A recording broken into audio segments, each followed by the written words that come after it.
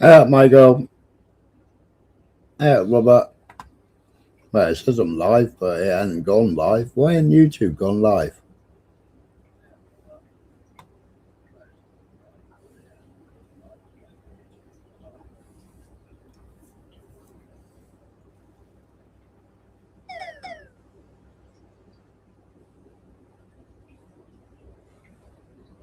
Tell him.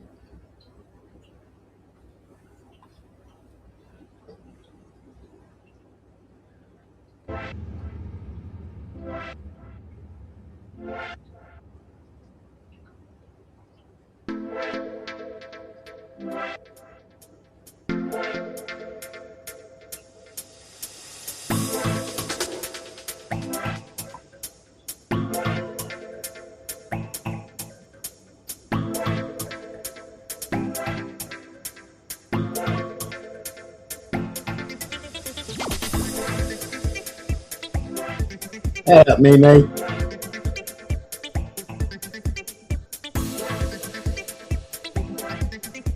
Am I live? Is it? What's the hold up? Is it live, Robert?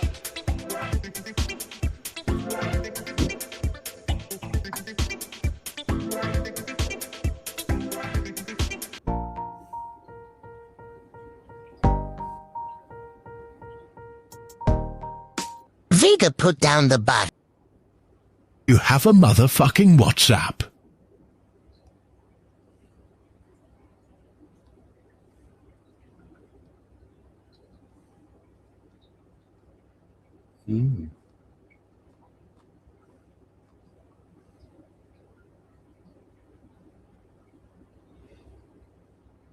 Oh, it's every day, isn't it, Robert? Every week. You don't go live for a month and oh my god, how much changes in a month?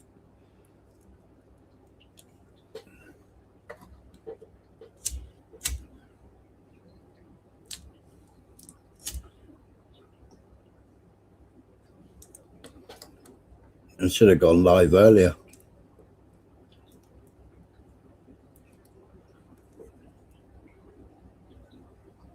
Hey up, Dodgy Spike. Hey up, Joe. I bet Joe's got chocolate. I ain't got no chocolate. Sad state of affairs. No chocolate.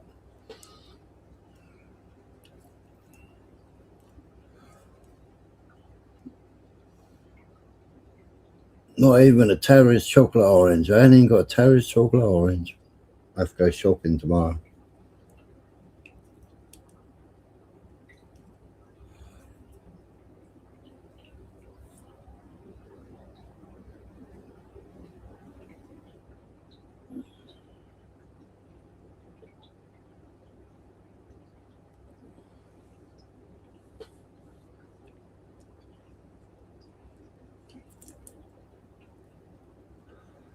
What is going on? YouTube Studio says one thing on Analytics and bloody StreamYard says a completely different thing.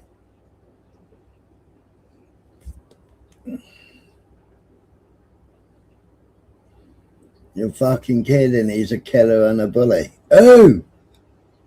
Who's a killer? Killer.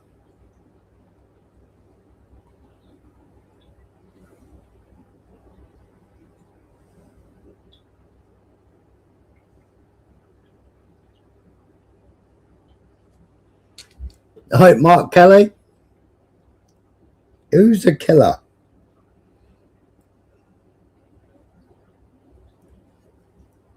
Hello, Blunt. Ty Mitchell. Ah, right.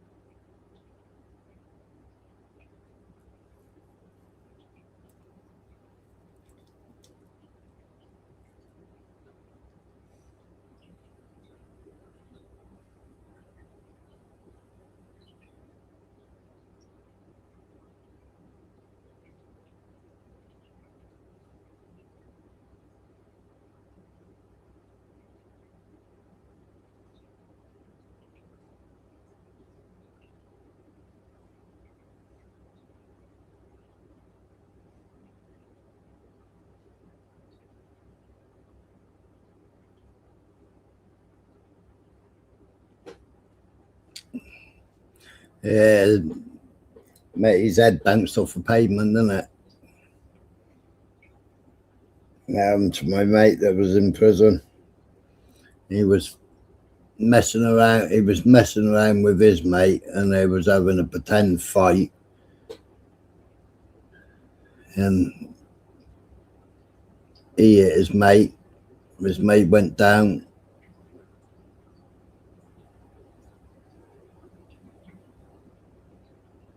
Banged his head. He got 6 years, I think it was. I was in Brixton with him.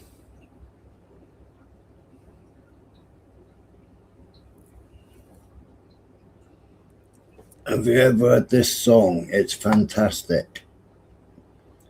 What is it?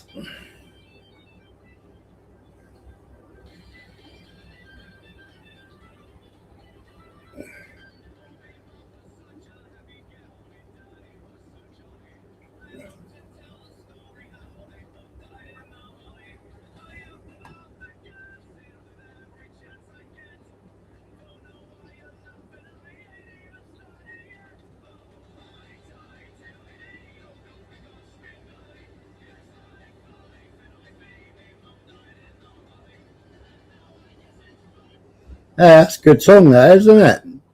Sounds a bit like the Pogues. Later, squarehead.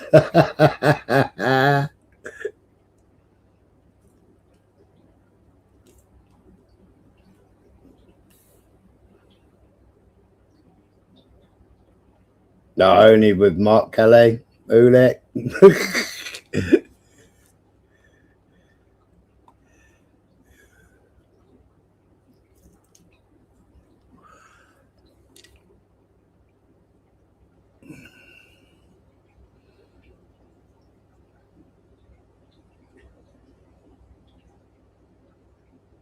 Tommy don't do no wrong, does he, Mark?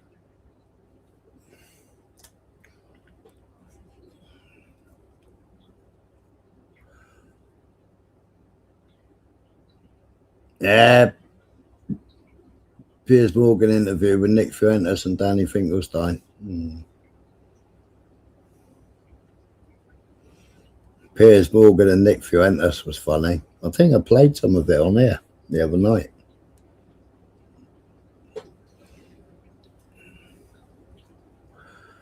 So did anybody see the confrontation between Ty and Tommy? You must have all seen it by now.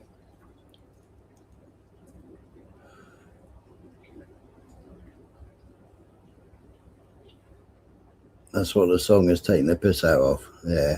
I can't play it on here.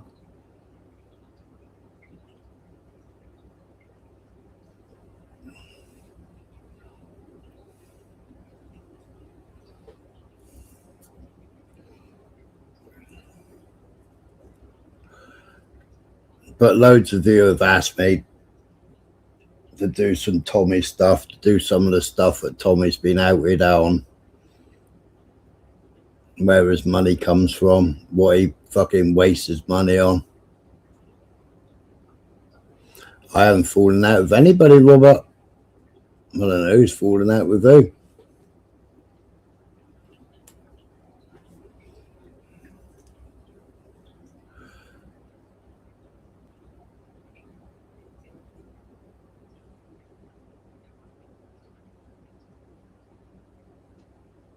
You know me. I just crack on and do what I do. Oh, you haven't seen it. Right, well, let's have a look.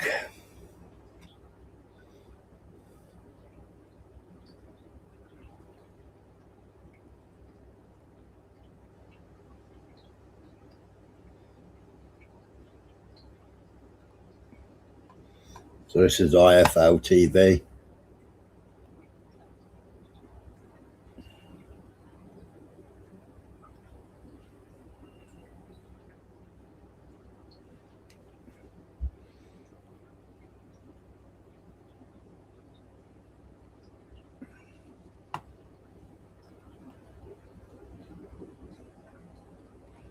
We'll put the link in. Not you, yellow. Yagani. For fuck's sake, Fanny. Well, it's like, I put desecration in and fucking YouTube today and change it to fucking desecration. I don't know what desecration means. I put desecration in. Because I'm going to show fucking hypocrisy later.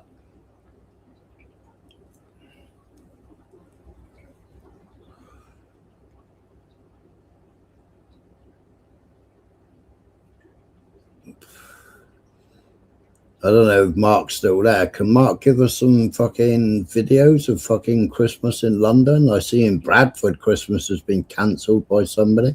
I see in London they've opened up a new, I think it was London, they've opened up a fucking new halal shop. But you've got halal and fucking kosher in every supermarket anyway. Fucking, they demanded fucking, what was that? The big sandwich chain, but they only wanted fucking halal meat in. Subway.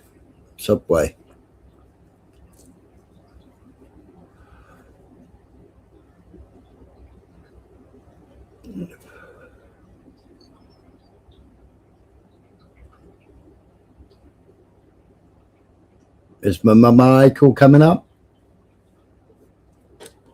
before I present the video?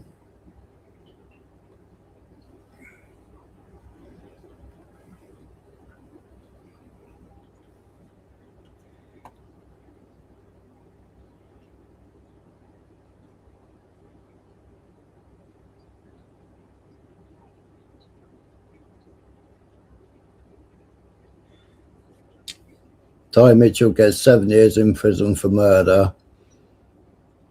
Well, it's manslaughter, wasn't it? Manslaughter it was classed as, wasn't it? I mean, 5 to 10 is normal for manslaughter, isn't it?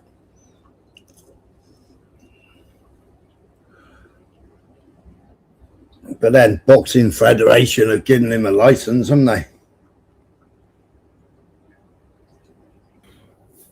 Michael. Will I? How you doing? Yeah, good. Why can I hear a second ding? Oh, it's Robert. I got you, Robert. You just said you can't come up. How? Can't come up the loo. I'm in the loo. Aye, but I was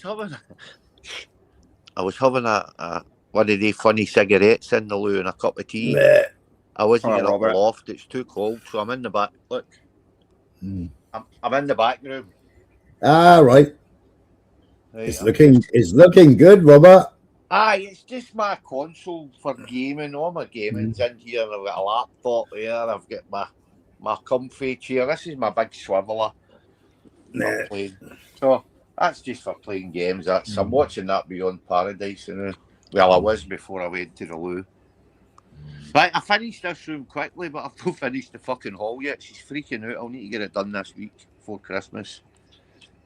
If Kevin's coming round tomorrow, You only got 4 days.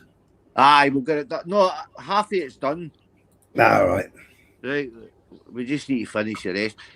What happened was we had finished one tin of paint, and then I was away September weekend to Blackpool, remember? And Jackie got food poisoning, then I got something, maybe, I don't know, that, whatever it's going about, COVID or whatever, and I was floored. Then I ended up with the flu for 6 weeks, so I just wasn't up for doing it. Right. But I'm better now, thank God.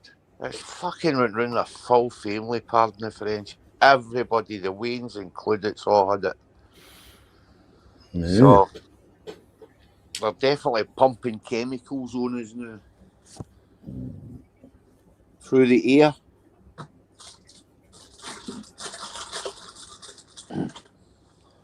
If you hear any noises, it's me dunking a chocolate digestive into a cup of tea. Oh. Sorry. Right. Let's play the video. Who's on me a smiler? Me. Who's that? Hello, Max. I Michael can't Robert. see. Hold on, I got a page. I don't know if you drop. I don't know if you pick the link up. I'll drop it again, Max. I don't know if you drop. I don't know if you pick the link up. I'll drop it. Hold on, folks. Give me 2 seconds. Why can I hear myself? Aye, it was me. I was getting it up on the television. El Capito of Who's that? I got you, Max. Hey, how's it going? Good to see you. Good, good, good. Evening, Michael Max. Robert. Hi, Michael. Oh, bloody. Oh. I know who it is, dude. Oh, you Yeah. burger. You're right, Clean mate. up. It's Hey, clean Rick. up on aisle 5. Yeah. It'll come to me. Just keep talking. I'll get the name up. It'll come round eventually. Don't worry about Oh, it. yeah. I'm murder. I'll not be on for long because this phone will die shortly. Oh, you won't like what I'm going to be playing anyway. Nah, you know I'm no religious. Aye, politics and religion, I'm no into. You know that. I just go up to keep company for 5. That's all, mate.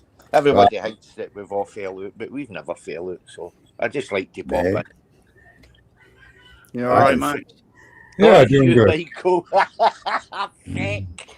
Why are you not changing your names, you fannies? Hey, Dodgy, good to see you. Hey, Good to Robert. see everybody. How's Christmas coming along for you all? You all set? Oh, Yeah, I don't really do Christmas. Well, It's awesome. I'm the same, Max. Smiler will tell you, I'm no religious. I wasn't Beth. I was in having a puff head. Good to see you, lads. I am the Working same, out. Max. I don't really like it. I'm not into it. I'm That's no enough. religious, so it's no good to me if you know. Only done it for the Waynes. Mm. But my wife loves it, so I just go along with the plan, if you know what I mean. yeah. Whole She's bunch been of, busy all week. Sorry. Yeah, I find Christmas to be, for most people, just a whole bunch of expectations that never come out, you know. Yeah, I always thought it was a money-making operation, Yeah. to be perfectly honest. Yeah. But I was old enough to think for myself, basically. But I am not. Yeah, I really don't. Yeah, And it even wasn't if- really a big thing until the marketing Aye, company got a hold of it, you know. aye. When I was young, you didn't get. I mean, don't get me right, we spoiled our kids. You come down in the morning, it was like Santa's grotto. Yeah. When I was a kid, it wasn't. You get one good present, and Mhm. the rest were all socks, pants, shoes, Yeah. clothes for going to school, and things like that. Tangerines, You always get fruit, always. sweets. That was your stocking, wasn't it? Aye, Yeah. you get your fruit in you get your apple, your orange, and whatever else. Yeah. A couple of sweeties flung it. Aye, Yeah, I had coal one. I had a stocking. I had a stocking full of coal one year. no, I've never did that. I must have. It's because we set up booby traps. Right. Right, so we had tin cans on catgut, Oh, you're gonna catch booby that? traps. Yeah, and we were going to catch Santa Claus. I've tried that. Doesn't work. Yeah, and my mum tripped up and went fucking flying. Oh, God. geez. Oh, it Everybody was in the bad books. yeah, Ella. So yeah, that year I got in my stocking. I got coal, and it was like I didn't want to go downstairs. I was too scared to go downstairs. Then my brother said, "Mum said you got to come down." So I come I think the best downstairs. Christmas that I can mind was when I got my chopper. Oh yeah. Everybody Well, I had a chopper. chipper. That was the pre-chopper. Yeah, that was the pre. I had a chipper one year, and then the following year I got a racing bike, and then the next year I got a chopper. I sold the chopper. No, I customized the chopper, turned it into a wheelie machine. I put a 21-inch wheel on the front of it and a set of bigger forks. I snapped the back of mine, you know, with it. You know how they were very straight.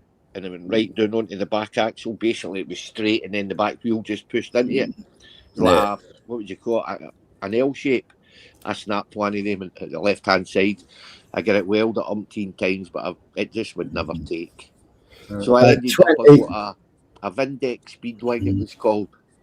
That was about 20 years ago, I got a limited. I bought a toolbox off Snap-on, a toolbox or a compressor. I can't remember what it was, and I won a limited edition Snap-on chopper.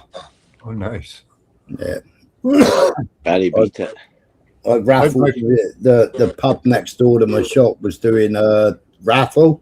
Yeah, and I put it in the raffle. Nice. My favorite story was when I was 2, Christmas Eve. I wanted to open all the presents, and they said, "No, you got to wait until the morning." So, because I was a little kid, I was 2 years old. I got up before everybody else. Used to wander around the house, so I got up nice and early and went and started opening presents. Everybody. I opened them all. They didn't tell me that some were for me and some were for other people. I just. Oh, Beth, I had one of those box record players in my bedroom, and then when Amstrad first came out with the it was separate, but it wasn't separate. It was in a glass cabinet. I know the one you're talking about. Yeah. I had the Amstrad one as well with the double tape deck at the bottom. That's right, yeah. And it was the first one with the digital analyzer on it, because later on my Technics I bought was all analog, which I preferred. You had the graphic equalizer on it as well, mind, Smiler? Yeah, on the Amstrad, yeah. Aye. Yeah. Well, I had it up in my bedroom, and I used to play on my punk. I bought one. No, it would be in the 80s, early 80s, before I went to Holland. We bought one, or was it when I come back? I can't mind. But anyway, we bought one of the ones with the television and the case, and you had the hi-fi underneath it, and you get the big... Yeah. Yeah, we all had that too. I had one of them in hospital. Well, little tiny black and white telly on the left-hand side, tape deck on the top, and radio on the front next to the TV. I had one of them on offer in the car. I had a coloured one, but... That sounds like a Bush one. Aye, a Bush. Exactly. Yeah. That's exactly what it was. Everybody had one of them. Yeah, I had it when I was in hospital, because I was in hospital for 9 months. Yeah. I can remember. But the Amstrad one, because it was louder than my little record player, my mum banned me. My mum and my stepdad banned me, and they put it down in the fucking front room. They took it off me. It was my Christmas present. I must have been 17 of it then, Smiler. 16, 17. When that Thin Lizzy, played visit. I used to play Anti-Nowhere League, Sex Pistols. I had the Billy Connolly fucking album, the one, and the War of the Worlds, obviously. You had War of the Worlds. But the Billy Connolly one, I must have played it to death. Big Banana Feet. Ivor the Terrible. Do you remember Ivor the Terrible? Yeah, but we did War of the Worlds at school, didn't we? Aye. It was part of the school curriculum. Aye. I've still got War of the Worlds albums. I don't even know. It might go on this machine too. I'm looking at another. I need to get more hard drives. I'm running out, mate. Yeah, I'm looking at building Well, what I was looking at, right? Wait to hear this. I'll send you it later on through the WhatsApp. Oh, no, the secret one, mind. Just the normal one we're on. Anyway, yeah. This machine can take 4 massive graphics cards, right? Yeah. It's the ROG Extreme. I can't mind the full spec, but anyway. So I've now found adapters, and I was watching the videos on them where you can buy NM. I've got the adapter in front of me actually. It's an NMV, but to graphics card. Do you know what I mean? Right. Yeah. So, and it takes 2. So what they've done is, you know how the graphics card splits in the middle and you've got the two channels, one on the Yeah. left, one on the right, basically. Well, that's what they've done here, and they've got one for bottom, one for top. Now, Right. the boy put a few different ones in. We're all running bang on. So, no overheating the issue. So I'm going to try it, because that came with my motherboard. I dug the motherboard out tonight because I was wanting stickers. And I got loads of problems with my build at the moment with the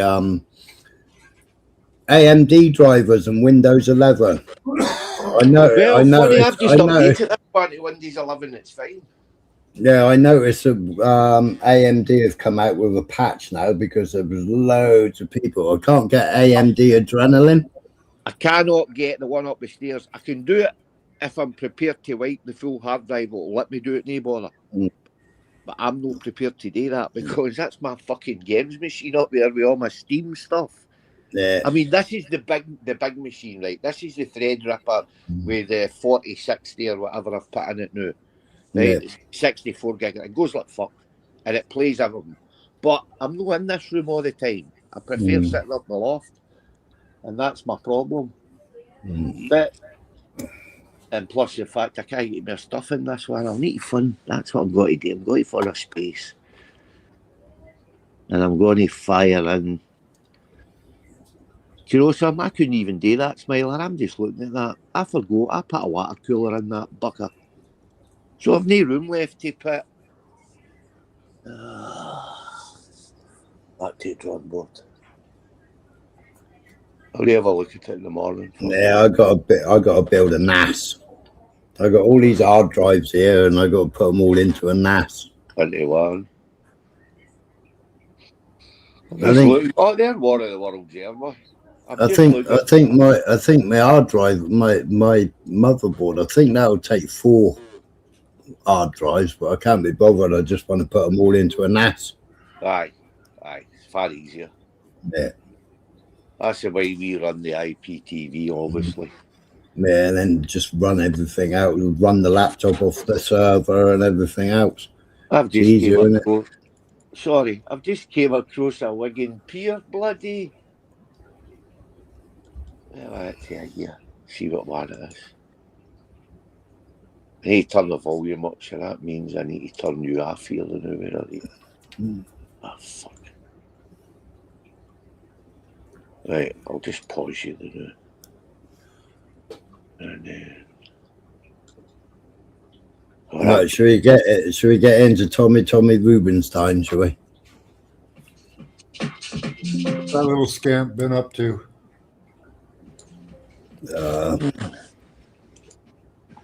Well, I'll go and let you go on with your discussion. I'll catch you. All right, I'll give you a ring tomorrow, Robert. Aye, I'll be floating about, sir. I'll not be far. I'll be here. Because I haven't Depends always what got. time I go to bed. Ken, I'll get into Ron's tonight if he goes live for a couple of hours. I always do. Right. All right, son. You take care. Nice speaking All right, to mate. you, boys and girls. All right, I'll speak to you tomorrow. I'll give you a ring about. Later. I'll give you a ring about lunchtime, Robert. Aye, that's fine, mate. I'll be in. I'll not be out. I'll be floating about. All right, then, mate. I'll probably be painting, so I'll have the phone sitting beside me. All right, then. All right, son. I'll catch you later. Take care, everybody. Nah, Cheers, Robert. mate.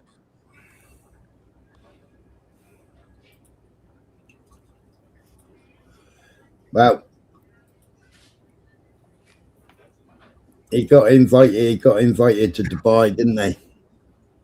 Oh, nice. Nice vacation. To go and watch what's he called fight? Tate, to go and watch Tate fight. Has anybody seen a Tate fight? Why would Fucking hell. anybody watch that? Oh my god, Why what would I anybody did. watch that? Yeah, I don't know which was worse, Tate or fucking AJ. I don't know which fight was worse. The Tate or the AJ fight. I ain't got a clue. I forgot about that. Yeah, fuck. You know, the AJ fight, he was fucking diving for his fucking feet all the time. And the Tate fight, it was like fucking Huggy Bear. It was like fucking kiss and cuddle. Mm-hmm. I don't know that I would have fared better, but what the fuck is he doing? He's a fucking influencer, not a fucking boxer. Oh, Andrew Tate. Yeah.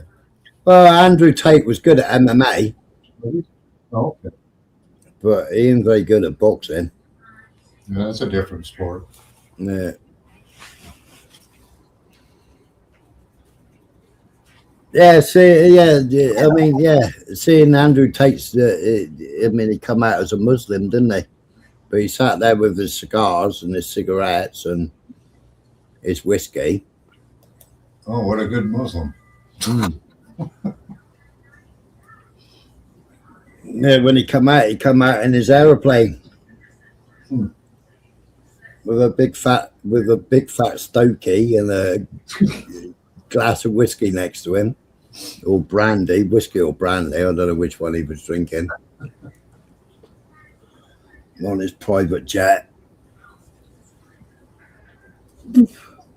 Yeah, human trafficking. Apparently, well, I can't remember what Devon and Cornwall police took off of him.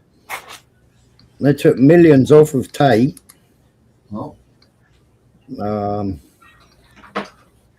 Was he dealing drugs? No, it was trafficking and tax evasion, wasn't it?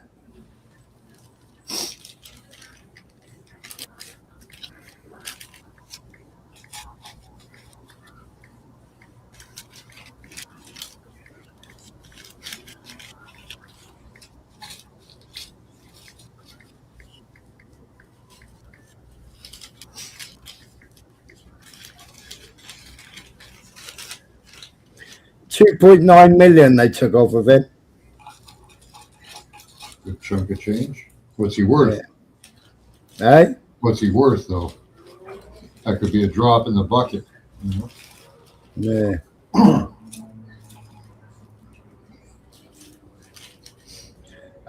1 million seized from Tate Brothers. Devon and Cornwall police could seize more.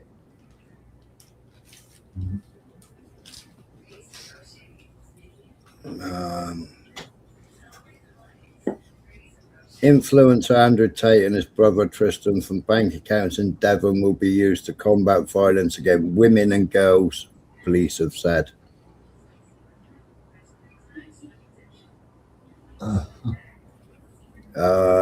Tate Brothers found not to have paid tax on 21 million of revenue from their online businesses and laundered money through bank accounts based in Devon. Westminster's Magistrates Court ruled Devon and Cornwall police could seize more than 2.9 million in money and assets, which included crypto as well.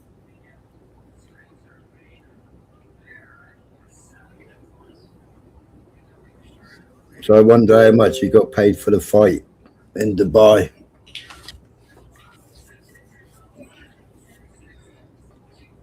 Do they have a purse in it? Must be, eh? I don't know how much he got paid for it. I know. The AJ fight, that was supposed to be 100 million each, wasn't it?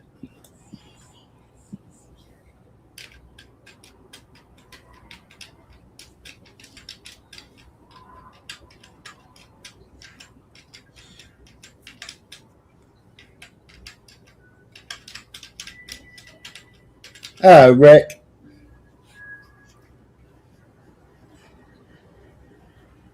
So Rick's been taking the fire apart.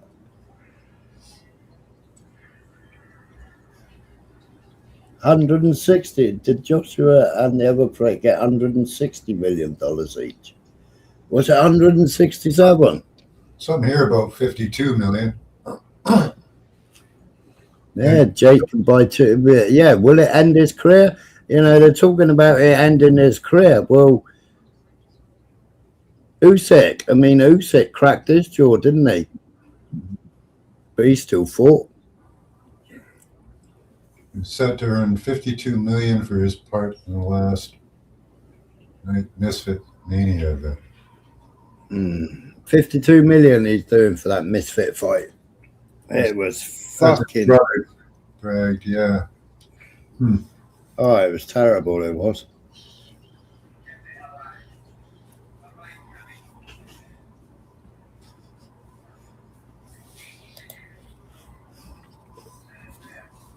Well, anyway, let's have a look at the funny little twat. I like the way after he gets shoved, he calls his security guard. Well, that's what he's paying for. Right. Right, let me know if it's got volume. This is Joe King for Yep. IFL TV. We're out here in Dubai ahead of Andrew Tate versus Chase the More. Delighted to be joined by Mr. Tommy Robinson, a face I wasn't expecting to see here today. I know, everyone looks at that. Yeah, so this is IFL TV.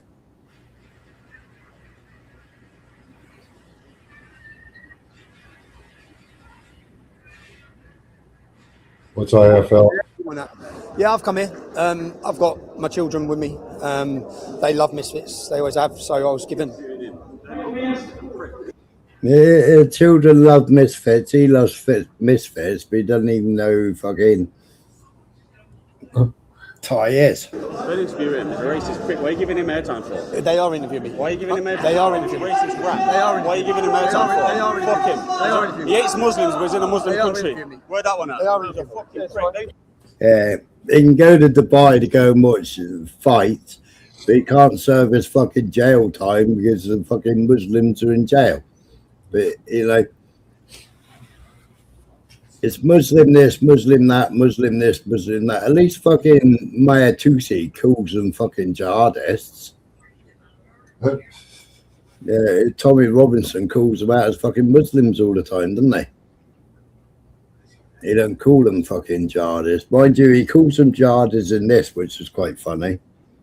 Giving him airtime. Mate, go on, You hate sir. Muslims like us. Why are you here? Why are you in this country? I'm You here, hate I'm here Muslims. under invite, actually. You hate Muslims, so why are you in a Muslim I'm here country under for? invite, bro. You're a little rat. Yeah, good one. Uneducated little rat. You're uneducated. You're uneducated. You're a prick. Get the fuck out of here. You don't want it around here. Fuck off, you mug. Let me You finish don't want it my around here. I'll finish my Put this interview We'll do it. up. I'll finish my He's a fucking idiot. No point in no interview. Don't give him no time. The racist rat bastard.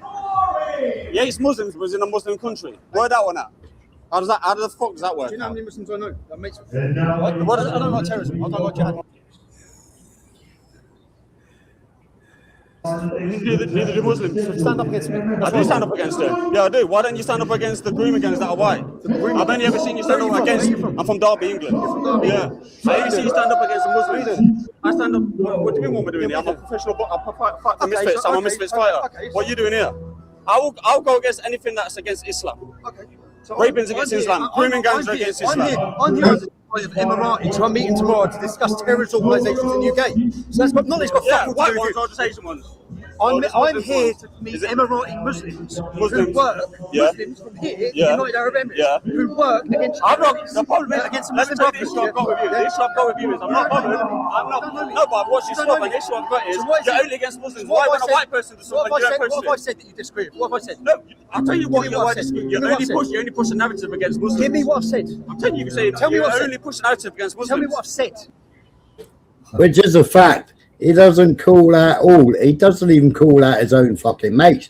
He protected his own fucking mates, which I'll show you in a minute.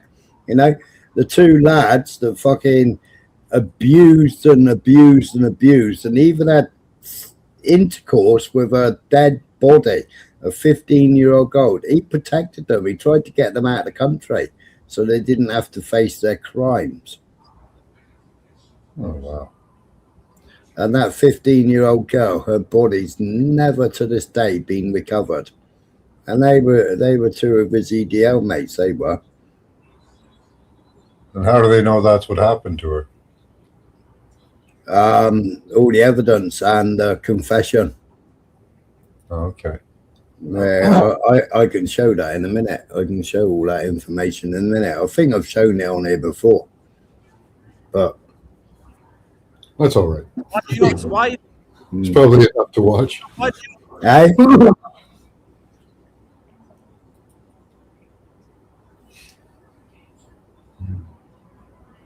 Crazy accusations, Spegler Don. Which accusations?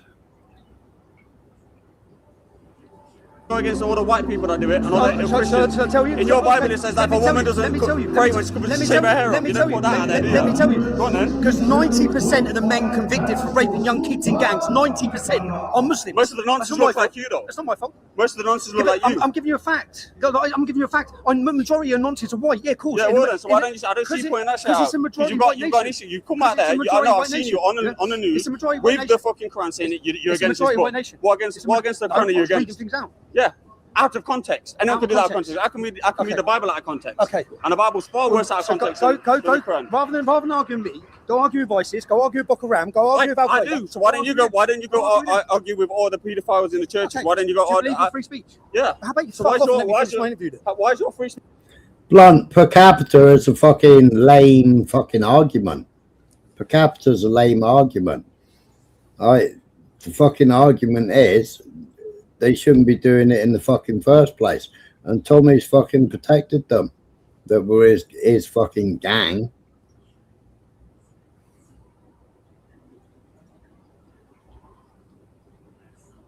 Christianly against Muslims. I'm not talking about Muslims. No, you're you okay don't know. making I'm on about that's what you're known for. Because I've got an opinion. You're a racist, I'm allowed my little opinion. prick and I want you Mate, around here. what's racist So got to do? fuck off. What's racist got to Come do? back to where you come from. Yeah, No. what are you doing? Who are you pushing? No. Look. CDO, quick. Where's my security? Quick. He gets a little shove and he wants to know where his security is because they aren't protecting him. No. Who are you pushing, you fucking fanny? No, I mean, who are you no, pushing? I'm just doing an interview now. Lucky, like I do I look like I give a fuck about you? Do I look like I give a fuck? Do I look like I give a fuck about you? Do I look like I give a fuck about you? Sorry. Yeah, I'd say so. Fanny, do I look like I give a fuck? Do I look like I give a fuck, you frag? Do I look like I care? Shut up, you mutt. Go fuck off. Wait, now we're finished our interview. I told you we'd finish our interview. Right, we will get into this. Boxing talk only. Right, because you have come to see Andrew Tate versus Chase the Moor, Tommy. Your kids, big fans of Misfits. Big fans of Misfits. I've come to watch Misfits. Obviously. Who's that? I mean, the fake laugh, yes, freedom. He's totally shook. Quick, where's my security guard? He's a little nervous there, I'd say. Yeah, definitely. Who is he? But he likes Misfits boxing, but you don't know who he is. No, he says the kids do. I don't think he really watches it.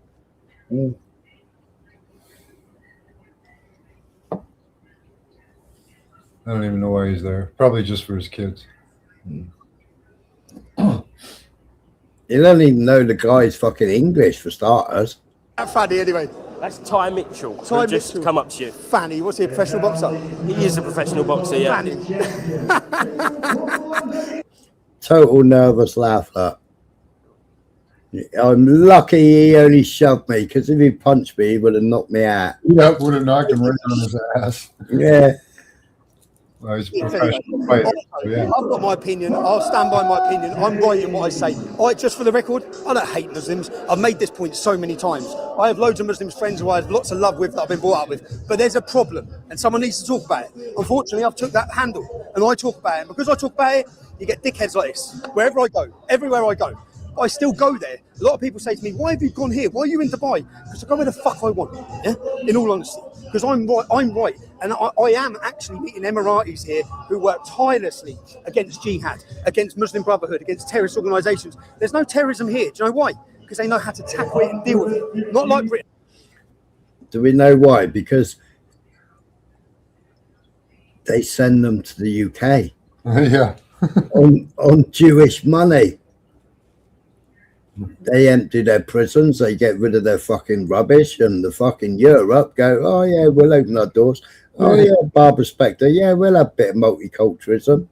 We'll import all your fucking rejects. Yeah, you make one comment online about fucking Islamic extremists or doing something like that, they toss you in jail or toss you out. One of the two. Yeah. They don't quibble about it. But all those predominantly fucking Muslim countries, they've all got massive Christmas celebrations. I played Iran the other day. I played. What else did I play? I can't remember. There was fucking Islamabad. Yeah. Fucking another one that I'd gone through was I think Lebanon. Yeah. They all have small Christian populations, do they? Yeah. Yeah. Even Syria, even with Syria, what Syria's going through at the moment, you know. But hey, in fucking Bethlehem, we can't fucking celebrate Christmas, Yeah.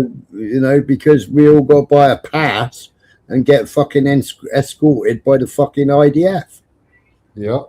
you know. And the IDF have been desecrating anything to do with Christianity, you know. And why is it only fucking UK, you know? Mark Kelly was in the chat earlier. Can he show me fucking Christmas in London? I mean, Christmas in London last year, I mean, I saw plenty of decorations. I didn't see any carol singing or anything like that, but I saw plenty of decorations. But people are saying there isn't any decorations. There's loads of EID or whatever decorations, but there's no Christmas decorations. So anybody living in London, can they film fucking London? Yeah. Well, maybe there's a menorah and a, you know, Star of David up there. But Tommy just he just completely fucking embarrassed. They don't allow them to run out of control. But Tommy, I'm not educated enough, unfortunately, to ask you about this, but I am educated enough to ask you about Andrew Chase the Moor. About 24 hours time. Are you backing, Tommy? who do you think I'm backing? Luton boy? I'm a Luton boy, man. I'm a Luton boy. I'm a Luton boy. Tate's a Muslim. He lost. His fucking face was blattered as well. He's my mate, all right? He's messaged me yesterday. It's like, come on, bro. Sorry, Mitchell, you bug. You've known Andrew for a long time, haven't you? Yeah, I've known Andrew before he was top G, before any of that, yeah. Good guy. He seems a cool guy around this week. Mate, he was a good guy. There's no one that has a bad word to say about him before he become famous. Once you become famous, everyone hates you. Basically, that's reality. Especially in Britain. Britain's a country full of people who hate. So regardless of whatever allegations are against him, people hate to see someone do well. Would you like to fight on Misfits, Tommy? There's been, I don't want to call them rumours, but slight whispers around this week. May or may not be on a Misfits card in the future. Is there fighting? What rumours you heard? Me fighting. I heard that they might be interested on you being on a card. I haven't heard the opponent. News to me, mate. News to me. Yeah. Would you like to? I haven't come here for that. Okay. Yeah? So I've come here because I've been given. Okay, Not if he's got a brain, he won't do it. Somebody will knock his head off. Yeah. Tickets. I've arranged to meet, as I said, some Emiratis out here to discuss problems in the UK, and I've had the opportunity to bring my children out to an event like this. It's Emiratis that are sending them to fucking Europe, you fucking idiot. Isn't it? Absolute fucking melt he is. Absolute melt. But we'll go through some of his fucking history in a minute. So my children just had to watch that fucking prick. But at the same time, I'm... But he isn't a prick. He fucking called you out for what you are. Called you out for exactly what you are. happy to be here. And would I fight someone? I don't mind a challenge, but I think that anyone. I've never got in the ring. I've never boxed. I know I've never boxed in my life. I've never got in the ring, but yeah, I'd get in the ring. I would. Dummy. In life, I think everyone needs a challenge. Like a few years of training.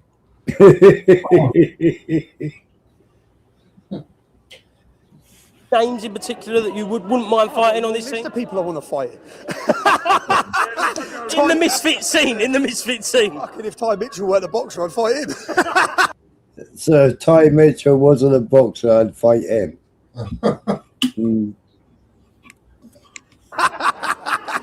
And if he weren't 2 foot taller. Well, listen, Tommy, thank you very much, mate. Enjoy Dubai with your kids, and enjoy the event. what did height ever mean? Height has got an advantage, but I mean, look at Mike Tyson. Every fucker he fought was taller than him. Yeah. That's why he had the peekaboo punch. Yeah. This guy's not a trained fighter. He'd be an idiot to step in the ring with a trained fighter. Yeah. Absolute mug. So yeah, that's the guy that was fighting. He's the guy that won. But I mean, it was all kisses and cuddles and who can push the next one down. I think he pushed Tate to the ground twice or 3 times. I think he pushed him to the ground.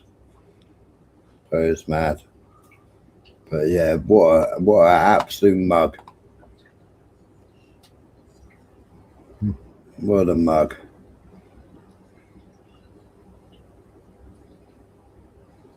Yeah, if he's an MMA fighter, you're taking away most of his weaponry, pretty much. You know, you're going to use your legs and your whole body in MMA. In boxing, got your fists. That's it. All right, so let's go through some of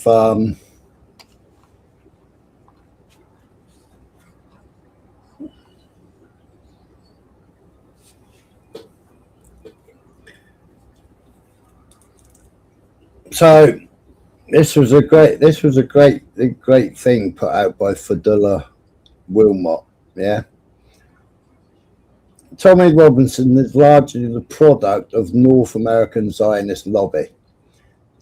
Demonstrations in London recently and the wave of anti-Muslim and anti-migrant riots which consumed British society in racist violence in August were fomented almost entirely by the self-proclaimed counter-jihadist. But he's never said jihadist, and it's always Muslim, isn't it? Yeah, people need to make the distinction, you know. Yeah, but I know why she's using the word, because it gets further into it in a minute.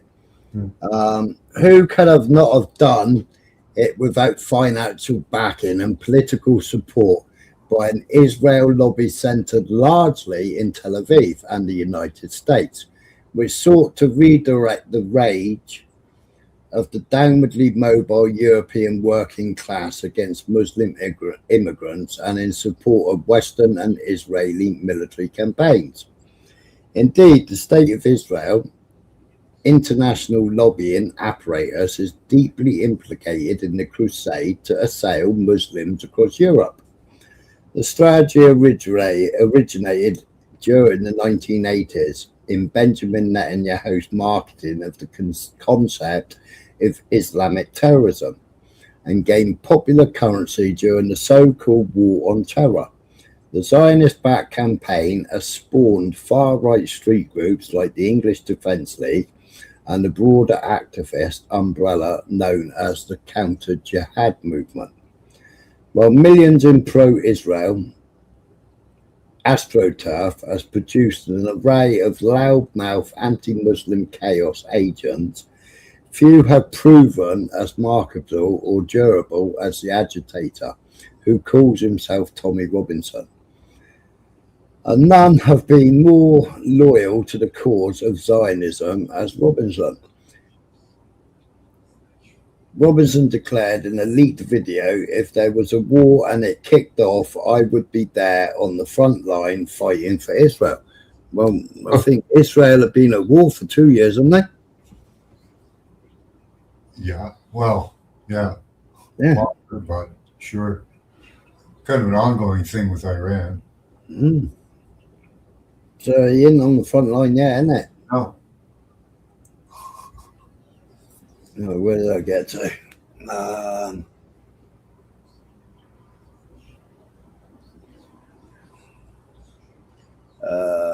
blah, blah, blah.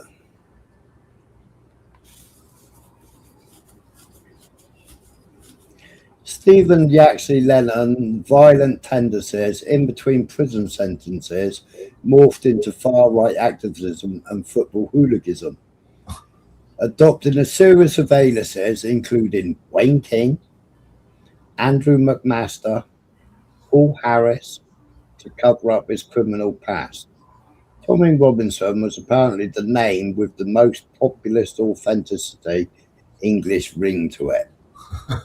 By the time the US invaded Iraq in 2003, Robinson was rising through the ranks of the British National Party, the BNP, an overtly Judophobic political cell whose membership was whites only until 2010.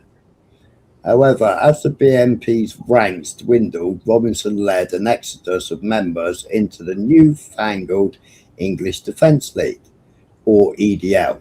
At EDL rallies, ranked file members could be seen with shaven heads clad in their familiar combat boots and bomber jackets, while waving a new symbol of their movement, the Israeli flag. In fact, the EDL owed its creation to pro-Israel elements in the US, which also helped conceive and fund Europe's so-called counter-jihad movement. It was in April 2007 at the UK and Scandinavia Counter-Jihad Summit, hosted in Denmark by an outfit called the Centre for Vigilant Freedom, the CVF. The political outlines of the so-called counter-jihad movement and newly minted street organisations like the EDL began to cohere. Based in the US, the CVF established the UK office and announced its role in the conference from an address in Wakefield, in north of England. The organisation appeared to be led by Chris Knowles, a British activist based in Leeds, who logged under the pseudonym Aeneas Lavinium. Listed as the director of CVF, Knowles worked alongside another CVF operator known as Gaia, but who turned out to be a UK property investor named Anne Marcini, who helped finance the project as well as the EDL. On the speakers list for Brussels meeting were David and Giselle Littman, a husband and wife team who were deployed in Morocco by Mossad during the 1960s to spearhead a plot codenamed Operation Mural, in which agents absconded Jewish children from their families in Morocco and took them to Israel to become settler colonists. Giselle later gained a reputation as an anti-Muslim propagandist under the pen name Bat Yeor. She is best known for popularizing the concept of Eurabia, a term intended to suggest that Arabs, Muslims were taking over Europe. Also, on the hand of the 2007 CVS counter-jihad, even as Aryeh Eldad, then a member of Israel's Knesset, a fanatical West Bank settler. Eldad was a disciple of the openly fascist rabbi Meir Khan and helped found the so-called Jewish Power Party, of which Israel's country's security minister, Itman Ben-Gvir, I mean, surely most of my listeners know who Ben-Gvir is now the leader. Kahanism is an ideological thread that connects the so-called counter-jihad movement to Israel's contemporary leadership. After counter-jihad meeting in Brussels, the CVF turned its attention to encouraging the emergence of counter-jihad group in the UK. This was to become the English Defence League. Marcini was present along with Knowles at the inaugural EDL meeting where Robinson was appointed as leader. Also on hand was the fanatically pro-Israel Alan Ayling, an evangelical Christian who has helped bankroll the EDL and in whose flat the meeting was convened. Overseeing operations was Christine Brim, an American who was running the CVF at the time. Brim served as senior vice president of the Center for Security Policy, a Washington, D.C. based neoconservative think tank run at the time by Frank Gaffney, which formed the core element of Islamophobia network in the US. Gaffney's CSP was bankrolled by a network of conservative pro-Israel foundations. In 2009, the year the EDL was established, the CSP received funds from Vanguard Charitable Endowment Fund, which also has doled out cash to the top neoconservative think tank in the UK, the Henry Jackson Society. As well as Friends of Israel Defence Forces, CSP has even received money from AIPAC.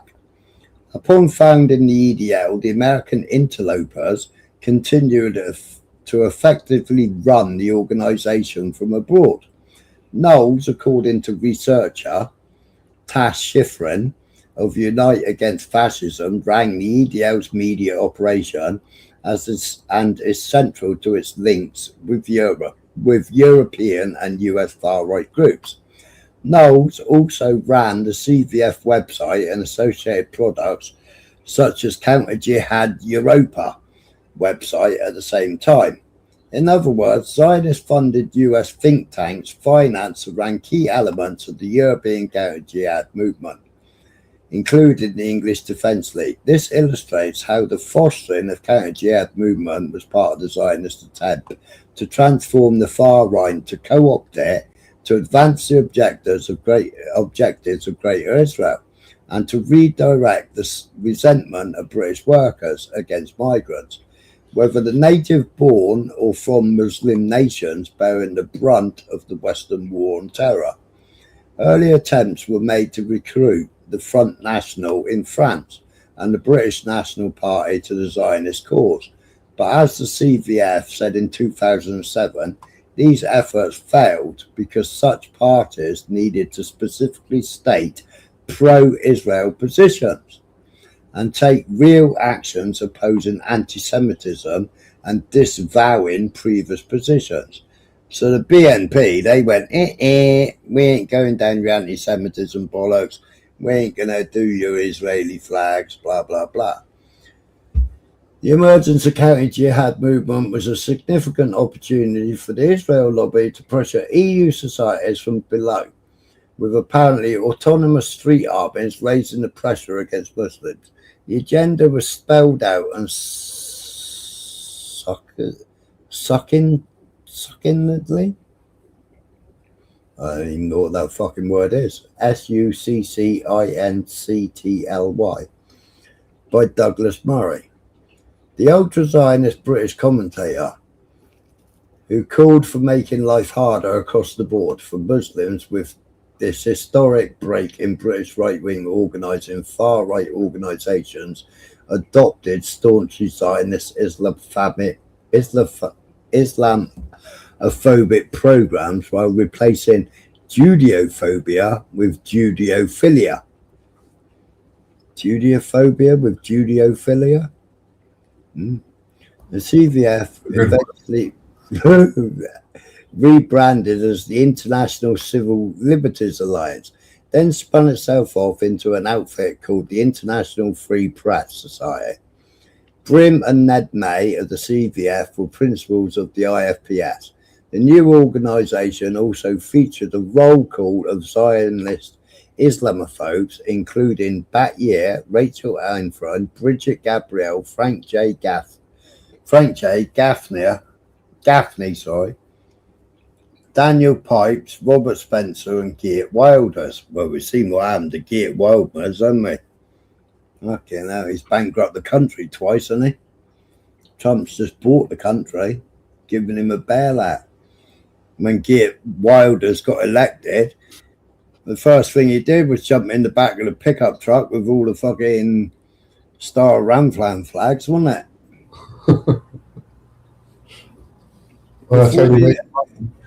it? Before he had notoriety as the founder of the neoconservative news outlet Rebel Media, a Canadian Zionist named Ezra Levant signed on to the IFPS. Bearing in mind, his wife is like one of the biggest charities in Canada that actually supports the rubbish that all the Muslim countries don't want, moves them out of the Muslim countries and moves them to Canada, and then sorts out housing for them. Yeah, he doesn't mention much about that himself.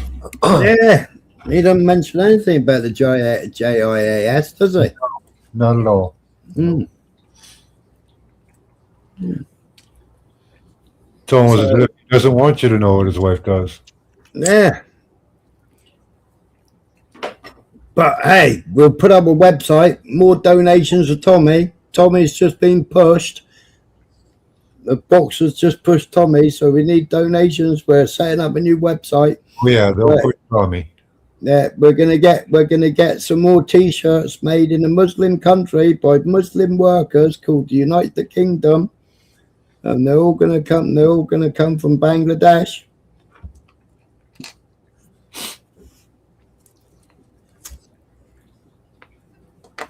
You can all buy a T-shirt for 35 quid.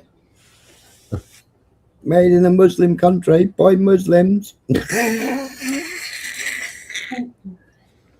You know, why didn't he have them made in the UK? Even some of his mates do printing and do garments and T-shirts and hoodies. Why didn't any of them do it? Why did he go to another country to get them imported? Well, are they on Amazon? Mm. Yeah. Have they bowed down and pledged their allegiance? Yeah. So the EDL and JDL joined forces, united by the ultra-Zionist ideology. Well, Tommy Robinson claims to have founded the EDL in 2009 to supposedly stop the rise of radical Islam. The organizer's true origin story is more complex and filled with sordid connections to the most extreme appendages to the Zionist movement. In December 2010, the leader of the UK branch of the Jewish Defence League registered a company called English Defence League Limited.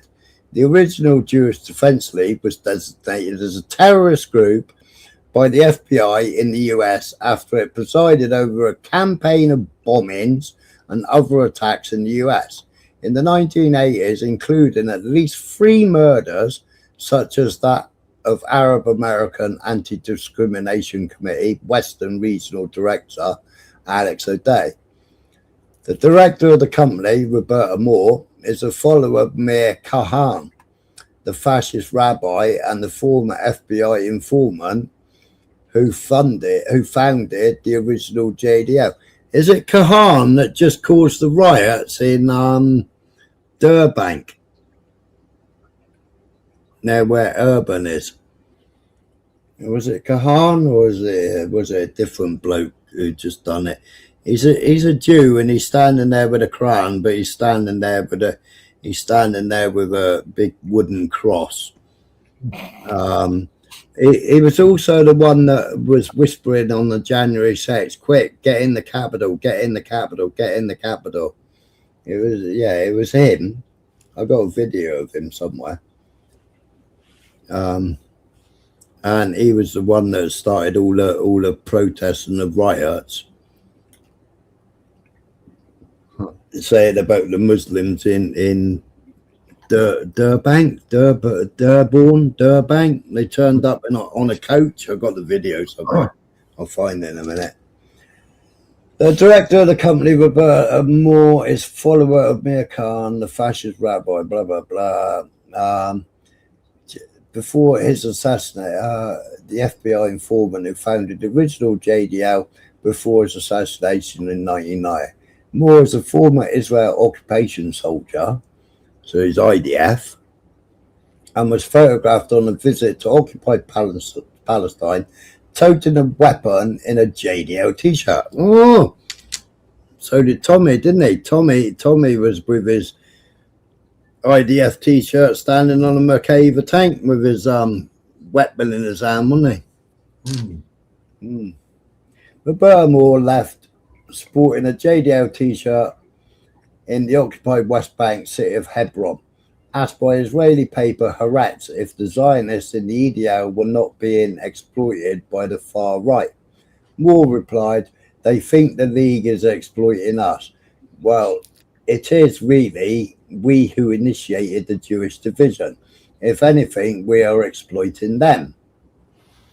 So that's what Roberta Moore, when she set up the EDL, she was exploiting the EDL.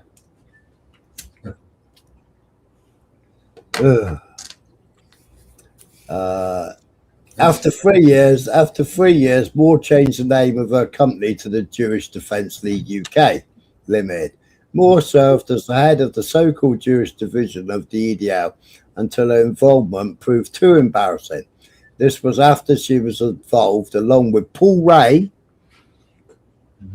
in announcing a partnership with the Jewish Task Force, another US Kahanist group whose leader, Victor Vancia, was a convicted JDL terrorist who carried out 18 firebombing attacks in his heyday. So they set up the JDL UK. He was a convicted terrorist who carried out 18 firebombing attacks during his heyday. The association with terrorist elements proved too much for some members of the EDL. A rival corporate form for the EDL was created by Robinson's personal assistant, Helen Gower, in 2011 with the name EDL, English Defence League Limited. Gower was reportedly involved in personality clashes with Moore and was denounced as an anti-Semite by some after she called on the EDL to expel Moore. But the Zionist connection was not a matter of contention. After a month, the name of the rival EDL registered at Company's House was changed to the English and Jewish Defence League, EDL Limited. Moore was eased out of the head of the Jewish division of the EDL and replaced by James Cohen, an activist within the Canadian branch of the IFPS, run by Christine Brim. At first, Cohen proposed to run the Jewish division remotely from Canada. His appointment emphasises the influence which the CSP, ICLA, IFPS grouping exercised over internal affairs of the EDL. Stranger, isn't it? So if Cohen was running it from Canada, when he decided to go to Canada with Nadal, because Nadal organised it all, and then obviously Ezra had to jump in and save it because he had nobody knew who Tommy was, and he couldn't sell any tickets. So they were supposed to make like $5 grand a night or something. They were supposed to make 40 grand on the trip, and they never made anywhere near it. Until they had that false arrest, and then Ezra, nobody knew where Tommy was, but Tommy was in a Muslim massage parlour getting a bit of hooty tooty and a bit of fucking white powder.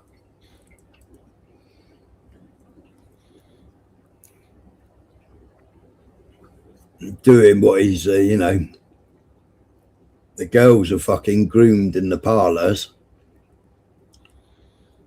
against their will, and he's paying out of fucking donors' money. Hey, we'll get into that later. Unsurprisingly, an array of connections exist between the EDL and the State of Israel.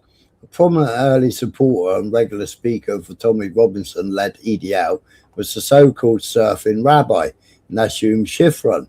Shifrin was prone to blood-curdling diatribes about the threat from Islam. In October 2010, the rabbi addressed an EDL rally outside the Israeli embassy. Among other things, he referred to Muslims as eating each other alive like dogs that they are. We shall prevail. We will not let them take over our country, Shifrin intoned. We will never surrender to the sword of Islam. But at the moment, I mean, you read everything, you listen to everything you just read. It's Israel, it's Zionism that's fucking taking over the country, and obviously we know that every single Zionist called Islam the broom of fucking blunt. Give me the quote. Islam is the broom of. I can't remember the quote, the proper quote. I never heard that one. Yeah, Islam is the broom of. I can't remember the quote. Chevron had once worked as a driver for Mir Khan in the US. He was also an adherent of the Chabad Lubavitch sect. And we all know Islam is the broom of Israel. That's right. That's it. How did I forget that? Right, and it's the Chabad Lubavitch that some of those planes that were going to TPUSA backwards and forwards, they were owned by Chabad Lubavitch, weren't they? Well, and Chabad Lubavitch, they're the ones that are all over the place. So Chabad Lubavitch, they're the ones that fucking dress their kids and their wives in those white fucking burqas where only the eyeballs show out. And they got kicked out. What was the country? Was it Germany? What was? No, it wasn't Germany. It was Cuba, wasn't it? When they kicked out of Cuba or something not long ago, and they were all camping on the streets. I don't know. They're all camping on the streets. I showed a video of them camping on the streets. They were done. They had something like 20 odd children that they trafficked. Wow. Yeah. They all got arrested, but then they got escorted out of the country on a coach. They didn't face any charges. The children were taken away. Yeah. But the Chabad Lubavitch trafficked all these kids. I've played it on here before. Can you remember, Michael? It's going back a bit, isn't it? Yeah, they had like blue tarpaulins tied up on the lampposts and all in the street, didn't they? And Matey went over and interviewed them. Chabad is a sort of evangelical ultra-Orthodox Jewish group, which is closely associated with the most messianic element of Israel's settler movement. Yeah, that rabbi that had his life ended on Bondi Beach, the big one he used to raise money for the IDF, and he also raised money for private soldiers in Israel to take over territories, and they bought these private soldiers combats and everything else. But the guy that was being interviewed, the only thing he needed was a pair of combat boots. At the time, he was only wearing trainers, and he complained of the fact that he was only wearing trainers. I got the interview on that.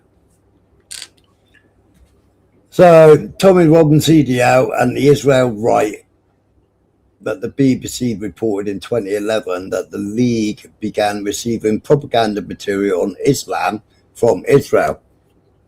It's another video that I showed. Remember the brown envelope arriving on the table, and they started reading all this propaganda that came from Mossad.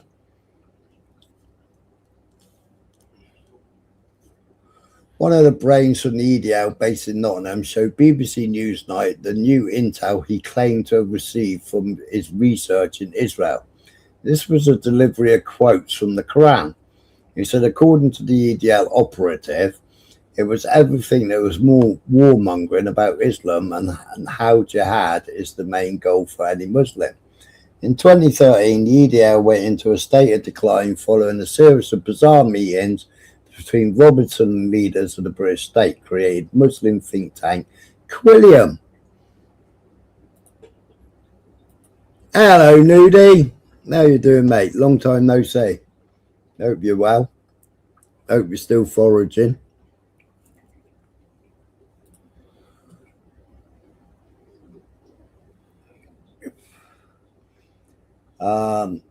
Quilliam, so he was getting paid. He was getting paid $2,000 a month off Quilliam, and Quilliam was supposed to be a Muslim think tank for de-radicalizing Tommy and de-radicalizing other people.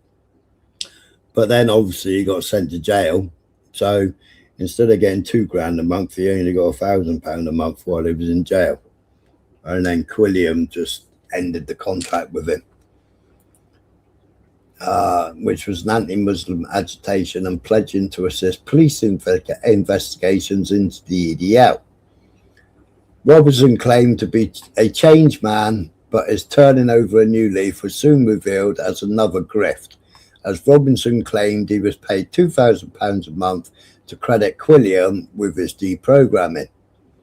Within a year, Robinson reinvented himself as a journalist, with no shortage of support from the counter-jihad connection, think tanks, and their millionaire financial backers. Lucy Brown, a former colleague of Robinson's, told the British media his new act as an investigative reporter was just another fundraising ploy. I used to think foolishly that when he went home, he was doing his research and putting case files together, Brown said. He doesn't. He just goes home, eats crisps, and looks himself up on Twitter. In 2016, a London-based online Zionist fanatic known as Brian of London, real name Brian Thomas, took Robinson on his first trip to Israel-occupied territories in the Israel-occupied Golan Heights. Robinson donned an IDF t-shirt and posed with an Israeli service weapon atop of a Merkava tank. A year later, the tech billionaire Likudnik sugar daddy, Robert Shulman, began to lavish Robinson with funding. Shulman is a hardline Zionist who sits on the board of the Friends of the IDF, which raises money from wealthy Westerners for the Israeli army, and is a top funder of the David Horowitz Freedom Center, named for the American neoconservative propagandist. While raking in funding for Horowitz Freedom Center, Robinson was appointed a Shulman Fellow at the Canadian-based right-wing outlet Rebel News. Ezra Levant, the chief executive at Rebel News and former IFPS member, said the fellowship covered Robinson's salary at the outlet. According to later disclosures by one of his assistants, Robinson was initially paid as much as £8,000 a month and $100,000 over the course of a year. His three assistants were reportedly paid up to £2,500 each totaling £90,000 a year. At around the same time, he found a benefactor in the ultra-Zionist money man, Robert Shulman. Robinson linked up with Daniel Pipes, the rapidly anti-Muslim academic who runs the Philadelphia-based think tank, Middle East Forum. Well, we know Middle East Forum, they paid his court case, didn't they? You know, when he was doing all that fundraising, oh, my barristers, I need help. They're going to send me to jail. So Middle East Forum came in and gave him 60 grand, wasn't it? They gave him 60 grand. It was supposed to pay is supposed to pay his defence. Well, he didn't have no defence. He went in and went, guilty, Your Honour. I'm guilty, Your Honour. That's good money. Yeah. Robinson linked up with Daniel Pipes, the rapidly anti-Muslim academic who runs Philadelphia think tank, Middle East Forum. Pipes was so impressed with Robinson, his group shelled out £60,000 to defend him against new criminal charges stemming from his illegal recording of Muslims on trial for a sex assault. Yeah, so, but we all know that these fucking grooming gangs were out of order. Nobody condones that behaviour. But, you know, if you, as a reporter, if you're standing there doing what he was doing, then it could have caused a mistrial. I mean, what we've just had, there was, I can't remember how many were in the group this week or last week. There were so many up in court, and they've just declared it a mistrial, and they've got to have a new trial because of some technicality where something was leaked that would prejudice the case against them. I don't know how you can prejudice a case against a paedophile, but there's something which is now a mistrial. So they've been weeks now trying, well, they've been years trying to convict them, but something's leaked, and now they've got a mistrial. So now they're all on bail again, ready for a new trial. It's cost thousands and thousands and thousands of pounds, you know. Meanwhile, you still got the ones that attacked the police in Manchester Airport, haven't you? They're still on bail. They still haven't been prosecuted. But you know, how many people have written a tweet and they've been in court within a week? Absolutely. Yeah, if you're in the right position, you get off of technicalities constantly. We're going to see that over and over again. Yeah. These supposed indictments that Trump's doing and all this bullshit. It'll never pan out. Oh, it's like nobody likes the BBC, but it's like you're stupid suing the BBC. I mean, there's a barrister or something that's come out and done a video about Trump. I mean, it's going to just be egg on his face because the whole thing is just farcical. Mm-hmm. It's just farcical trying to sue £10 billion, is it, Michael? Yeah. Mm. Who's he going to do? The BBC, because the BBC, what they did is they clipped him. Right. And then where he said I want you to go down to the Capitol and fight like hell. Yeah. They'd clip a section out of the speech. Yeah. And then they put the two clips together and made it sound like it was all one long sentence. So Trump is saying you put words into my mouth. Well, no, the actual words that were said was that, but it was, I want you to go down to the Capitol peacefully, and fight like hell. Well, how can you call it peacefully but fight like hell? So, yeah, I mean, I remember playing it when it happened. Mm-hmm. The fight like hell piece was actually cut from about 56 or 58 minutes after what the rest of the speech was. Yeah, but he was still stood in the same place outside the chapel, wasn't he? Yeah. But it was all clipped and all spliced together and made to come out as one sentence. But unless they want to transfer some money, like they might want some public money to be transferred to the U.S. So that could happen that way. But it's no difference. So you get the clippers on fucking YouTube, isn't it? Yeah, but has it all been correlated? What?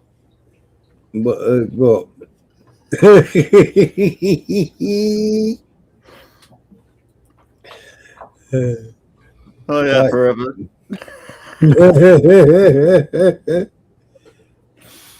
They clipped out more than that. Oh, shut up, Urban. Causation and correlation. Next track.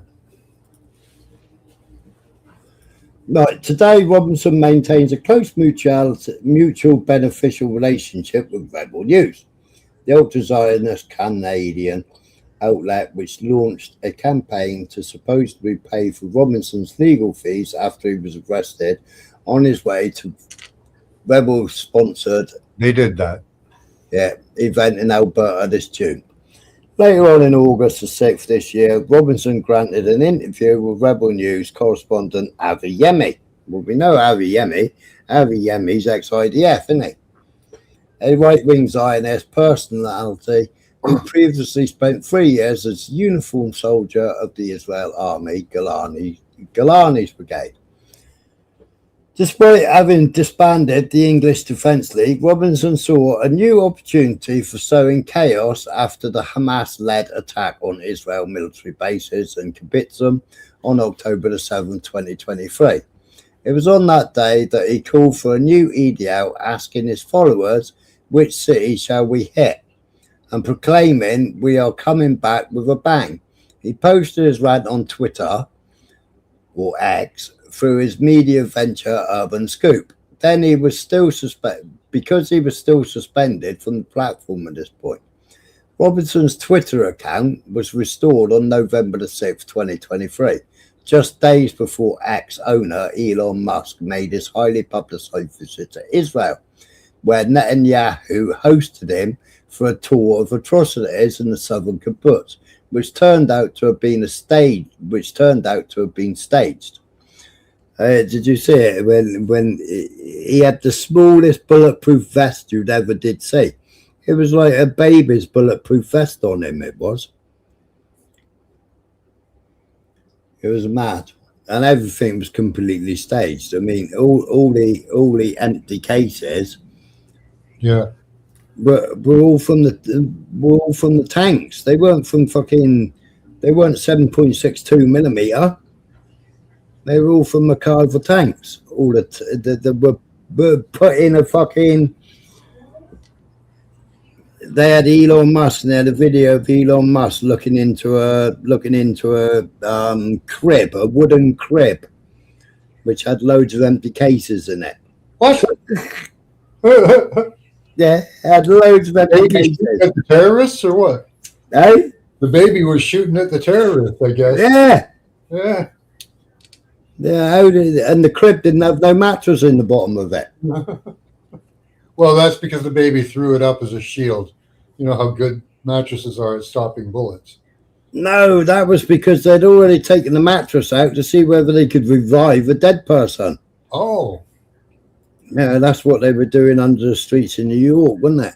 That makes no sense at all, but okay. In those tunnels, they had the mattresses with the blood on it because they sliced the person and extract some blood out of it and see whether they can revive it.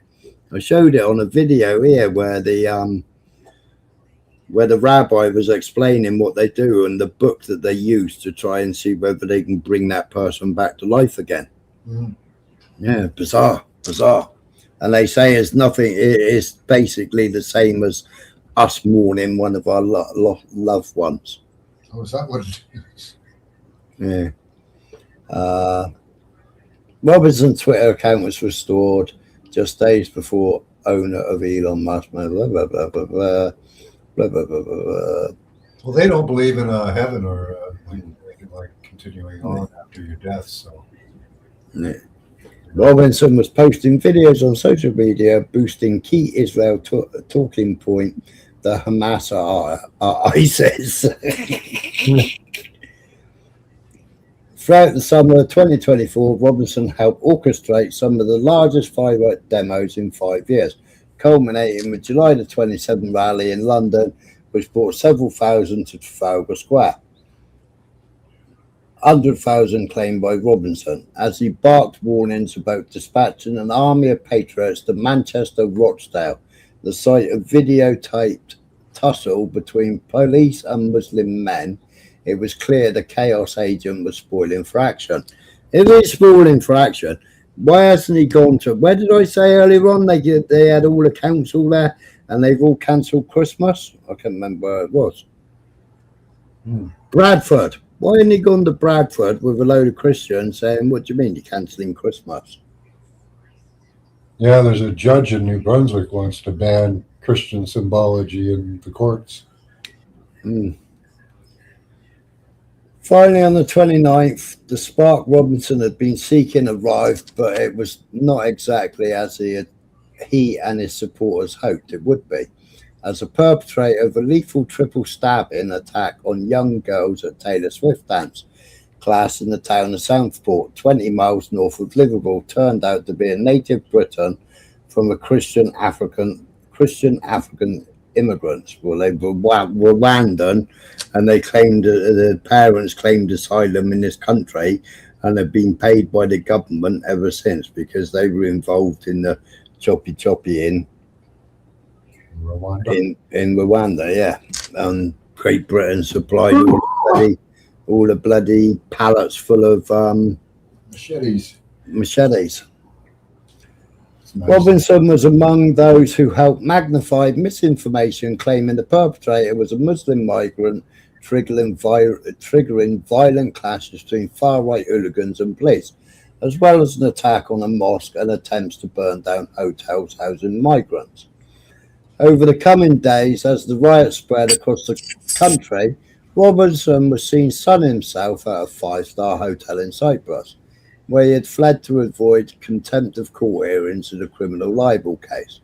From his luxury hotel, Robinson made it clear that Palestine was the root of his current resentment. Why are people angry? I'll tell you why they're angry. Because Hamas were allowed to overtake London, overtake our capital city every week, flying ISIS flags and Hamas flags, calling for jihad. The police did nothing. Instead, they arrested me. Well, first of all, it's illegal to fly an ISIS flag. You get arrested for an ISIS flag. And you can't fly a Hamas flag. Now you can't even say you're a member of Palestine Action because you get arrested, even if you're 90 years old. In a separate statement at this time, he called for the government to ban Islam and warned that Hamas was coming to town. What we have witnessed since October the 7th is the trailer of the movie. The movie ain't started yet. But Netanyahu paid and started Hamas and paid £15 million a month since his very first term. Even when he was voted out of office, they still paid the $15 million a month. In 2006, when Hamas were voted to power, he paid and put IDF on the streets to protect the voters instead of voting for Palestinian Authority, that they would go and vote for Hamas to put Hamas in power because they wanted the Palestinian Authority out. And they presumed that Hamas was going to back Israel, whereas the Palestinian Authority wasn't backing Israel. Now the tables, since October the 7th, the tables have turned. PA is backing Israel, and Hamas obviously isn't backing Israel. So there's a whole rabbit hole you can go down on that. Yeah. You know? As rioters around the country chanted Robinson's name, it became clear that his leadership was kindling the flames of chaos, and behind him stood a vast, heavily financed lobbying apparatus rallying around the flag of Greater Israel. Whereas like today, that doctor, another doctor's been arrested in the UK.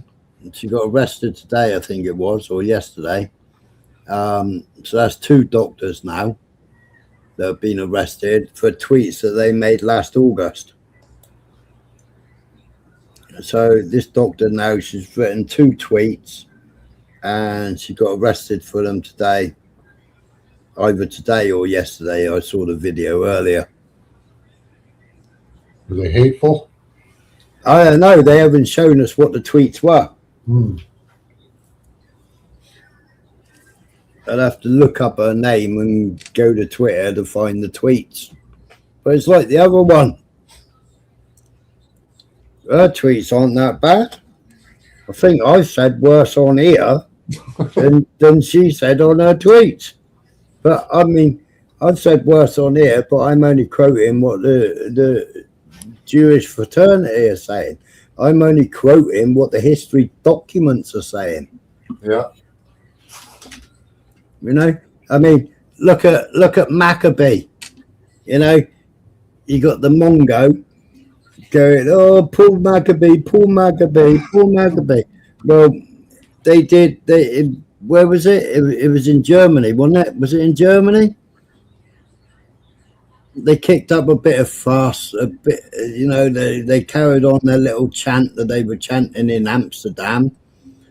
You know, why ain't there any schools in Palestine? Because we've killed all the children. Yeah. You know, they're carrying on that. They're carrying on that tweet. They're carrying on that lot. So UEFA's banned them, and fined them 17.5 grand. I think it's 17.5 grand. And ban them for football matches. You didn't throw them in jail for the rest of their lives? No.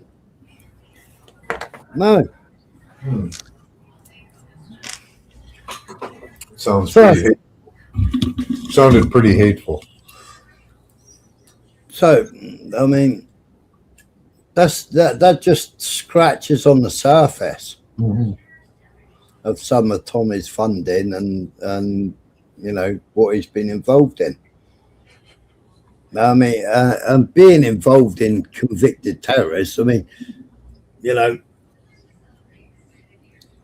yeah. Mark Kelly jumped in with, he's been done for murder. Well, no, he was done for manslaughter. He punched somebody and their head bounced off the pavement. And unfortunately, a few days later, the person died in hospital. You know, I mean, manslaughter, accidental death, you know, it could happen to any one of us. Any one of us could punch somebody, sober, drunk, whatever, and, you know, they can have an head injury and die a few days later. And it happens. My mate was in jail for it. I was in the cell next door to him, you know, and that was his best mate. And they were messing around, and his mate banged his head and then died, and he got sent down for it. Yeah, he was absolutely devastated because he lost his best mate at the same time, and they were messing around. But they still put it down as manslaughter. What's that?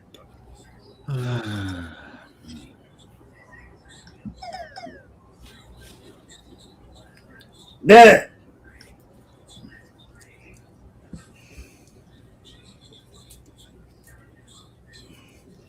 Yeah. Trump 2028 Urban, yeah, with his 250 million of his little friend. He's already had 500 million of them. You're an absolute fool, Urban. Absolute fool. I couldn't come up last night because, well, you and that other guy talking, you just absolutely cabbaged. And then pork pie. I mean, pork pie. All my South African friends, they're all getting victimised and all getting picked on in South Africa. So they've come over to the UK and they're working with me. The fucking colonisers. We shouldn't even be in fucking South Africa in the fucking first place.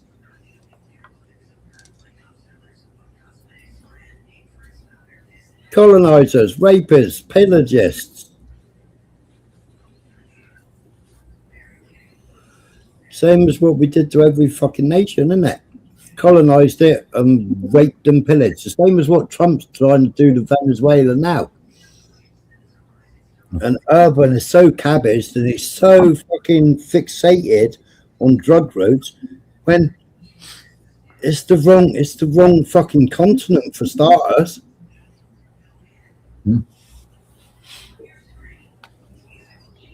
I mean, when you actually look at the map, the war cabinet or whatever he wants to fucking call himself, that pleb, I can't remember what his name. I can't remember his name, the fucking American war cabinet bloke. Exif, that's it, Exif. When you put up when you look at his map that he's put up, the fucking shipping lanes aren't even from fucking Venezuela. All the routes he put up ain't even fucking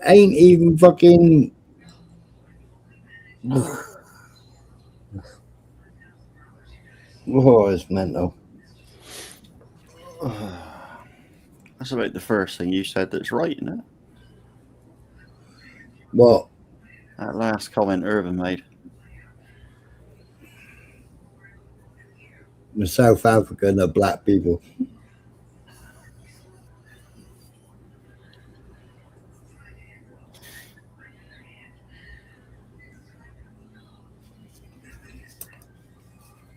No, I How long do. have the Boer been there? They were there for what, 400 years or something?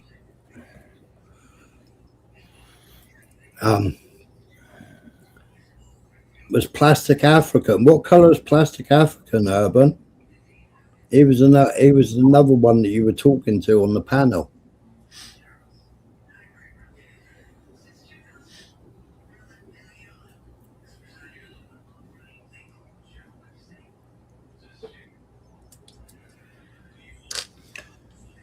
All right, so we have a look at Callum's video. Now, Callum's video is a video that I was supposed to play ages and ages and ages ago. And I never got a chance to play it, if you remember. And Callum used to, I don't know whether he still works for the Lotus Eaters or whether he's just gone on his own now, I'm not sure. But I mean, Callum, he went to Afghanistan, he bought loads of stuff in Afghanistan. Callum's been all over the world globetrotting. It put you to shame, Urban. And he brought back loads of Taliban memorabilia and loads of stuff, and he was selling it all to fund his next travels. Good friend of Reverend Simon Sideways. We all know the Lotus Eaters. We all know Carl Benjamin, UKIP.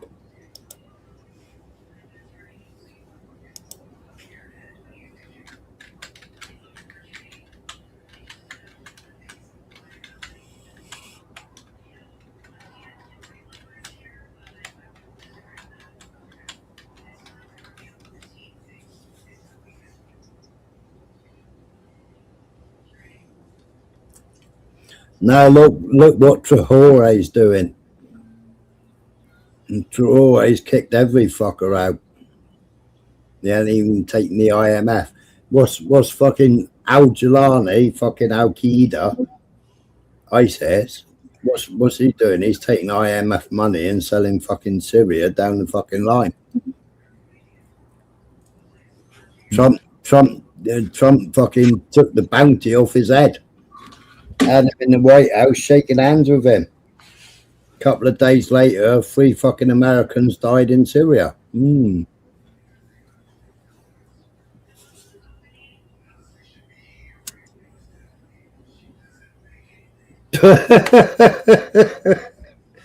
Traore sold everything to the Chinese and Russians. Yeah, right there. I've played Traore videos on here the other night, Urban. I watched Traore very well.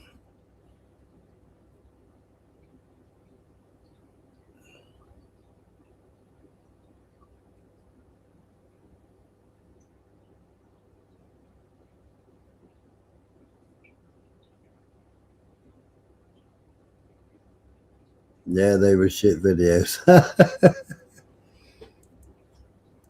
I'm playing more of him speaking. Right, let's have a look at Callum's video. Share. Present. Share screen.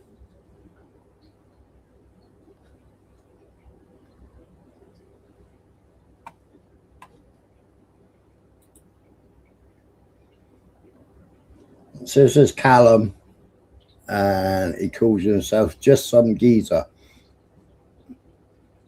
So give it a thumbs up, give it a sub, and obviously I'm going to stop it, talk about it, play it, blah blah blah. Yeah.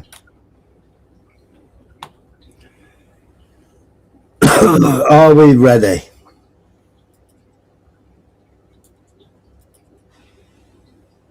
The answer to the question, what name would you pick if you wanted to reinvent yourself as a bit of a Tommy Robinson?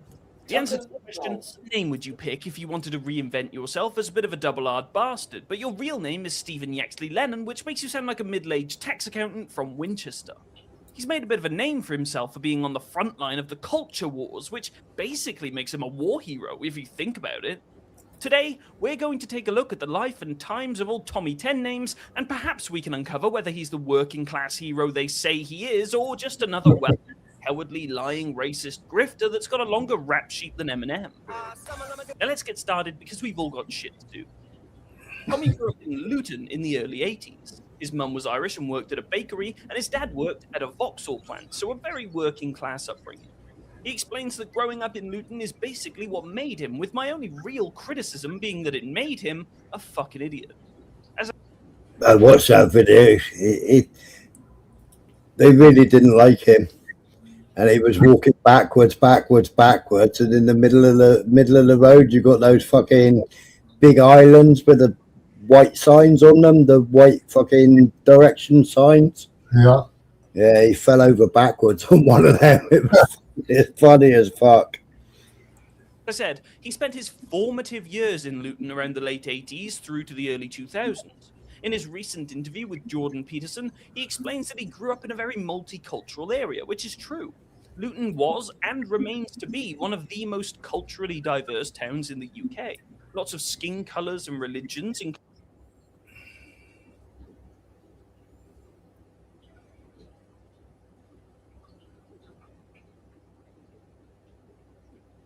So there was still more Christians in Luton than there was Muslims then. Why is it brown and why is it blue? What's the England and Wales, Luton? So there were still more Christians in Luton than there was Muslims.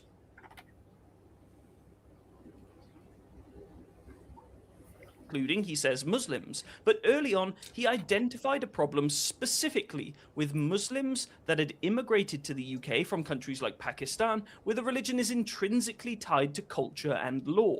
He says that, in his experience, there was no effort being made by the government, the local council, or the immigrants themselves to integrate into the area. Obviously, it's sort of hard to confirm or deny personal experiences, but it does correlate pretty well with accounts from BBC columnist Nicky Cardwell, amongst others, who recount the impact that a rapid increase in population had on a town whose jobs were all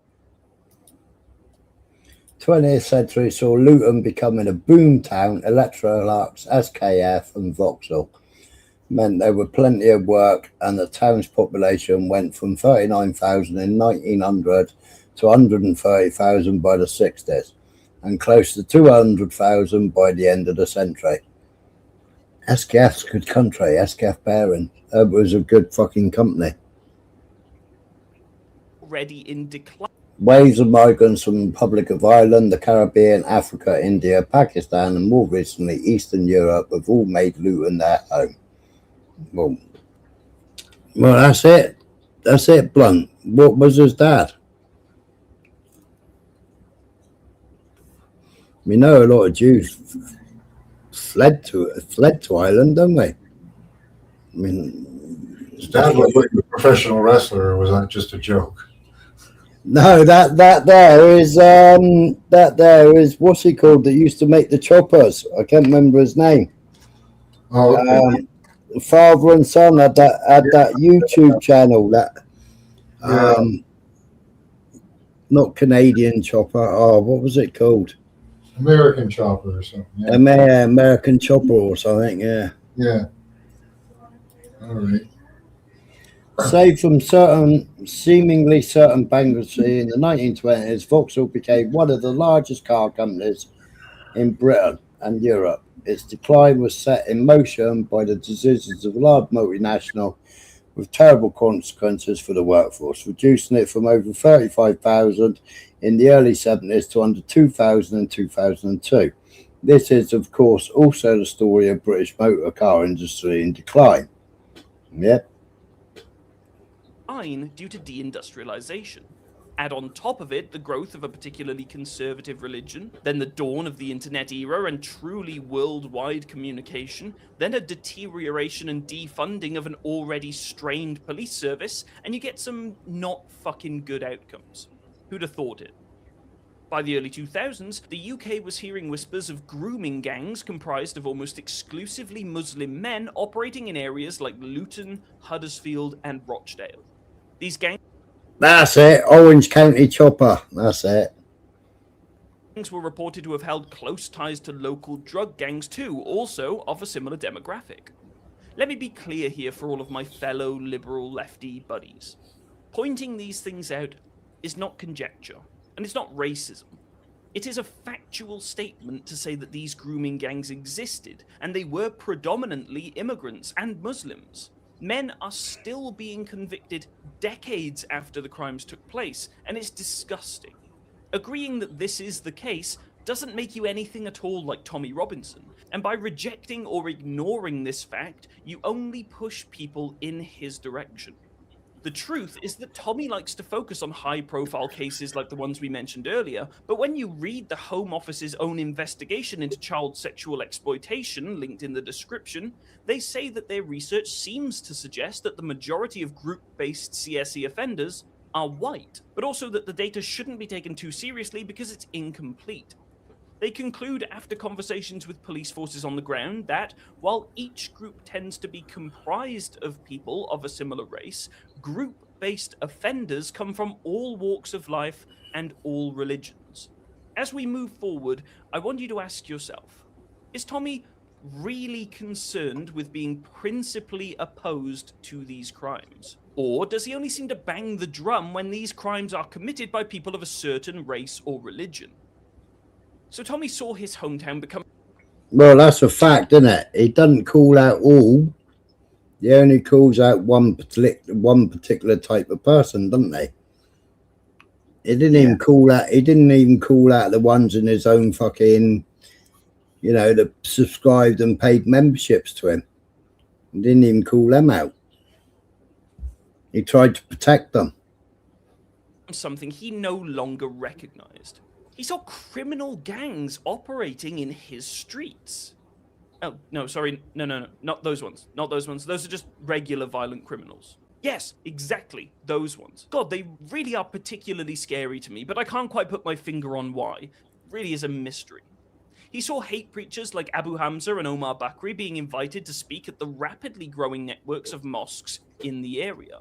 He saw the growing number of international terrorists having their origins traced to Luton. He felt that the police were too afraid of seeming anti-woke if they arrested Muslim criminals. These moments all culminated in him deciding to use his skills to do something about it. So what are his skills? Well, he was a member of the Luton hooligan scene for a few years. So, like, for those wondering, it's sort of like a club for boys that really like fighting and also have a passing interest in football. You make supporting your local football club your entire identity and go to matches with the sole intent of fighting other fans. Like that film Green Street back in the day with Frodo in it. Except I'd frankly rather spend a weekend in Mordor than Luton. What other skills does he have? Oh yeah, I mean, he's got the skill of understanding how to get locked up for 12 months for assaulting an off-duty police officer who tried to intervene when an argument with his then-wife got out of control. It is a bit of a niche one, I'll grant you, but you never know. Now we're going to... Was that the one where she never pressed charges, but the copper did, the off-duty copper did? To be uncovering a lot of convictions on our mate Tommy's record, and so I'll be keeping a handy tally as we move forward, just so you don't forget all of the stupid, deceitful, and hypocritical shit he's been factually proven to have done. Now, this assault was back in 2005, around the same time he made the questionable decision to join the British Nationalist Party, BNP. He says that he joined because he was angry at the Muslim fundamentalists that praised the 9/11 attacks, but left because he didn't realise the party was racist. So, to be clear, he joined a party called the British Nationalists, a party that didn't allow non-whites to join it, that at the time was led by Nick Griffin, a man who had been previously convicted for, quote, distributing racially inflammatory material, a man that was also in the National Front, a man who was most famous, at least at the time, for denying the Holocaust. In the face of all of this very widely available information, Tommy had no fucking clue the party might have had a smidge of racism until he attended a party meeting with some friends and they asked the black guys to wait outside.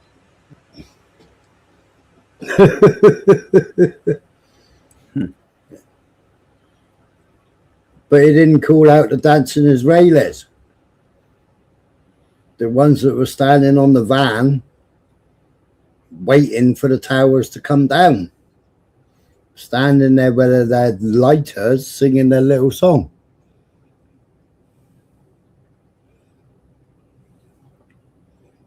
How didn't they call them out? That is what finally got the old spy. That would lose his funding, wouldn't it? He wouldn't get his Zionist money if he called them out. Yeah, lucky Larry. Oh, bad marsh. senses tingling for our mate Tommy 10 names. After leaving the BNP, he would go on to find his love for what he calls activism. I call it rioting, but hey-ho. In 2009, he founded the English Defence League, EDL, with his cousin Kevin Carrick, 3 times fast. They would make it their mission to provide an opposition to the Islamic fundamentalists that refuse to follow the English rule of law. They did this predominantly by assaulting people, racially harassing people, causing hundreds of thousands of pounds in criminal damages at the cost of the taxpayer, naturally, and buying illegal recreational drugs, because apparently buying cocaine is fine as long as you buy it from white drug dealers.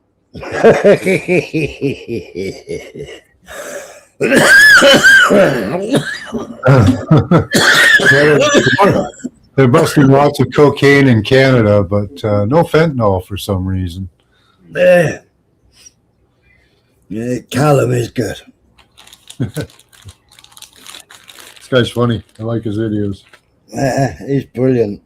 The logo is emblazoned with the phrase "in hoc signo vinces," which Google tells me is Latin and translates to "in this sign thou shalt conquer." Oh my, a group of law-breaking zealots that want to conquer people that don't agree with them in a free society while using religious iconography. They're totally different to the people they stand against. So the EDL starts to pick up steam. It goes national. We get an EDL Cornwall division for those that think those ruddy Muslims are taking our jobs. They don't be taking our jobs. That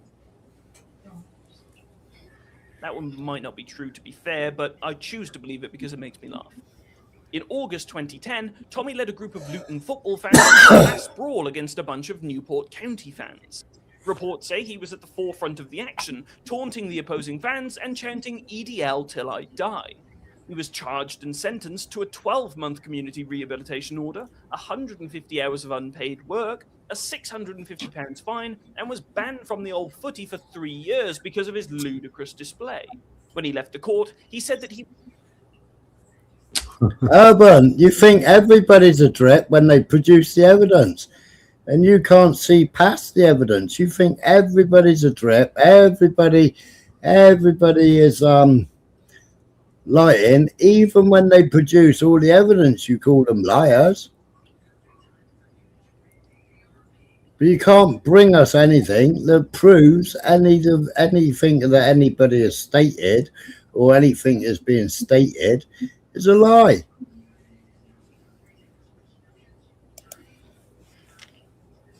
was being done for what he's saying rather than what he's doing, and that it's a police state. Maybe, Tommy, and this is a bit of an out there kind of thought, maybe it'll seem less of a police state if you stop committing violent crimes in broad daylight, in public, and in front of police officers. Just a thought. Let's add threatening, abusive, or insulting behavior to the tally.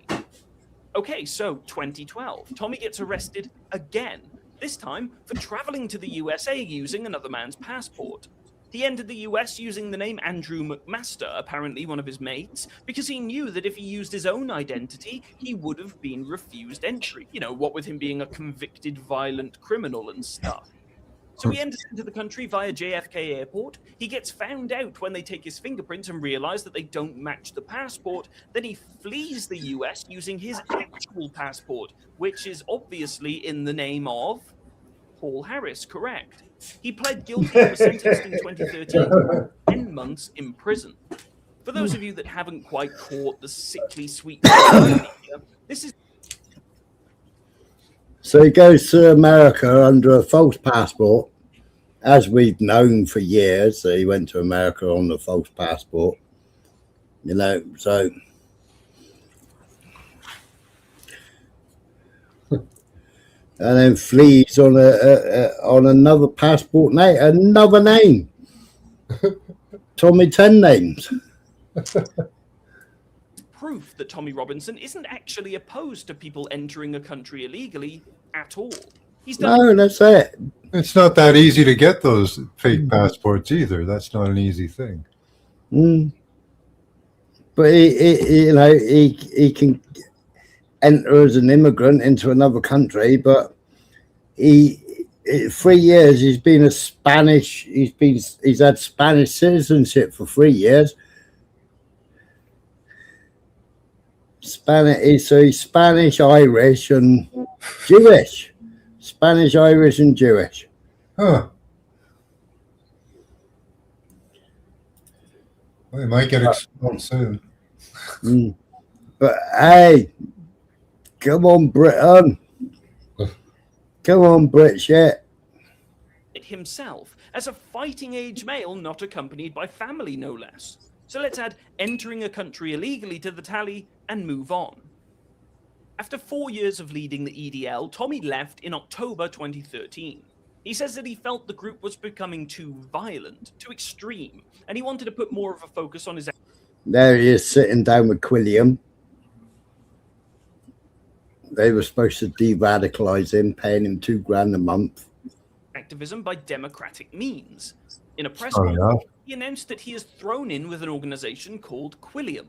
Quilliam was a think tank co-founded by Majid Nawaz that focused its efforts on countering extremism within the Muslim community.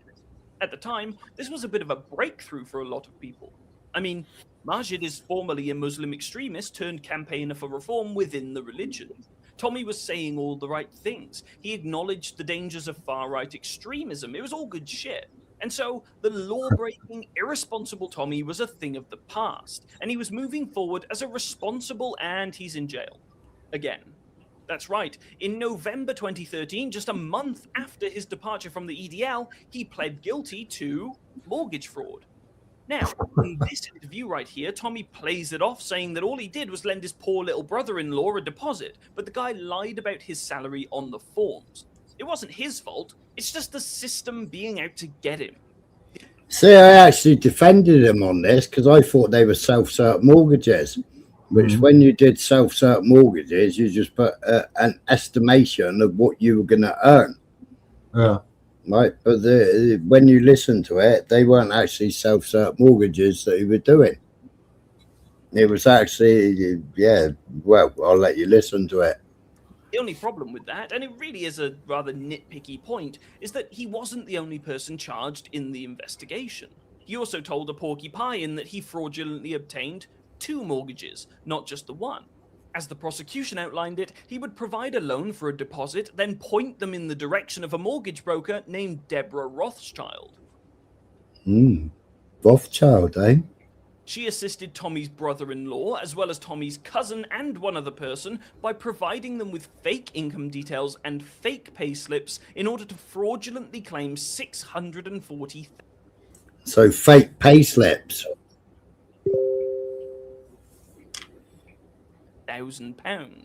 Both she and Tommy got 18 months inside. The judge noted that, quote, this was an operation which was fraudulent from the outset and involved a significant amount of forward planning. He went on to say that he believes our mate Tommy was the instigator, if not the architect, of some of the frauds. Everyone involved admitted their intent was to defraud the banks providing the loans, including our pal Tommy, and everyone got locked up for it. So let's add mortgage fraud to the conviction tally. Now, Tommy ended up spending 22 weeks in prison, of which he spent most of his time in solitary confinement. He says that this was all mental warfare and he was put in solitary because there were Muslims that wanted to hurt him in the prison. So, okay? To be clear, Tommy says that Muslims aren't being policed because the police are too scared of seeming racist, but also there's a shitload of Muslims in prison, and Tommy doesn't like that our prison system contains the Muslim criminals that he campaigned to have locked up. It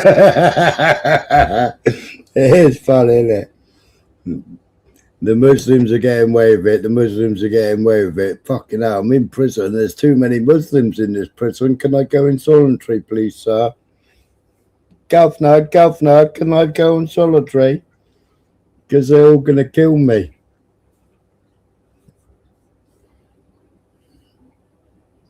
Why didn't Tommy 10 Names, why didn't Tommy 10 Names stand up?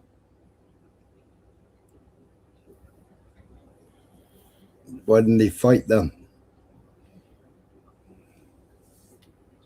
So he gets to prison, everyone wants to kill him, so the prison puts him in solitary to protect his life.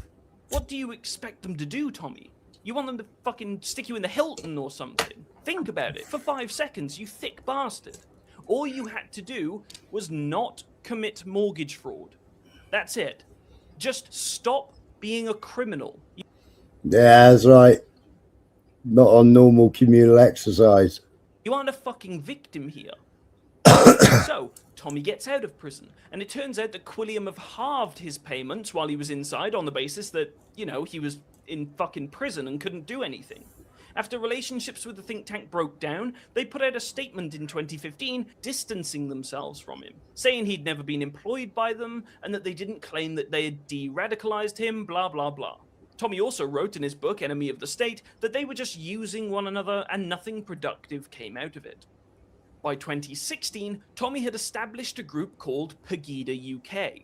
It was a UK arm of a German far-right anti-Muslim whatever the fuck we've all seen and heard a million times before.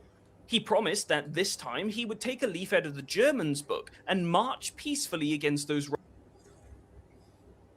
He's good at supplying those buckets, isn't it, that everybody can put money in. And that's what he got caught going out of the country with, wasn't it? Load of cash because you can't bank in the UK. They stopped him in the Bentley with how much cash was on him and in the Bentley leaving the UK. All donations given out on the demonstration. He's just taking it out to be cleaned. And yeah. No, he just comes into the UK every time he wants to grift a bit more money. Races and religions they believe are bad for their country. Because if there's one thing the Germans are famous for, it's marching peacefully against religions they dislike. Anyway, Tommy stepped down and took on the role of advisor. But they're in Germany, they allow bestiality now. You can have sex with your dog as long as your dog doesn't get hurt. Unbelievable. Almost immediately after they were established, and the group kind of just fizzled out into basically nothing by the end of 2016. 2017, Tommy finds a new grift. This time, he's reinvented himself as a journalist. He joins Rebel News, a right-wing Canadian-born website news thing. He was reportedly being paid about £5,000 a month, and he would basically just wait for horrible things to happen, then ignore facts and nuance, and just shout about how Muslims are shit. After the Manchester Arena attack, for example, he ranted about how Muslims are enemy combatants who want to kill you, maim you, and destroy you. Way to fight back against extremism, Tommy. In May 2017, he was arrested for recording 4 men outside of Canterbury Crown Court who were later, very important word there, later convicted of sexually assaulting a teenage girl. We will talk about why what he did was extremely stupid and so brazenly contrasts the Western democratic ideals that he so desperately wants others to follow in a second, but when he was arrested, his supporters raised £20,000 for him in a matter of hours. Now, you see his little bodyguard, or his not so little bodyguard standing next to him. Fuck me, man, his jaw's going 10 to a dozen, isn't he? How much marching powder is he on? That is dedication to the cause. Right there. He was given a 3-month suspended sentence, which means that he's being let go, but if he commits another crime, then he will have to serve those 3 months as well as any other sentence. So let's add contempt of court to the tally and crack on. 2018, Tommy goes and gets arrested outside Leeds Crown Court for, drumroll please, live streaming defendants during an active trial. Bear in mind that Tommy has found a new vocation as a journalist since he joined Rebel News, and he swears that this is just another example of the judiciary targeting him for telling some home truths about Islam. Here he is wearing a t-shirt that says convicted of journalism, because he's a slimy little grifter that's trying to exploit you and your outrage for donations. Of course, you're not to know this, but I imagine most journalists that have ever so much as Googled the word journalism would know that there are limits on what you can report on during an active case. If you're found to be live streaming the defendants in a grooming case entering into court, you are encouraging vigilante action to be taken against the now very much identifiable defendants. Tommy was also making some inflammatory and prejudicial statements that imply the defendants are guilty. Now, defendants means that they haven't been convicted of anything yet, unlike Tommy. And the phrase innocent until proven guilty isn't just a funky catchphrase that sounds cool, it's one of the cornerstones of our democratic freedom itself. Again, it might all be the same to this feckless cunt, given that he's been charged more times than your mum's vibrator, but you can't just go and treat people as guilty before they've had their fair trial, regardless of That's good satire. he did. He almost forced a retrial, which would have cost thousands of pounds of taxpayers' money. And what's worse, he could have caused a mistrial. That means the defendants could have walked away as free men, regardless of the evidence presented against them. If I were feeling spicy, I'd say that Tommy Robinson has officially done more to help rapists avoid jail than most criminal defense solicitors. Don't take my word for it, though. Even Lee Anderson came to the same conclusion when the Home Office called rioters criminals before they were found. So it's great to see that both Lee and I agree on this, and we both stand calling Tommy Robinson a bastard. Thankfully, Tommy was found guilty in July of 2019 for contempt of court and was given 6 months inside, plus another 3 months because of the suspended sentence we spoke about earlier. So let's add another count of contempt of court to the tally, but hold on to your hats, because we aren't done with 2018 yet. In November of that year, the leader of the UK Independence Party, UKIP, Mr. Gerard Batten, appointed Tommy as an advisor. This move was pretty controversial, even with members of UKIP, and especially so given that Tommy wouldn't actually have been allowed to join the party itself because it prohibits anybody that's ever been a member of the EDL from joining. Apparently, Mr. Batten is happy to keep that rule in place, but also wants to hire the man that created the EDL with multiple criminal convictions for violent offences, financial fraud, and, hilariously, entering a country illegally. This prompted the resignation of Nigel Farage from the party, who said that Batten was dragging the party in a shameful direction. Now imagine how much of a complete cunt you need to be for Nigel fucking Farage to call you a racist piece of shit. In 2019, Tommy ran as an independent candidate in the MEP elections for North West England. He paid his £5,000 deposit to run, and after a shockingly ineffective campaign, he ended in 8th place with only 2.2% of the vote. I only mention this because, for all the followers he has on social media, he can never seem to muster up anything other than violent riots. Whenever he tries to engage with any form of democratic system, he exposes just how unpopular he actually is and how unwilling any of his followers are to do anything besides burning down local communities while screaming racial slurs. For what it's worth, Gerard Batten also lost his seat in London as well, so that's a nice little Brucey bonus. Alright, so before I talk about the events of 2021, I need to tell you about something that happened a few years before. So in 2018, a video emerged of a 15-year-old Syrian refugee being pushed to the ground by a 16-year-old kid at Almondbury Community School. The attacking boy poured water over his face while saying things like, "I will drown you," and it made international news. This is where Tommy decided to jump right in balls first and started doing a journalism all over the place. So he gets his camera out, and he posts videos online accusing the Syrian boy of being a violent kid who beats girls black and blue, as well as threatening to stab other students. In response, the victim, Jamal, started legal proceedings to sue Tommy for libel, given that he... Urban. In May 2018, after it went to the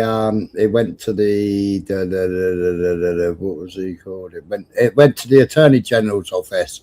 Yeah.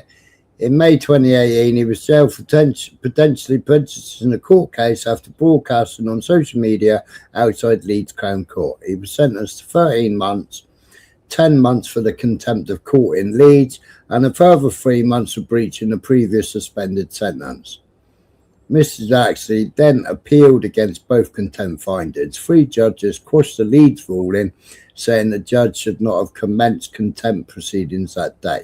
They ordered the case be reheard so the allegations could be fully examined, and after a brief appearance at the Old Bailey in September, the case was adjourned until today.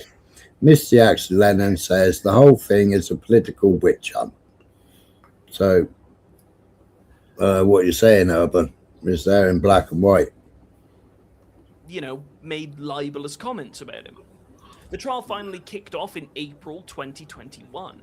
On the one side, we had Jamal, the Syrian boy, and his professional legal team. They weren't Sundance, they was outside the court. With literal video evidence of Tommy making completely unsubstantiated claims. And on the other side, we had Tommy Robinson choosing to represent himself because he's a dickhead with a fucking idiot as a client. By the end of July, Tommy was found to have made statements amounting to libel and was ordered to pay £100,000 in damages to Jamal, as well as covering the legal costs that were estimated to be around £500,000. The judge, who saw all of Tommy's most convincing evidence, said that he failed to prove every single claim, with the evidence falling woefully short of the legal standard. FYI, I've added the judgment publication to the description for those that care about it, but honestly, it's a super boring read, so I don't blame you for not reading it. Now, yeah, I went through both court cases, if anybody remembers. And when he came out of his defence, he was reading the first court case for the second court case. Yeah. So he lied about the second court case and what the evidence came out in the second court case compared to the evidence that was in the first court case.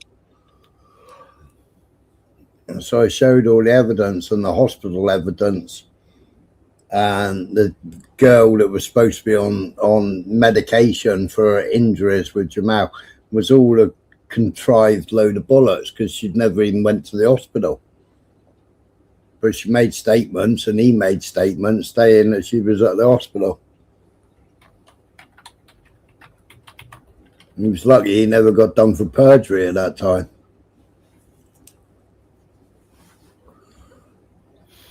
let's slap Hey up, Jimmy.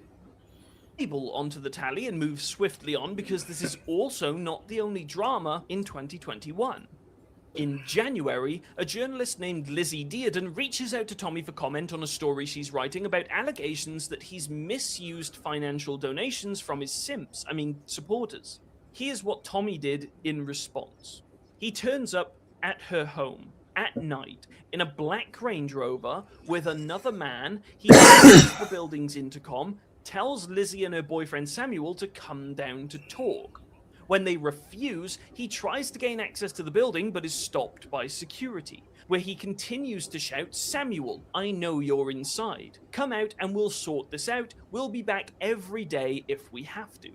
They then change tactics, opting to shout, "There's a paedophile living in this building," while his sidekick blared the horn and flashed the lights into the building. Tommy was arrested, but continues to post online about the couple and accusing Sam of being a nonce. Tommy was issued a 5-year stalking order for trying to silence someone's right to free speech and infringe on the free press. You know, the thing he's been accusing everybody in the world of for the last 2 decades. Let's add being a creepy stalker to the tally. I don't think it's technically a conviction, but it is technically a great example of him being a complete fucking smackhead. Oh, okay, cool, almost there. Fuck me. Don't check the timestamp. I'm sure it's just been a fleeting video with barely any time left on the clock. So let's skip to 2023. Tommy releases another documentary called Silenced. This one's all about the school bullying incident back in 2018, and he repeats the libelous claims he previously made. In it, he destroys the liberal establishment's narrative by exposing the truth, the whole truth, and nothing but the truth. Well, I mean, he did forget to mention a few facts, like how the boy was bullied for years leading up to this supposed one-off harmless schoolyard scrap, to the point where he actually wrote to his local counsellor for help. He didn't mention that Tommy actually knows the bully's older brother, Reese, who was a member of Britain First and had previously been jailed for attacking a group of teenagers. Here they are, pictured together back in 2009. He also didn't mention that the bully's mother was also in court in 2017 for racially aggravated behaviour. He also didn't mention that Jamal's all stuff I pointed out in the past. sister was also bullied by students at the school. But I'm sure she was also a secret villain that just so happened to have not been recorded being a completely evil bitch. Again, for the record, this Jamal kid might well have been a complete cunt. He might have been a full-on dickhead, but the fact remains that there is video evidence of him being assaulted, and Tommy is utterly failing to understand the difference between presenting something someone told you as the truth and meeting the legal standard for evidence. Keep this in mind, because we will come back to it later. Okay, 2024. On Saturday, the 27th of July, Tommy Robinson held a rally in Trafalgar Square, London. He claims the event was the biggest patriotic rally the UK has ever seen, but he also claims that he's not a complete fucking loser, so we can't really take his opinion seriously. Thousands of people turned up, with counter-protesters also doing numbers as they were led by Jeremy Corbyn and others. Now, I'm a big fan of protesting. Love all that, fill your boots, protest whatever the fuck you want. The problem with this event is that Tommy decided to use it to screen his documentary Silenced. Remember I said that documentary about the libel case he lost? Well, he was served with contempt proceedings in June after he created the film initially, which obviously breached the injunction issued to him back in the day. This screening at this rally was another breach of that injunction and was likely going to get him in a lot of trouble. Now, I'm not a lawyer, but if I were ever going to prosecute somebody for breaking the terms of their injunction, you'd be making my job easy if there were recorded evidence of them repeating their claims to thousands of people in one of the biggest cities in the world with almost 1,000 policeman officers in attendance. On the following day, Sunday the 28th, Tommy gets arrested at the Channel Tunnel under Section 7 of the Terrorism Act. Sounds scary, but all it means is that officers can detain people at the border without reasonable suspicion if they believe that they are likely to be engaged in acts of terrorism. Anyway, Tommy was released on unconditional bail and fucked off out of the country again. A warrant has been issued for Tommy's arrest, but it won't be carried out until October. Now, as you may know, on Monday, the 29th of July, the day after Tommy leaves the country to a mystery location, a man entered a Taylor Swift-themed dance and yoga class with a knife. He killed 3 children, injuring 8 more, as well as 2 adults. Within hours of the attack, the very suspect news website, Channel 3 Now, released an article claiming that the attacker was a 17-year-old named Ali Al-Shakati, who they claimed was an asylum seeker that arrived in the UK by boat in 2023. Despite the article having no author and citing no sources, that's all most of these cunts needed to start treating it as if it were announced by Jesus Christ himself. The reality, for those of us that were interested, is that the attacker was a 17-year-old autistic boy born in Cardiff and was a Christian. By the time this information was released, it was already too late to... But further to that, we know now that he was radicalised and was well known to MI5 and well known to the police, wasn't he? And what's that silly thing that they put you on? But when they interviewed him, oh, what's that silly thing that they put all these suspected terrorists on? They do some fucking program with you. I can't remember what they call it. Prevent, that's it. So they've been on a couple of prevent courses, haven't they? Or prevent interviews.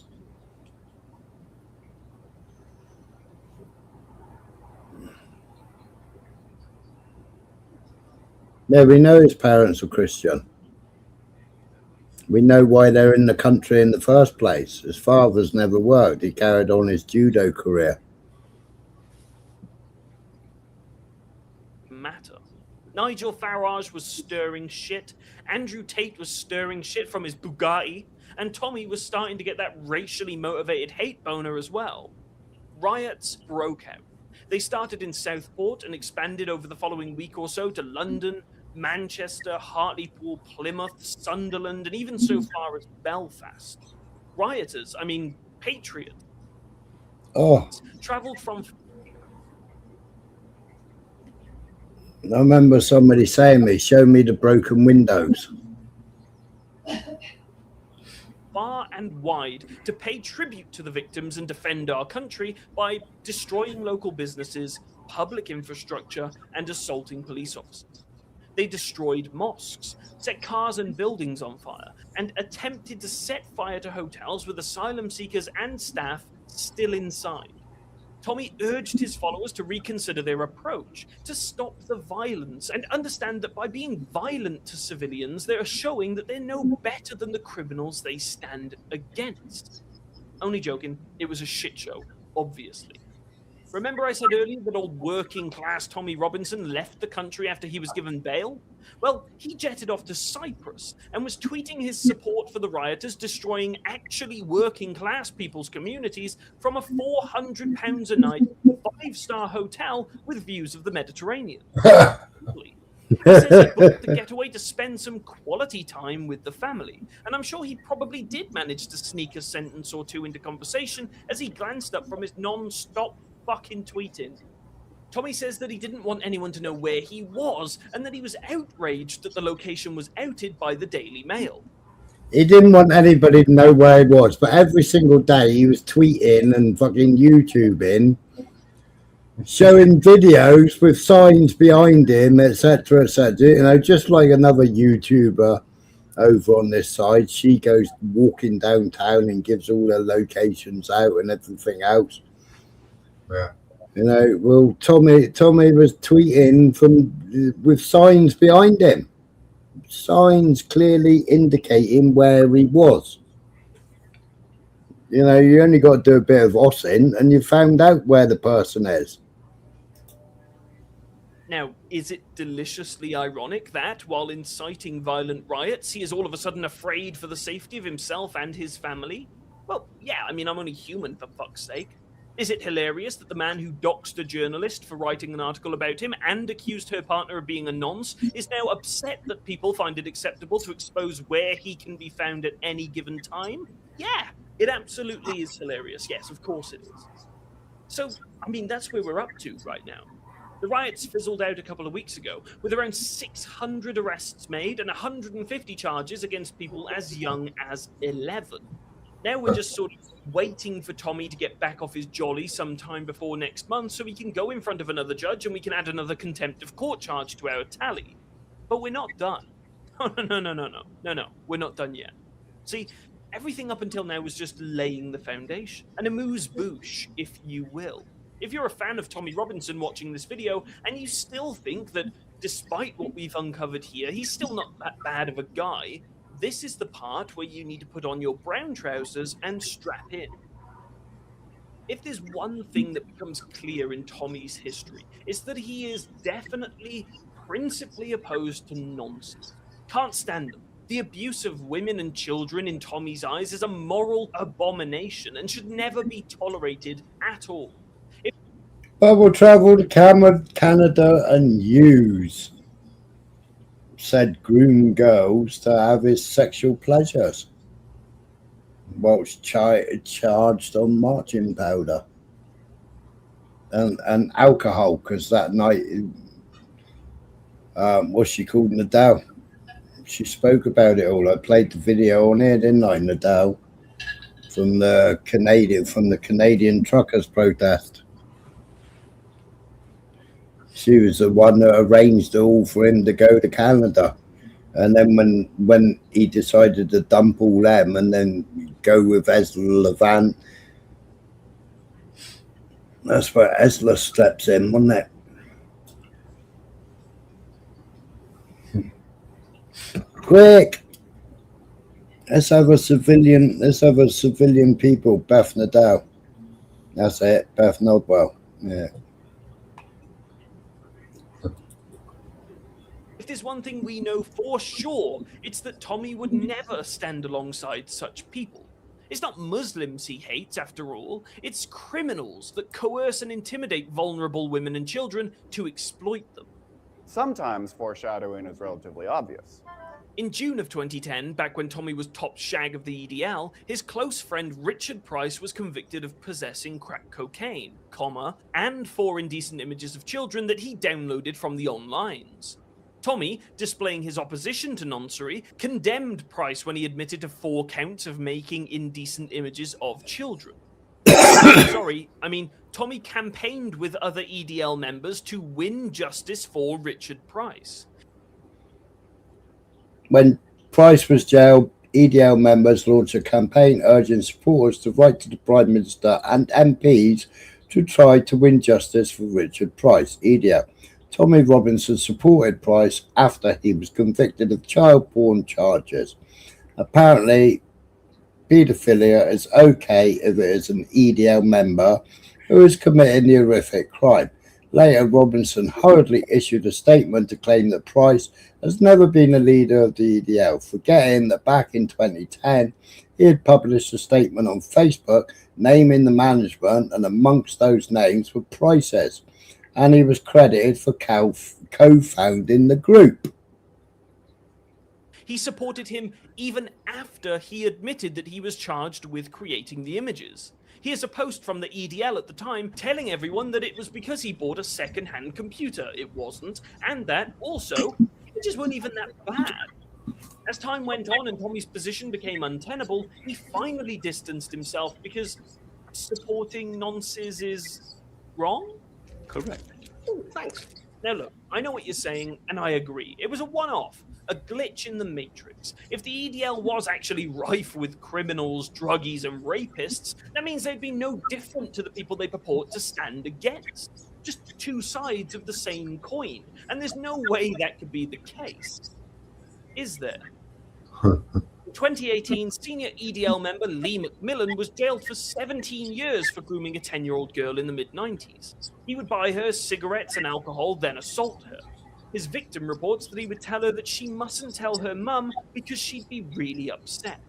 He assaulted her approximately 100 times over 5 years. That's not all either. On screen now is a list of EDL members and their splinter organizations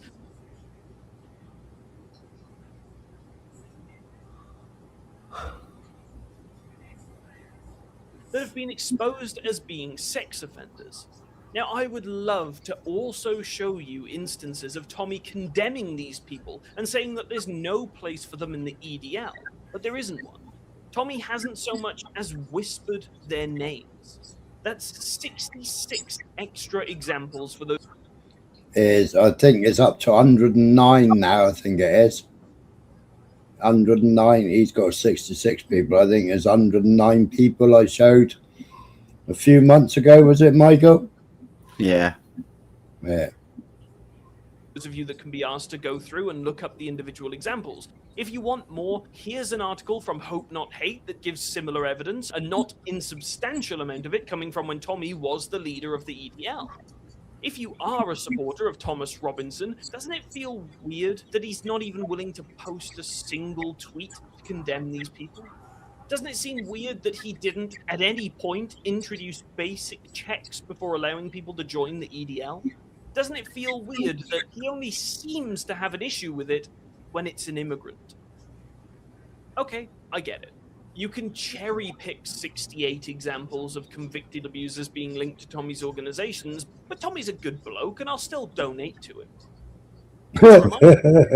Fundraising. You remember that journalist we spoke about earlier? Lizzie Dearden? The one he tried to intimidate into doing what he wanted her to do in a way not at all dissimilar to the people that he supposedly stands against? Well, she released the article that she was writing.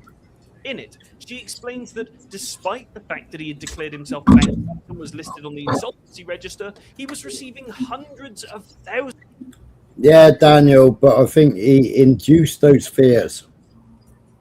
If you go back to the article I was reading earlier, I mean, most of those fears are stirred up by Zionist rhetoric and backed by Zionist rhetoric.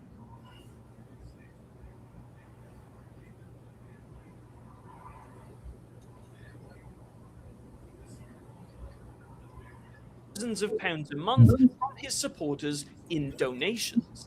He was receiving donations after being jailed for contempt of court, despite the fact that his legal defense was already being funded by a group called the Middle East Forum. One of Robinson's former employees explains that money due to cover expenses. Yeah, but Daniel, the BNP, they turned around and said, no, we're not flying the flag of Israel. And no, we're not going down and pushing the anti-Semite route. So BNP didn't take the Zionist money. I mean, what's he called was offered money a few months ago. I showed a video of him refusing it, and also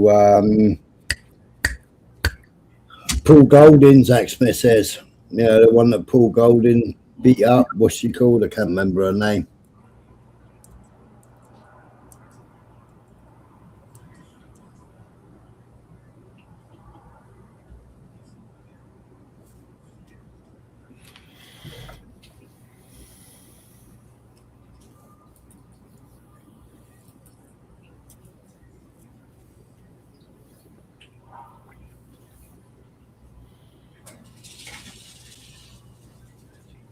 Fences for their activism That's it, Jada.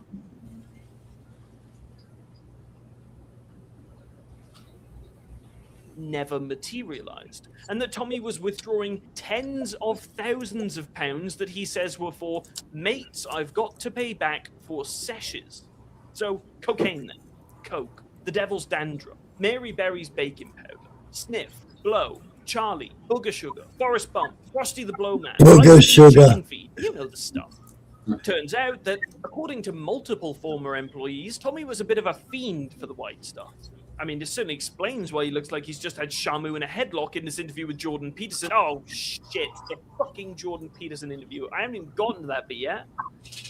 Oh, fucking hell. Okay, we'll get to it in a second. Hang on. Look. Okay, anyway, yeah. So, former employees say that they were either delayed for several months or not remunerated at all. This is all while Tommy would go out, get shit-faced, apparently to the tune of 33 grand kind of shit-faced, and brag about being fucking loaded and making mad money. I mean, it certainly explains how he funds his Stone Island fetish, the chavvy little cunt. Despite the fact that he's apparently more than happy to brag about how much money he earns when he's pissed up, this attitude doesn't extend to the courts. He appeared at the Royal Courts of Justice and told them that he had spunked the money being donated to him on drinking. Have you noticed all these weirdos, their eyes are too fucking close together? Yeah, it used to be a thing, wasn't it, when we was at school early? And any weirdo, anyone that was a bit noncy, their eyes were definitely too close together. I mean, Tommy Robinson's eyes are too fucking close together. And anybody that's anywhere near it, it's like in there now. What was his dad convicted of?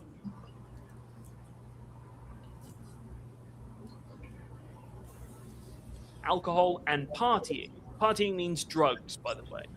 He'd spent £100,000 on gambling in casinos and online, and he still owed £300,000 to a businessman by the name of Christopher Johnson.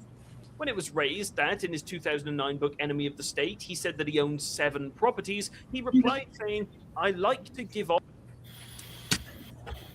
Urban, we ain't denying it. Urban, we ain't denying it. I've shown evidence of it in the UK. Yeah?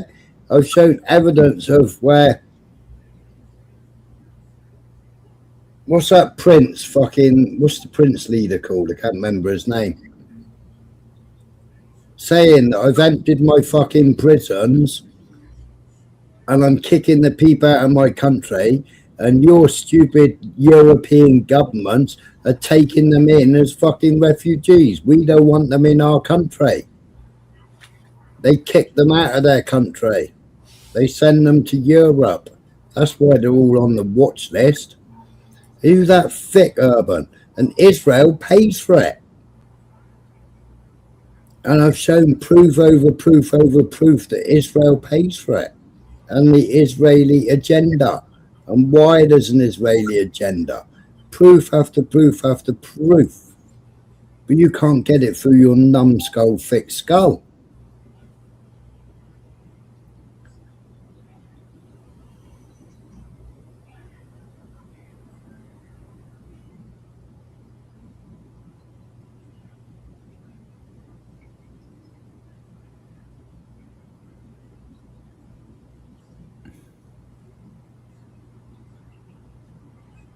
That's it, Blunt. I can't even be bothered to answer you, Urban. You made a complete tit of yourself last night on Gypsy Dave's. Complete tit. You were brain mentally numb. The things you were coming out with were so stupid.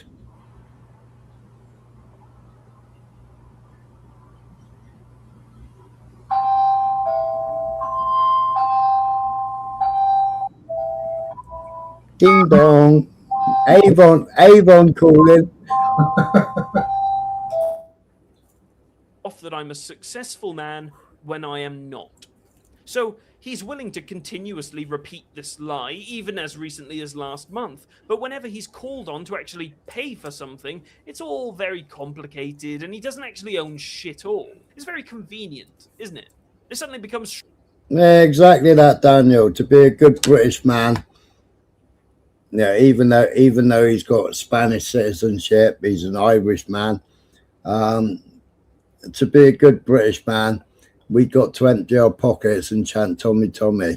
He's a shell, and his supporters are perpetrators to the fraud. Yeah, exactly that.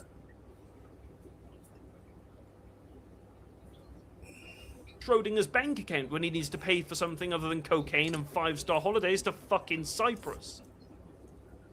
Alright, okay, I said we'd get to it, but this really needs to be the last thing, because fucking hell, the last thing I need to do is watch Pinky and the fucking Brain over here talking about how the FBI killed JFK and fucking Hitler built the pyramid.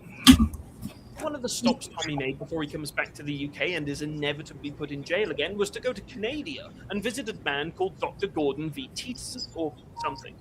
It's called Why the Establishment Hates This Man. It's episode 462 of Norman's podcast. And I know where that was shot, too. That was shot. Yeah, that was probably shot at a place called the Cotton Factory. Ah, right. I recognize the windows. Yeah. And the buildings outside.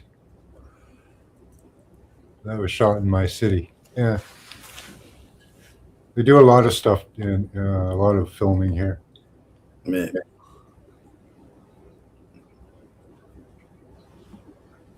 Yeah, Blunt. I think I got a good video about all that as well. I think I got a good video of it. I was going to make my own, but somebody's made one for me. I'm going to dedicate this portion of the video just to plucking out a couple of the key points from this almost 2-hour-long interview. It will by no means be comprehensive, but play along and we'll try and square what they are saying with what we've already uncovered throughout the video. My wife, who's going to join the discussion, she had something to do with this. Tammy and I have been following Tommy for quite a long time. Years, really. Probably 9 years, maybe longer than that. Okay, so 40 seconds in, and I just want you to bear this in mind. Mormon says that he and his wife Tammy have been following Tommy Robinson for years. 9 years at that. Apparently, this master of the human psyche hasn't, in any of those years, decided to ever Google and read any singular article that criticizes Tommy.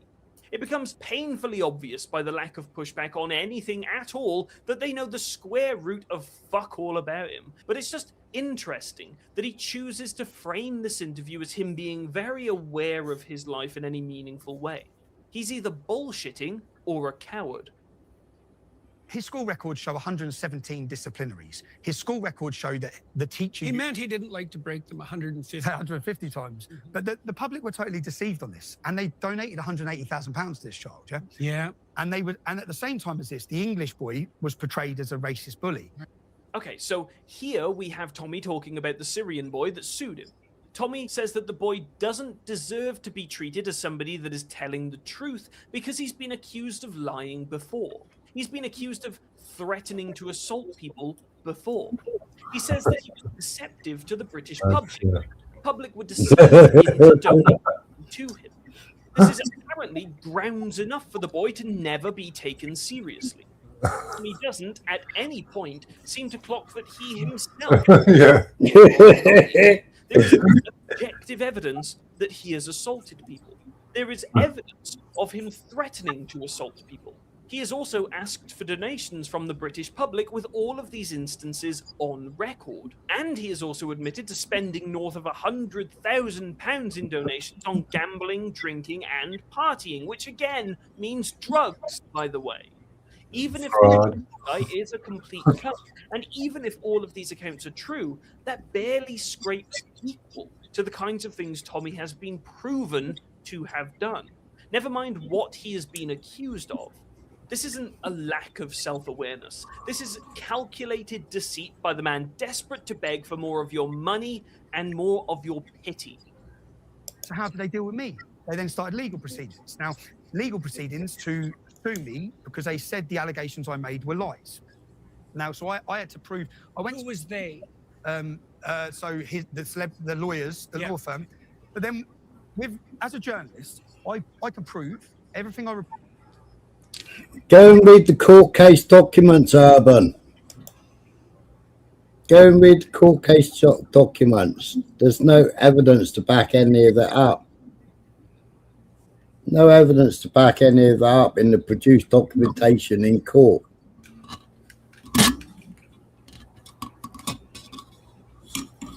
No, you read the first court case. You haven't read the second court case because that was the one that Tommy was basing this interview off of.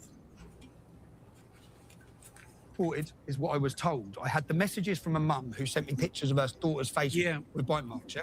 Here, Tommy complains that he lost the court case for libel because he reported what he was told. He really seems to think that it's outrageous that the judge told him that he needs to have evidence to support that what he said was actually true. And he seems to think that this stunts his journalistic ability. So let's just take a second to really drive this point home. Now, we're talking about two different standards here, the journalistic standard and the legal standard for libel. Firstly, calling yourself a journalist doesn't give you legal immunity from libel, because any old thick cunt could just otherwise go and report on whatever they want, obviously, like you.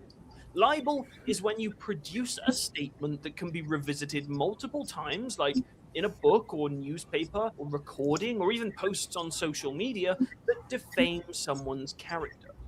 Tommy made the claim that the Syrian boy physically attacked girls at his school and showed the evidence of a photo of a girl with a bruise on her face.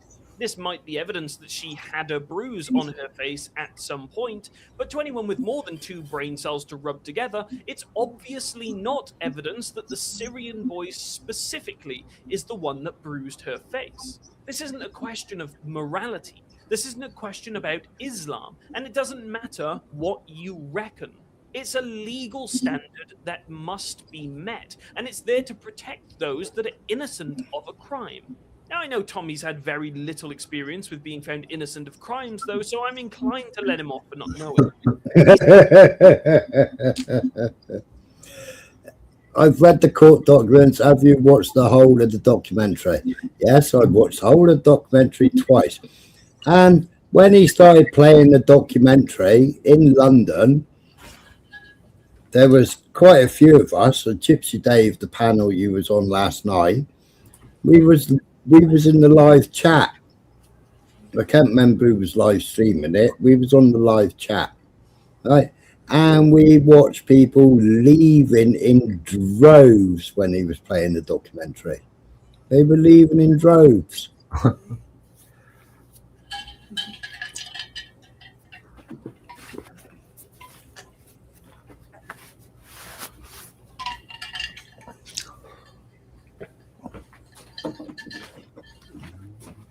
Well, I'll go to the court documents for you if you want, Urban. I'll see if I can find the PDF again. He says that, quote, as a journalist, I can prove everything I reported is what I was told, as if it absolves him of any wrongdoing. Yes, Tommy, everyone knows you were told that, but there is no evidence of that being the truth. So you could be telling lies, and your job as an investigative journalist is to investigate whether or not something is true. He says that all he did was report the allegation, except you didn't, did you, Tommy? You reported the allegations as if it were the truth, which isn't the same thing.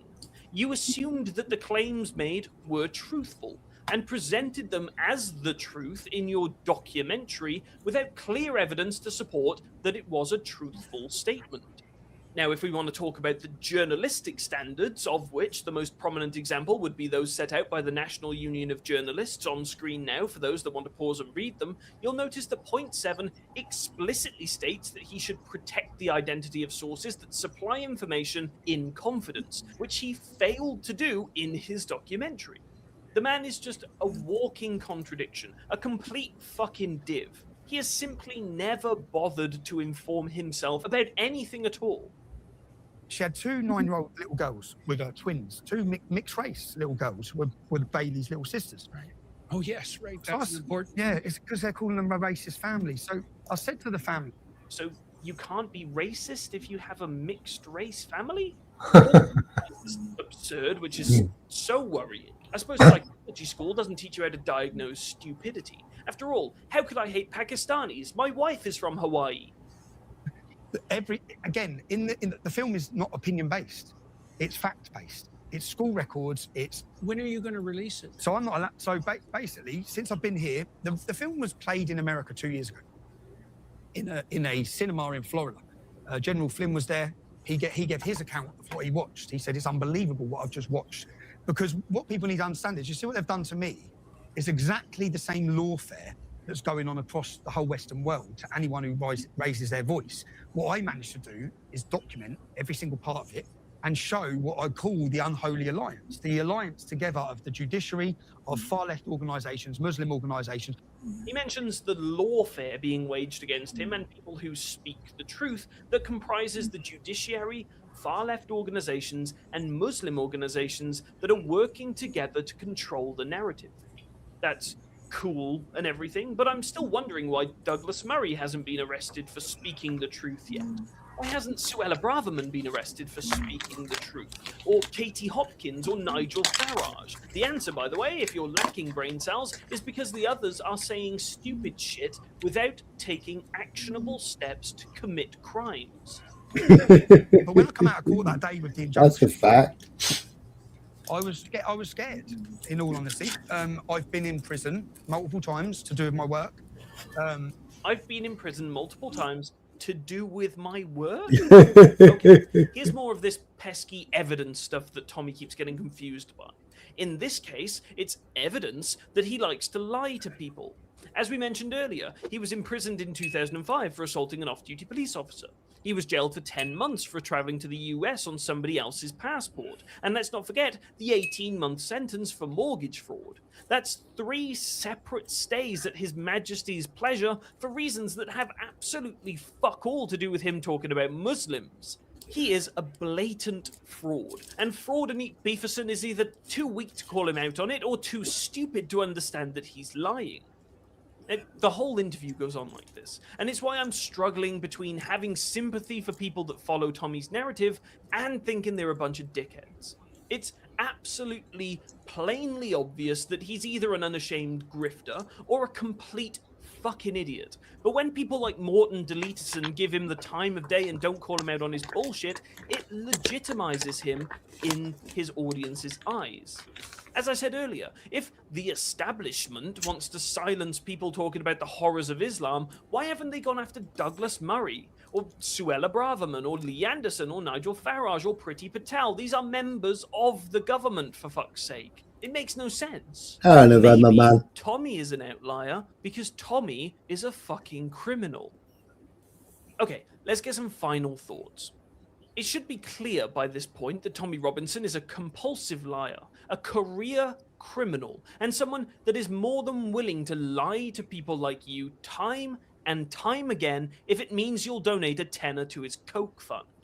It takes a special kind of cunt to be so violent and so racist that even Nigel Farage doesn't want to be associated with you. The truth is, most people in the UK have concerns around immigration. Most people on the left want limits on immigration. We should always be willing to talk to people about these things, but if we oppose people like Tommy Robinson without explaining why we oppose them, we're making average people make a choice between those that acknowledge the problems that they see and those that refuse to. To be clear, My issue with Tommy isn't that he takes drugs or that he doesn't like what's written in the Quran. It's that he hasn't shown a consistent opposition to rape or sexual assault or physical violence or criminal behavior at all. He isn't the opposite of a jihadi terrorist. He's just the white version. Thank you for watching. If you like this video, please do like and subscribe. It really helps. I know it means very little, but I'd love to hit 100,000 subscribers by the end of the year, so I really appreciate you guys' support. A huge thank you to my incredibly patient and gorgeous supporters on Patreon. If you'd like to support, you can do so from just £1 a month. The link is in the description. In return, I promise I won't spend it on gambling or a crippling drug addiction. Love you. That's good. I gotta go, Smiley. Thanks a lot. Have a good night. All right, mate. You take it easy. Bye, Michael.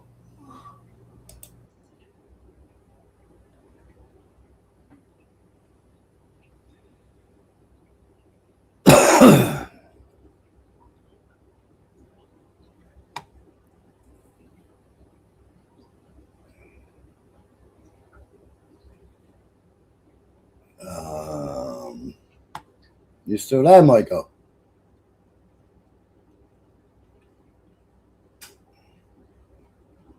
Michael?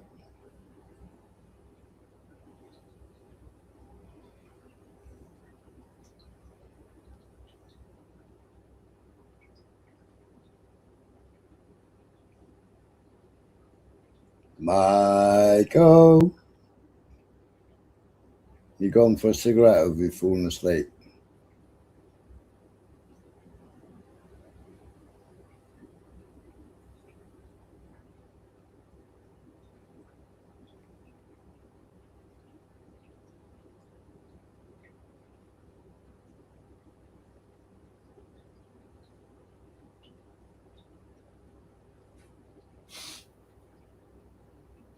No, you're there. I heard you sniff.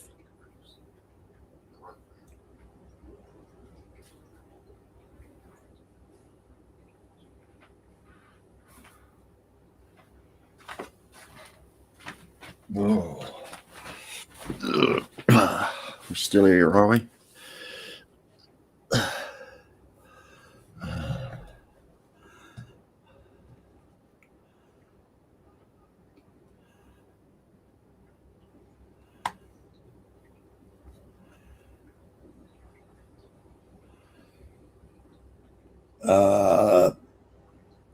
This video is propaganda and co.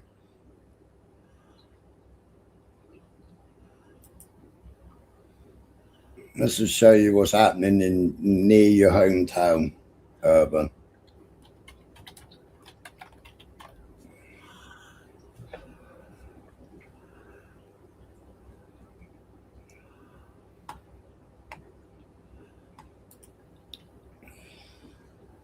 I'll put up the court case documents in a minute and we'll go through it, Urban.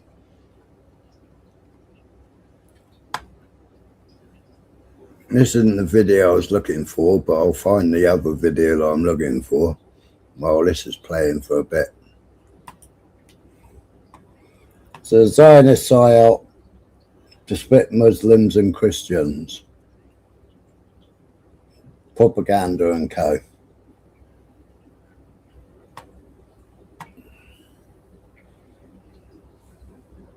Have you seen this Zionist psychological operation? Muhammad was a pedophile!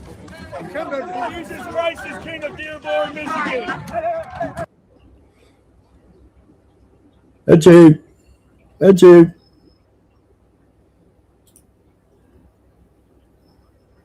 Holding a cross and the Quran. He was also on the January the 6th, holding a baseball bat, telling people to go in.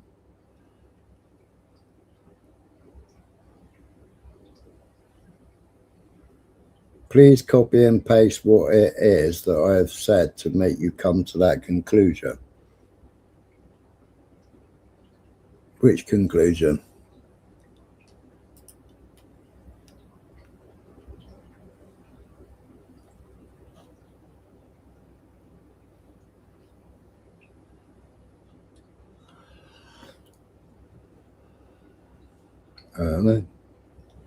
Talking to Daniel. We don't want you here. Get the fuck out of my country. You guys are outbreeding insidious parasites on the American way of life.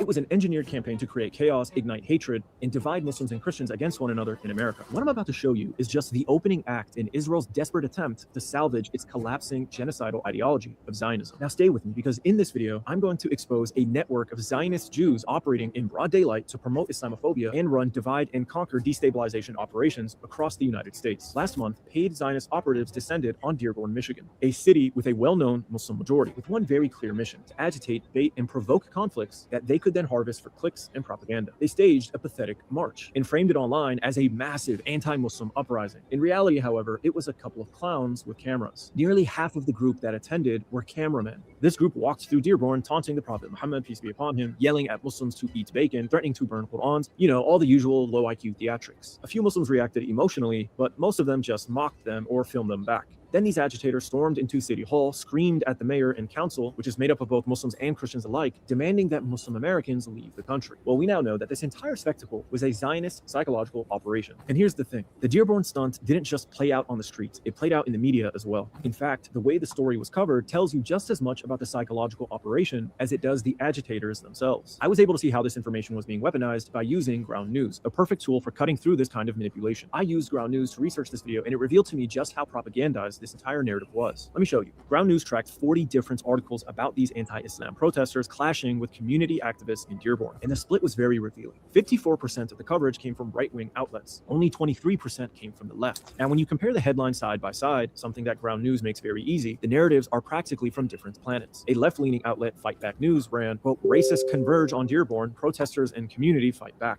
Meanwhile, the Daily... You might have gone through it, but you got it all twisted, didn't you, Urban?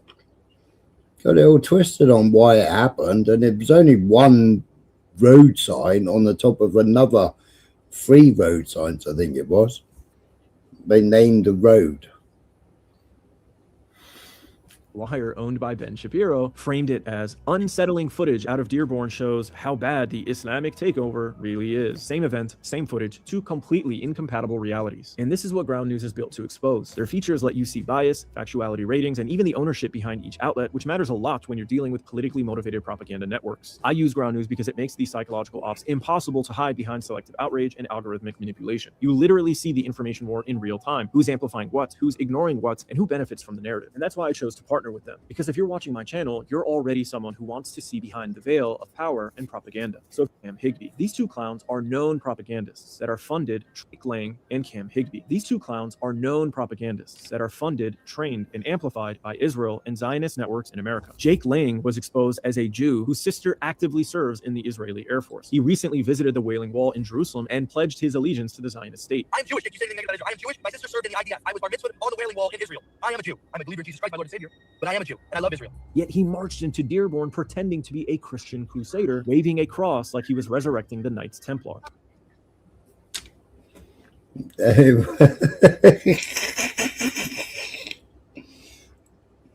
can't make that shit up, can you? Can't make that shit up, really.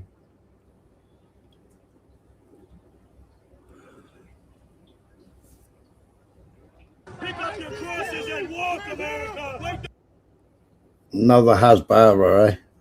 up before the giant of Islam crushes you! He even tried deleting evidence of his Jewish identity from his X account, but it was archived before he could do so. And Cam Higbee, well, Cam Higbee cosplays as a war correspondent. He recently went to the Gaza border in an armored press vest, attempting to help Israel cover up the famine it engineered in Gaza by standing in front of thousands of pallets of food he claimed Hamas was stealing. Just endless amounts of food. And over that fence, there's more food, just sitting on pallets, going nowhere. Both Jake Lang and Cam Higbee are stupid, idiots monkey propagandists. Not only did Jake Lang forget to delete posts of him wrapping himself in Jewish electrical tape while pledging allegiance to the Wailing Wall in Jerusalem before carrying out an obvious publicity stunt, but he also got arrested in the chaos of the January 6th protests. Lang has a very troubled past. As a January 6th agitator, Lang served jail time before Trump eventually pardoned him. After the chaos in Dearborn, his former cellmate, J6 protester Tim Hale, revealed that Lang was likely a federal informant and a drug addict. Jake Lang was my cellmate and is is a federal informant. Hale then shared interviews with Lang's own father describing his son's years of substance abuse and constant clashes with law enforcement. Hale continued, "He's a plant. His family served in the IDF, Antifa member and BLM rioter years ago. He's a stalker, con artist, and junkie. Not a conservative, not a Trump supporter. Didn't vote. Tried snitching on Oath Keepers. Fraud." And Higbee? Just watch his Fox News interview. All intentional. It's Hamas's plan. The problem is that their plan is essentially to spread this propaganda throughout the internet by using sorry guys. All right, let's go to RA's Cam. Get yourself together there, my friend. The launching of missiles from densely populated urban areas, like he has a complete brain fart here. He completely melts down. He can't even speak. He can't remember his script. the Gaza Strip, it essentially they want people to see what is happening. I'm sorry. That's all right. Ari, I want to get to this politically. These guys are low IQ grifters that will do anything for media attention. But what do these two sad little operatives reveal about Israel's collapsing propaganda machine? Well, a couple of months ago, there was a leaked Israeli government study that revealed something incredible. Israel's reputation in the West is destroyed and beyond repair. The Israeli Ministry of Foreign Affairs teamed up with a well-known political pollster, the Jewish Zionist Mark Penn, who helped get the founder of the Likud party, Menachem Begin, elected in Israel. They worked with Mark Penn to figure out a way to repair Israel's image. Their conclusion, however, was that it cannot be fixed. Americans and Europeans now see Israel negatively. Even worse for the Zionists, they see Palestinians as human beings deserving of empathy. So the strategists pivoted to an age-old Zionist tactic. If Israel's image can't be protected, maybe they can redirect hatred towards Muslims. The study found that the West still fears Islam just as much, if not more, than Israel. And Zionists realized they could weaponize that fear again. This inspired Israel to increase its propaganda budget for 2025 by $150 million.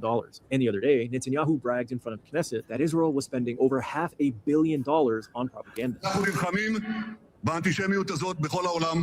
העברנו עכשיו, רק עכשיו, למעלה מ2 מיליארד שקל למשרד החוץ כדי להילחם בתעמולה הזאת. אני מאמין שצריך להילחם בה בשיטות חדשות. We also know that the Israeli Ministry of Foreign Affairs hired an American firm, Bridges Partners, to pay influencers up to $7,000 per pro-Israel post via the Esther Project, which was aimed at shaping public opinion. After both the funding and the message was established, Netanyahu held a private meeting with Zionist influencers to discuss the new propaganda program. Present at the meeting, of course, was none other than Cam Higbee. During the meeting, Netanyahu called the information war the Eighth Front. He also said this. We have to fight back. How do we fight back? Our influencers. And secondly, we're going to have to use the tools of battle. You know, the weapons change over time.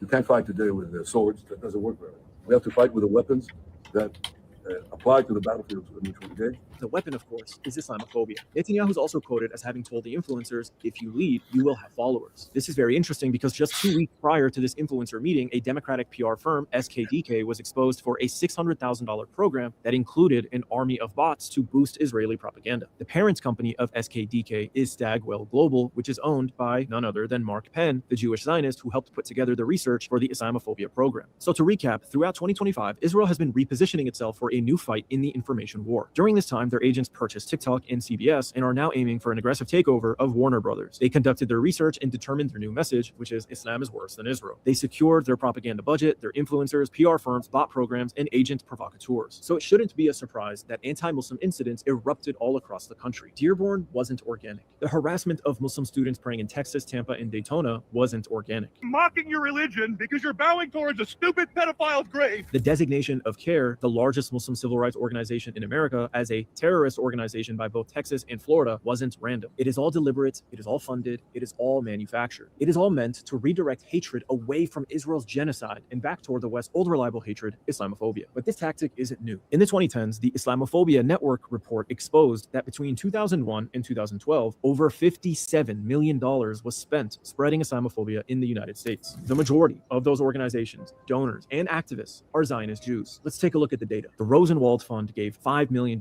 Zionist Jews. The Fairbrook Foundation, $2 million, Zionist Jews. Russell Berry Foundation, $4 million, Zionist Jews. Newton and Rochelle Becker, $1.5 million, Zionist Jews. Allen and Hope Winters, $1 million, Zionist Jews.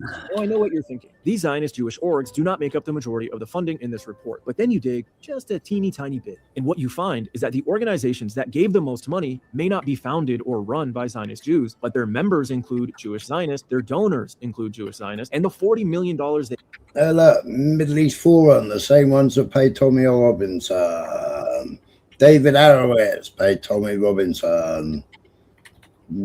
they gave went to Zionist Jewish organizations that are at the forefront of spreading Islamophobia. For example, the president of the Donors Capital Fund is Lawson Bader, a Jewish Zionist. In 2008, the Donors Capital Fund gave $17 million to the Clarion Project to produce an Islamophobic film called Obsession. The film is incredibly racist propaganda. This film was then mailed directly to the homes of 28 million Americans in the form of DVDs during the 2008 elections. 28 million Americans were subjected to Zionist Islamophobic propaganda because of one single source donor. It is believed that this single source for this $17 million donation was Jewish Zionist billionaire Barry Seed. It is alleged that he gave the Donors Capital Fund the $17 million so that they could then give it to the Clarion Project so that they could spread the Islamophobia film and he could wipe his hands clean. And by the way, the Clarion Project was founded by the Zionist Jewish rabbi Raphael Shor. The people giving the money are overwhelmingly Zionist Jews. The people receiving the money are overwhelmingly Zionist Jews. Figures like Daniel Pipes, David Horowitz, David Yerushalmi, and Stephen Emerson. Now, in the last few minutes, I've said the word Zionist Jews maybe a dozen times. I don't think I've ever said it this many times in such a short span, but that's because you cannot talk about the Islamophobia network without mentioning Zionist Jews. This network is at its core Israel First Zionist Jews funneling money to other Zionist Jews to produce, spread, and amplify Islamophobic rhetoric in the United States, all to deflect attention away from Israel and Zionism. Now, mind you, this report is 14 years old. Since then, the network has expanded, the funding has exploded, and the influencers have gotten younger and even more aggressively Israel first than ever before. What this reveals is that Islamophobia in America, at least the levels that we are currently seeing, is not organic. It is mainly instigated by Zionist political networks and operatives, many of whom cosplaying as Christians, all to manufacture hatred towards Muslims and protect the Zionist influence and power structure that shields Israel's colonial apartheid project. And this is only just the beginning. You can expect more provocations, more false flags, more random attacks, more suspicious assassinations, and far more desperation from the Zionist establishment. If the polls continue to collapse against them, the Islamophobia campaign will escalate. These false flags will intensify. Zionist Jewish Mossad agent Laura Loomer practically telegraphs this strategy every other week on X. So what can you do? Well, you can educate yourself, tell a friend, especially a Christian American. Don't fall for the divide and conquer tactics, and above all,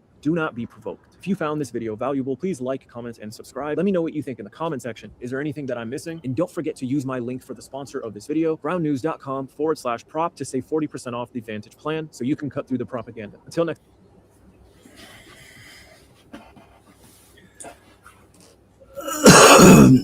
Oh yeah, Michael, it's my comment side chat that will get Smiler's channel taken down.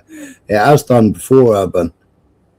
I used to have a young lad, an Egyptian lad who was a Muslim, he used to come on my channel, and they attacked him with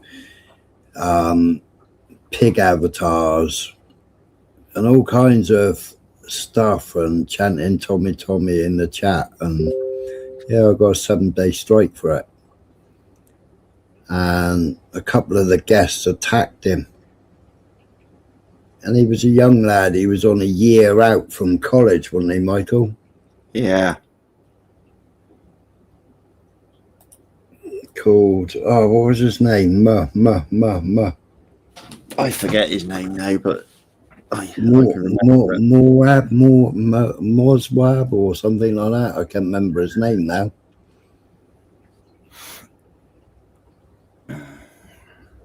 Now,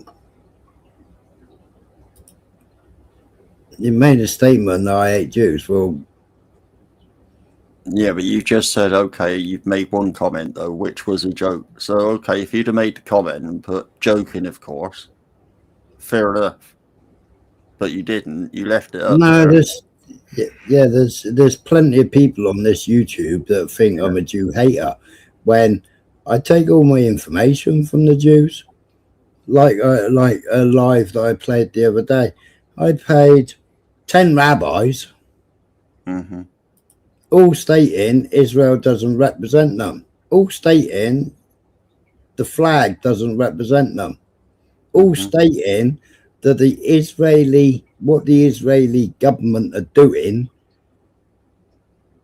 is worse for Jews than any sort of anti-Semitism.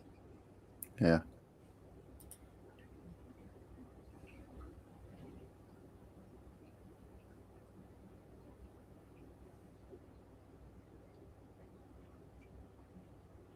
I don't even think it's that blunt. I think it's the Israeli government people don't like. I think it's the Zionist movement people don't like. And when you look at, I mean, Urban, when you look at how many Holocaust survivors, how many Jews are actually on the Palestine marches and totally rejecting Israel. Totally rejecting Israel. But Israel's lost the fight. So Israel's got to have lots of false flags now, hasn't it? To scare the Jews like they've done many times over. Even on the creation of Israel. Zionism, but Zionism before the Jewish people. They even blew up the 2 ships with the Jews on it because they weren't the right Jews.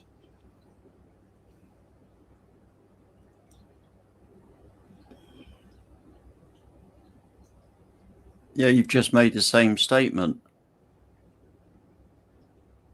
More anti-Jew than you. So you I ain't anti-Jew though. Yeah, but he's just said exactly the same again that he took as a facetious comment. And he's just tried to cover his ass by saying exactly the same again. And as for the content's already on YouTube because I put the channels up there. My first cousin, Urban, was married to a Rothenberg. Right? A German Jew, an Ashkenazi Jew.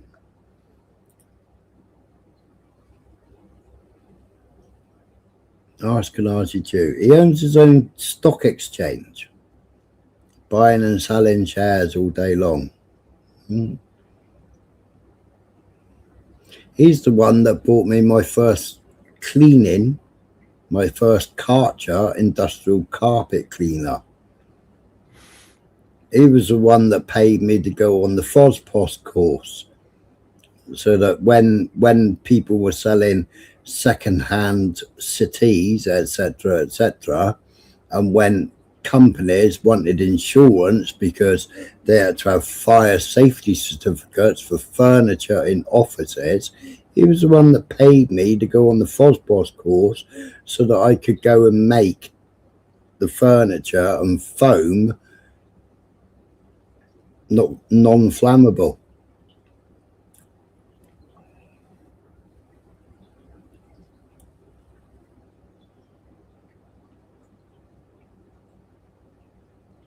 I made a fair chunk of money when I sold that company to Mighty Cleaners. Well, I didn't. I sold it to Stay Bright Cleaners, and then later on, Stay Bright sold it to Mighty. So all my contracts that I'd won, your Mighty that does all hospital cleans and all the food and everything else. They do security as well at one point. Yeah, they did security as well. Yeah. But yeah, back in the day, that's what I used to do. You know, and I sold the I was Stay Bright. I sold the company to George Oakley Cleaners, and then Oakley sold it to Mighty.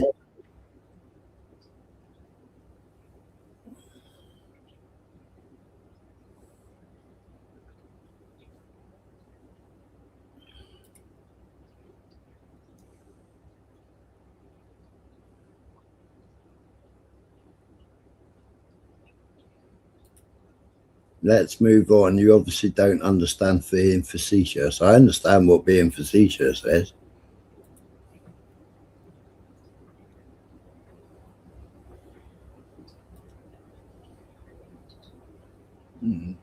Right. Another short video for you.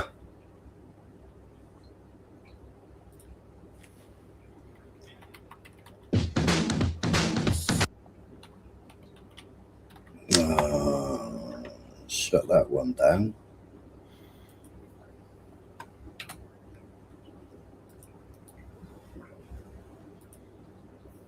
Let me know if this is Revolutionary Change. You've seen me play Revolutionary Change before. I think this is the right video.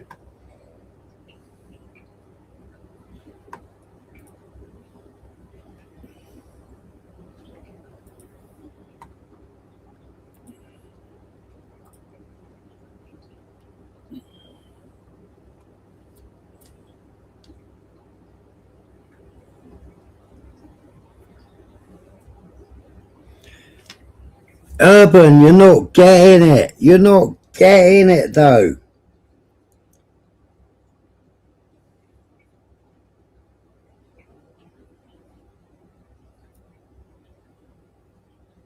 Yes, they were Jewish agent provocateurs.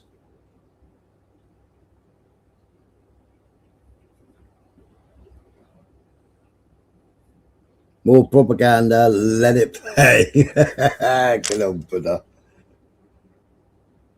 It's not propaganda. Revolution change. I've shared the what's it called?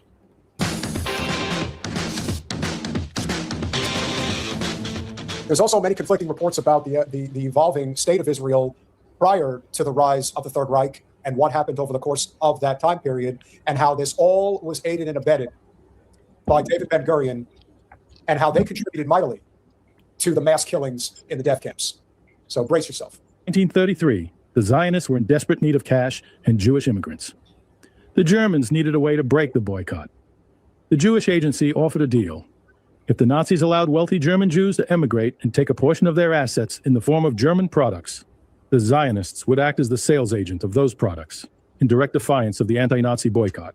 SS officer Leopold von Mildenstein toured Palestine in 1933 with German Zionist Kurt Tuchler and wrote a 12-part series of articles promoting cooperation along the lines of the Zionist proposal. Adolf Eichmann, who succeeded von Mildenstein as head of Jewish affairs, visited Palestine in 1937 to assess immigration possibilities. However, he was discovered by the British and deported. For those of you who don't know who Adolf Eichmann is, he was the commandant of Auschwitz. I actually got to sit inside the glass box, bulletproof glass box that he sat in during his trial in Nuremberg. Now, if you know anything about the Nazi hunters, when they were in Argentina, they had to make a decision to get Adolf Eichmann or to get Dr. Joseph Mengele. Now, if it were up to me, I would have went for Mengele, but that's me. If you know anything about Joseph Mengele, if you don't know, It's all bad, Peter. Again, this is like you with who's your favorite president? None. I have a favorite president. Thank you for sending me that thing on the. I figured you would like that, but yes. I still have my doubts. Fair enough. The Haverer Agreement, as it was known, would last 8 years and prove a crucial lifeline for both the Nazis and the Zionists. See the flag there, top right-hand corner?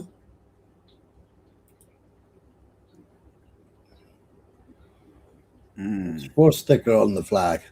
Yeah. So the SS Tel Aviv, a Jewish-owned ship, which facilitated the transfers, is sailed flying the Nazi swastika flag from the mast. We already know that Nazi was a made-up word by a Jew.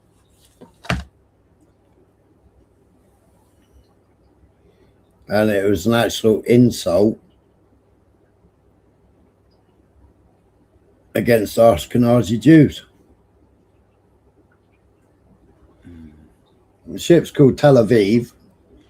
It's flying a Nazi swastika.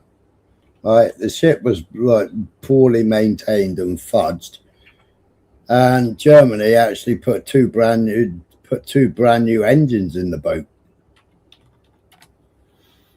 The SS Tel Aviv, a Jewish-owned ship which facilitated the transfers. It sailed flying the Nazi swastika flag from the mast. Yeah, people make no mistake. The Zionists and the Nazis have been in cahoots from the very, very beginning. From the beginning. In 1926, Zionist leader Chaim Weizmann wrote, "I am not an alarmist by nature and have a large dose of optimism, but it is my duty to tell you that the ship is sinking." In 1927, 2,287 more Jews left Palestine than entered. In 1928, the number was plus 10. Only 10 immigrants. The Zionist project was on life support, facing massive deficits, collapsing fundraising, and halted settlements. David Ben-Gurion, the future prime minister, made his priorities clear. In 1938, the British offered to grant sanctuary to 10,000 Jewish children in England, but... Now listen to this. I've stated this before. And people tried to say, no. Listen to what Ben-Gurion says. Barred them from Palestine. And just so people are aware, the area was referred to as Palestine. British That's what they all called it. It was Palestine. Mm-hmm. They're pretending that's not true now, but that's what they called it. And Ben Gurion knew that they were going to have to ethnically cleanse. He knew that. Ben Gurion's response was shocking. If I knew that it was possible to save all the children of Germany by transporting them to England, and only half by transferring them to the land of Israel, I would choose the latter, for before us lies not only the numbers of these children, but the historical reckoning of the people of Israel. So instead of sending 10,000, if I knew it was possible to save all the children of Germany by transferring them to England and only half by transferring them to the land of Israel, I would choose the latter.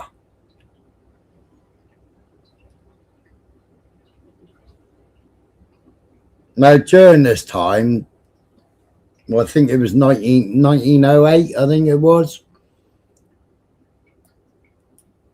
Rothschild, no, sorry, Balfour, actually did a Aliens Act, which barred people barred Jews going to England or any other country. And that was when there was all the newspaper clippings over and over and over again, 1908, so many years before Hitler rose to power, that 6 million Jews were going to perish. 6 million Jews were going to perish. And it's like the argument between Poland and Israel now, isn't it? About all the Poles that got murdered.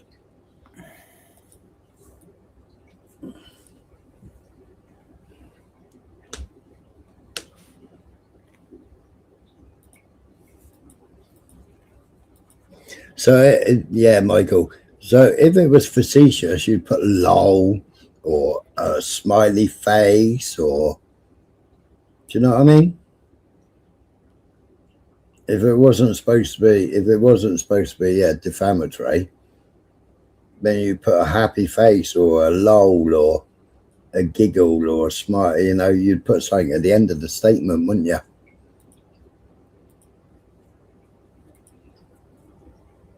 Because when you read the comment outright, it classifies me as a hater when I'm not. I'm only using their own history, Urban. Their own history. Ben Gurion, a Polish, Ashkenazi Jew, the first leader or the first ruler of Israel. I already read the comment, Urban. Would sacrifice the children.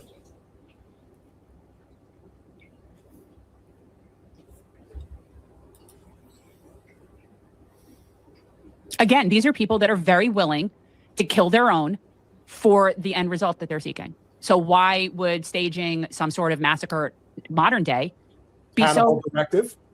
It's exactly. These are people that are perfectly content killing. Yeah, exactly that as well, Urban. Hannibal Directive. What's the Hannibal Directive? Do you know what the Hannibal Directive is, Urban? Something they carried out on October the 7th, wasn't it? The Great Hannibal.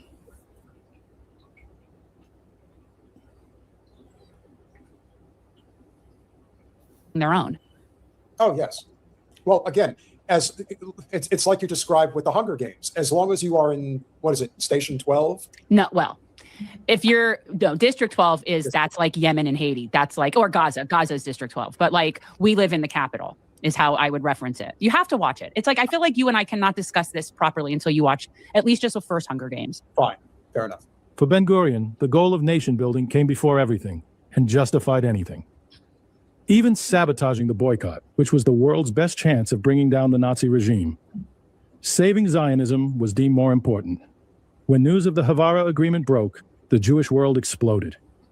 Haim Al-Losarov, the political secretary of the Jewish Agency, was assassinated when he returned from negotiations in Berlin.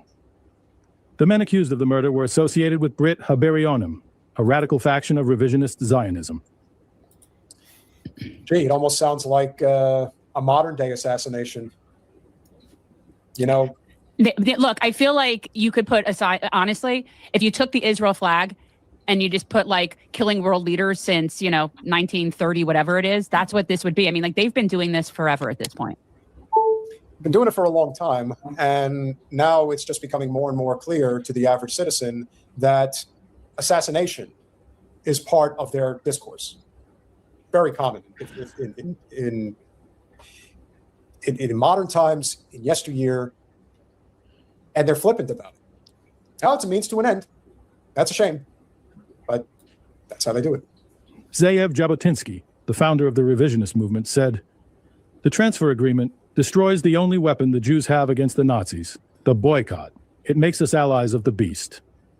The revisionist newspaper Hazit Ham, on the very day Arlozorov was murdered, wrote, "The Jewish people has always known how to deal with those who have sold the honor of their nation and its Torah, and it will know today as well how to react to this abomination that is being committed in the open."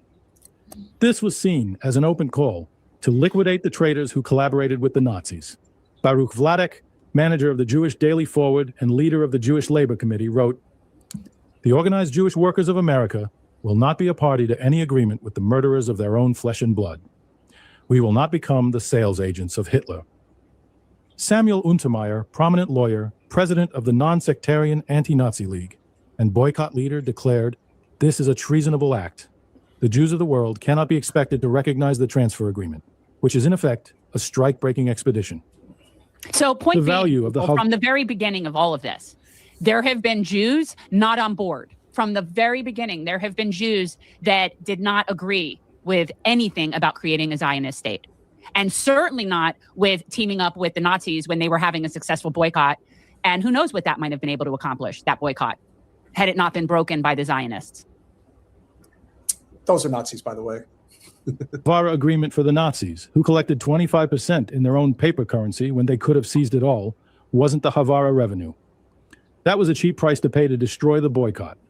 But for the Zionists, who levied a 39% tax on the transfer, you had Hitler taking 25%, you had Zionists taking 39%.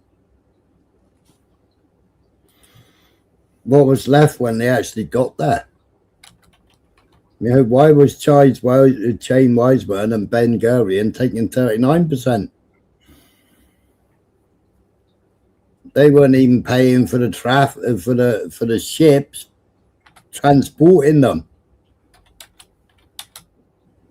Hitler's government was paying for the ships transporting them.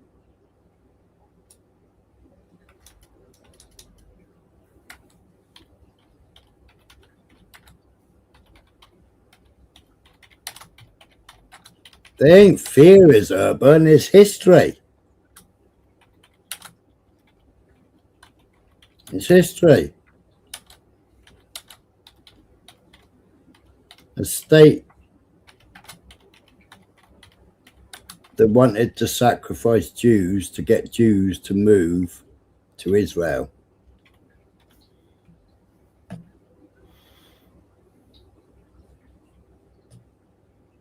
Set up on 3 terrorist organizations.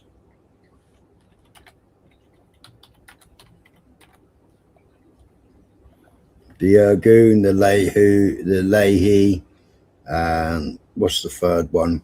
I can't remember what the fucking third one is now.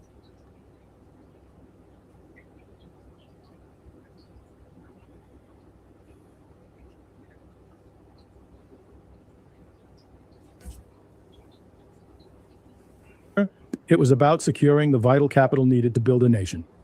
The political fallout was a price they were willing to pay for a life-saving economic bailout. Nazi steel, Nazi pumps, and Nazi cement built Tel Aviv. I should have listened to that one more time, ladies and gentlemen. I know, yeah. Price they were willing to pay for a life-saving economic bailout.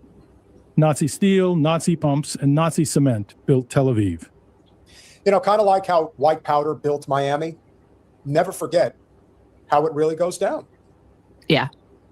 Again, Zionism and Nazism go hand in hand. They have since the beginning. They still do now. It's all the same.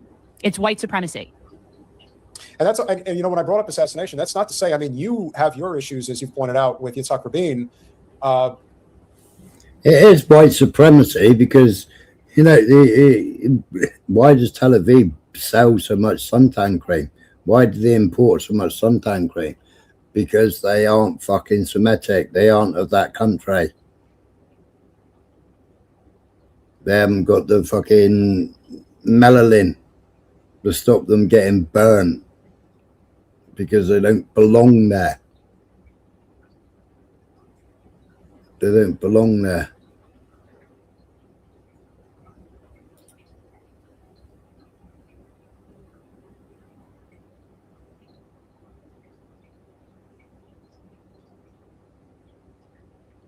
Howdy. Yeah, Jews say they're not white. But isn't it strange, Blunt, right? Every European country has got to have multiculturalism. Israel hasn't got multiculturalism, has it? And, you know, and when the Ethiopian Jewish went to Israel, what did they do? They fucking sterilized them. So they couldn't have babies.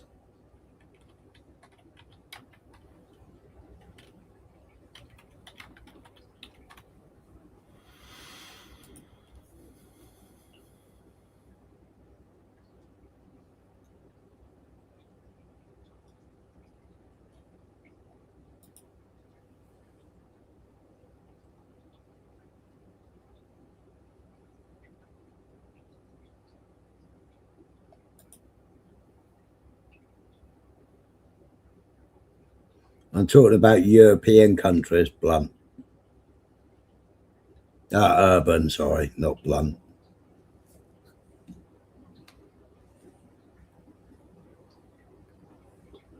But the radicalization of the Zionist movement has become more and more genocidal as the years have gone on, especially now because they are losing control of their ideology. Yeah. So who knows how much of a spiral this is going to look like? You think there's not a whole bunch of other Bondi Beach false flags that are being planned as we speak? I've always said, and I'll keep saying it, if there is one world leader that would drop a nuclear weapon, it's Netanyahu Milikowski. The kibbutzim plowed their fields with Lanz bulldog tractors manufactured in Nazi Germany. The deal brought 45 to 50,000 educated, self-funded German immigrants, vital human capital that the British would otherwise have rejected. Oh, Steve, it is appalling. It is appalling. I mean, we went there a couple of years ago, and yeah, you go to the Eiffel Tower or what have you. I mean, I went there. During and just after the riots, when they were setting fire to everything, and the Arc de Triomphe, that was all concrete blocked off when all the graffiti was sprayed all over it. But you had the lucky boys all selling trinkets, and you had every colour, creed, and nation there.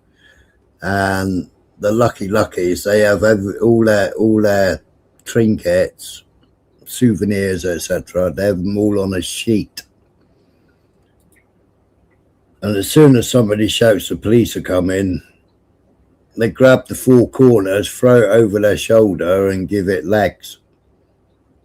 And then they wait 10 minutes, the police disappear, and out they come again.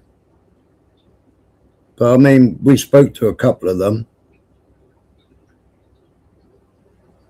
A couple of them give the kids gifts, give them the statues and what have you of the Eiffel Tower. They gave them the kids that, and like we offered them money. They didn't want that. They didn't want the money.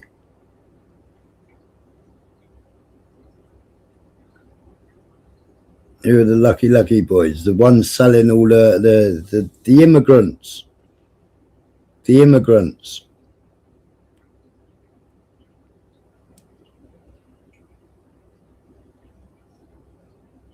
You know, all the ones that have fled war-torn countries and gone to Paris.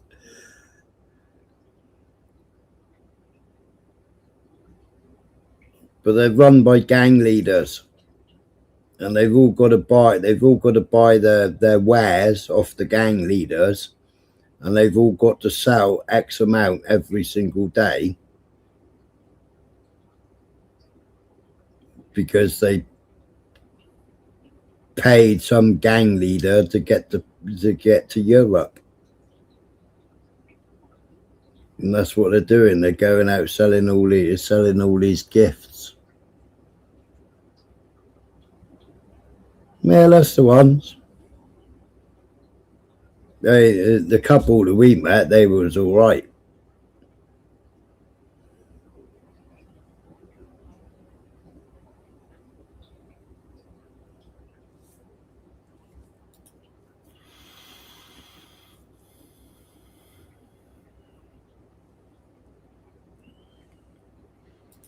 Palestine Emigration Office in Germany. Right, German Jews disembarking in Jaffa. But Urban thinks this is all a myth. Garm Weizmann's sinking Zionist ship didn't just stay afloat. It was refitted with German engines. The moment the Zionists started trading with Berlin, the moral argument for the boycott collapsed. How could a Jew in New York or London demand a company or government not buy German when the Jews of the Jewish homeland were buying German products by the boatload? The boycott was the one weapon that truly frightened Hitler. Could it have brought down the Nazi regime? We'll never know, because the Havara Agreement cut the legs out from under it just as it was gaining momentum. And that's the key. I mean, that, again, not at all surprised. Not at all surprised.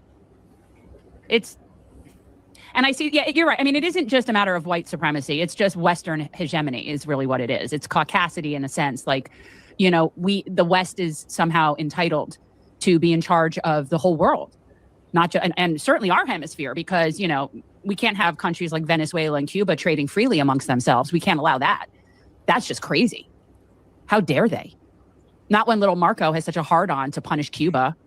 That's what this is about. Like, there are so many variables about it, and none of it has anything to do with what's in the best interest of American safety or even Venezuelans. Nobody cares. No, because life is not sacred. Only to those that are deemed above reproach, those that are considered supreme.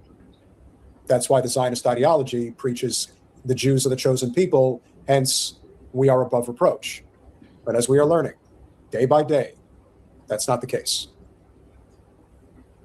If we are all created in the image of God, if God exists, then one would have to surmise that there's a hell of a lot of false prophets out there, a lot of war profiteers, a lot of criminals. Even pastors that tell people to abort themselves and seemingly don't have a problem with genocide, and that's a pastor. So be aware. And someone in the chat at the top said something very true. You don't have to be religious to be pious. So remember that.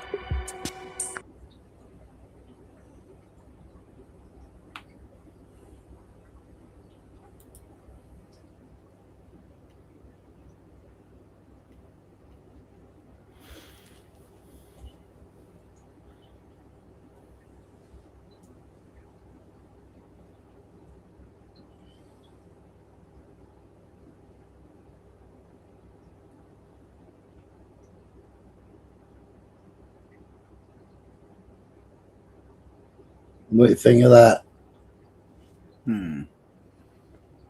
Revolutionary change. Maduro, Venezuela is prepared if Trump wants war.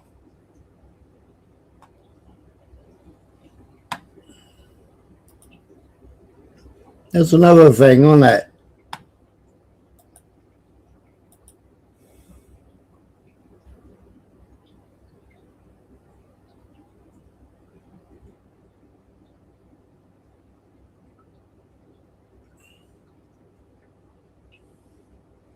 That was another thing, wasn't it?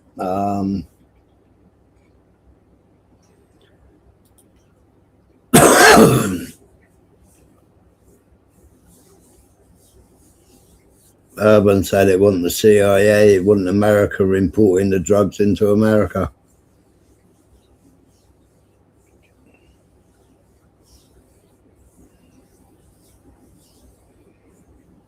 And the term Nazi was coined by Konrad Haydn. He was a Jewish commie. And Nazi actually meant, back in the day, it described Ashkenazi Jews as cruel, untrustworthy, simpletons, or idiots. So it wasn't anything to do with nationalism, it wasn't anything to do with Hitler.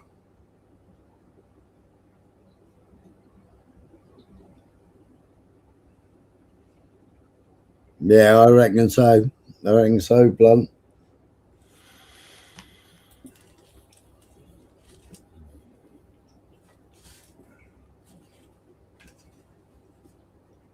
So I don't know where it gets off.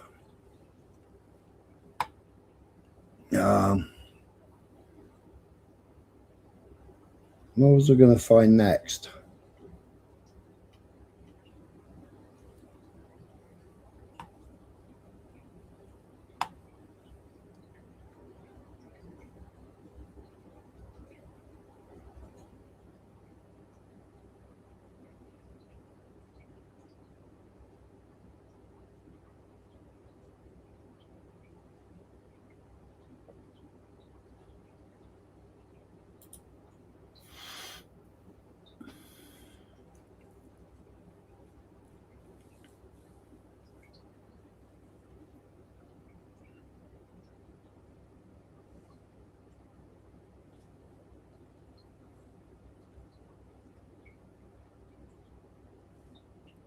What was I going to find next?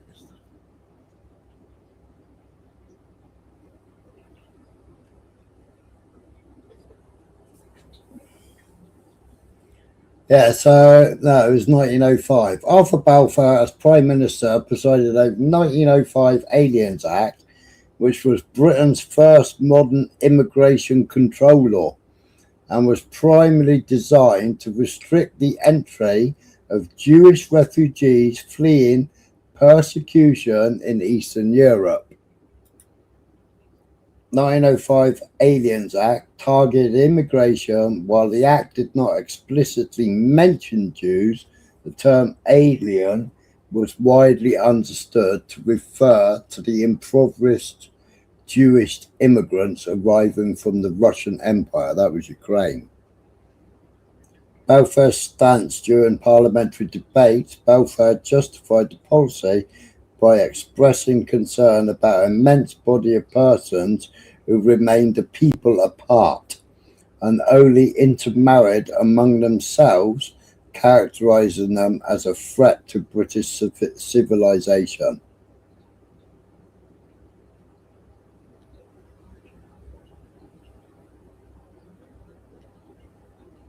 That's what Balfour thought about it before he did the Balfour Declaration in 1917. So 12 years later.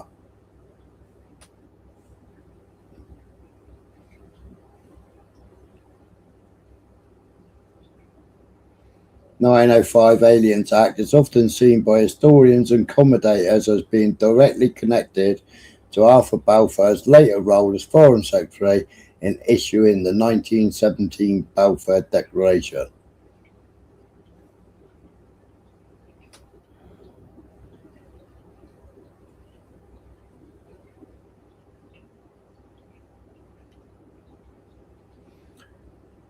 Palestine, establishing a national home for Jewish people in Palestine, critics have argued that the two actions stem from a consistent desire to encourage Jews to live elsewhere, whether by keeping them out of Britain in 1905 or by encouraging those already there and worldwide to move to Palestine in 1917.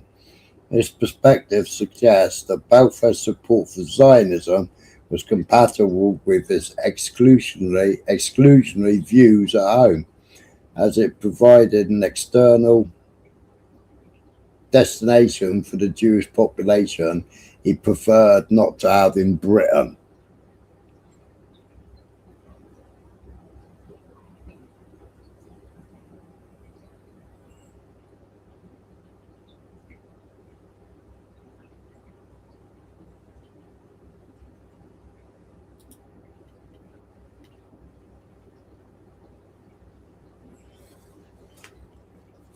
So if we could do it back then, why can't we do it for anybody else?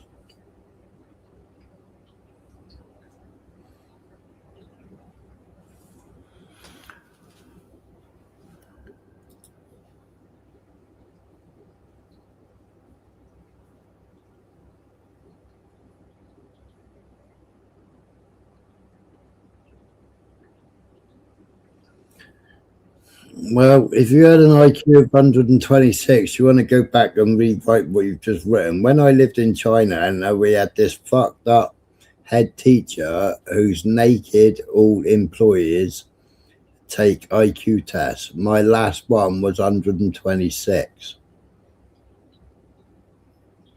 So you had a naked teacher. I bet the kids didn't like that.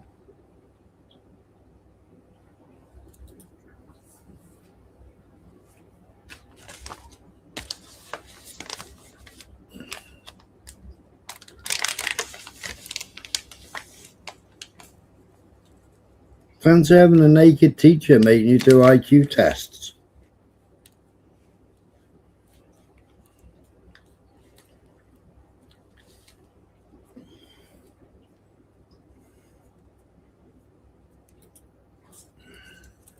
And quite frankly, education is just indoctrination. Education doesn't make you intelligent.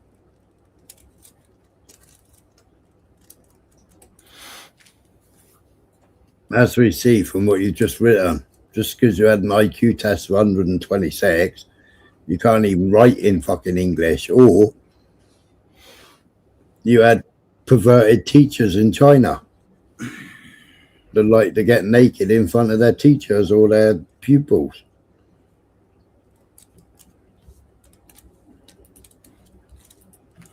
There's hundreds of people that are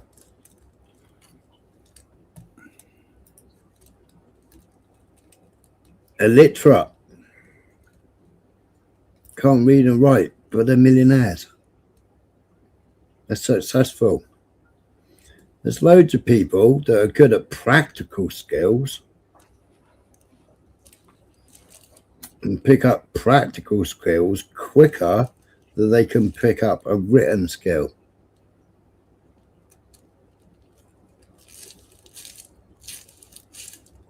China is a Jewish country anyway, Smiler. Well, no, it's a communist country, isn't it? But who created communism?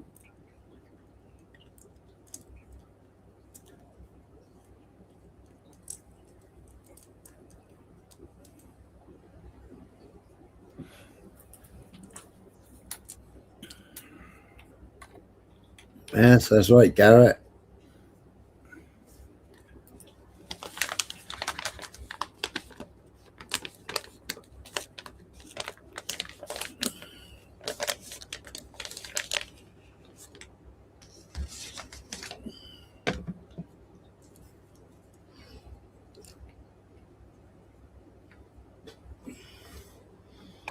What was I going to get next? Some sleep. No.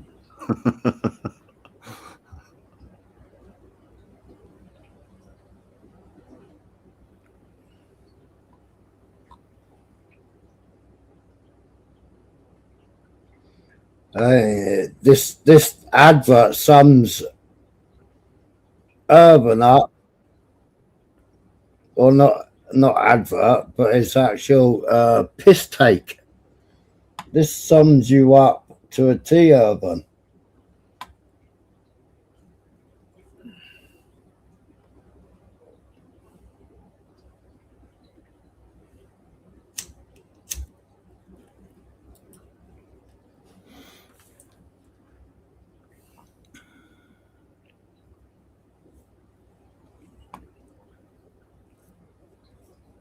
I'd like a tattoo of this really awesome Chinese symbol that I saw. We're definitely going to need your parents to come sign off on. It's my body, my choice. You're the girl, Urban. You're 14. Take it from me. You're going to regret it one day. All right, then can I just buy some of those cigarettes? No way. Smoking is so bad for you. How about a beer? No. A vape pen? No. A lighter? Not in this state. Can I rent a car? Sorry. Bottled cough syrup? What are you, drunk? Fireworks? You might blow yourself up. That Ruger GP100 and a box of 38 specials? You might shoot your eye out. Can I just, I don't know, like get an irreversible gender surgery? No problem. We'll get started right away. Oh, cool. I don't need my parents' permission. Of course not. What if they're not? No, you're the man.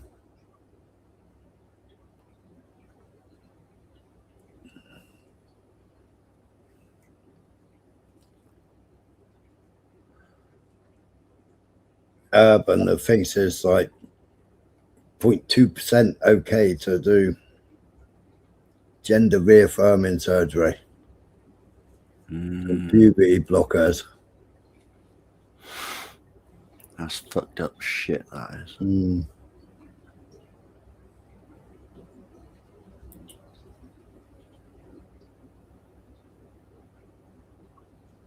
What's this one? The first thing that doesn't make any sense is America's war on terror. Yes, I understand that America was attacked on 9/11.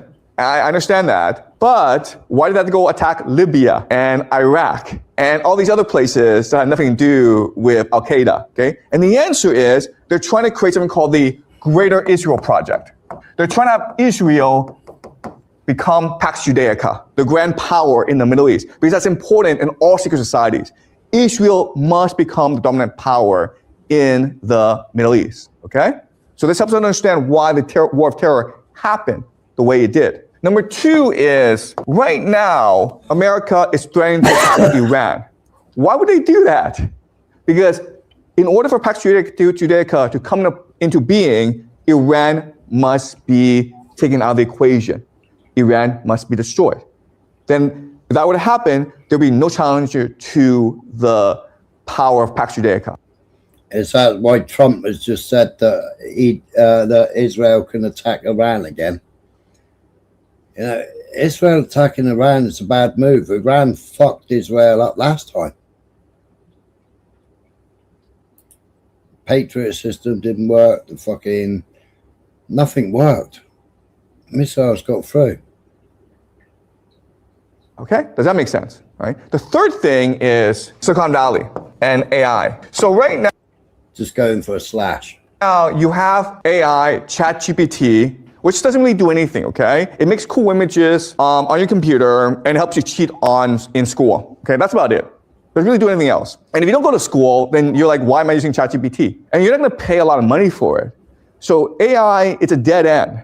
But at the same time, all around the world, everyone's spending billions, trillions of dollars on data centers, right? So everyone's putting money into AI. But then you're like, well, how can you make money off that? If you think the answer is for you to use AI, well, it's hard to make money off that. But if the answer is to create an AI surveillance state, that makes a lot more sense. So what is a surveillance state? Very easy, guys. We have it in China, okay? It's digital ID and digital currency. And the idea is that everything you buy, everything you do will be tracked. And so they can create a profile on you. This profile will tell the government who you are, how you behave, what you think.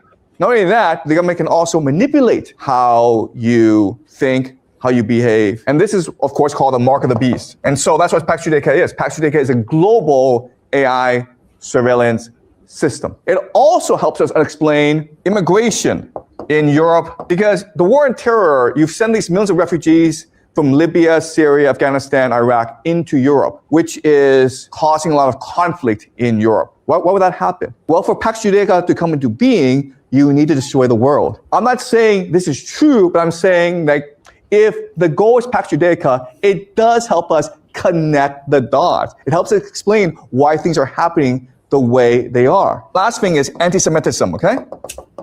So you may have noticed, if you're online, people don't like the Jews.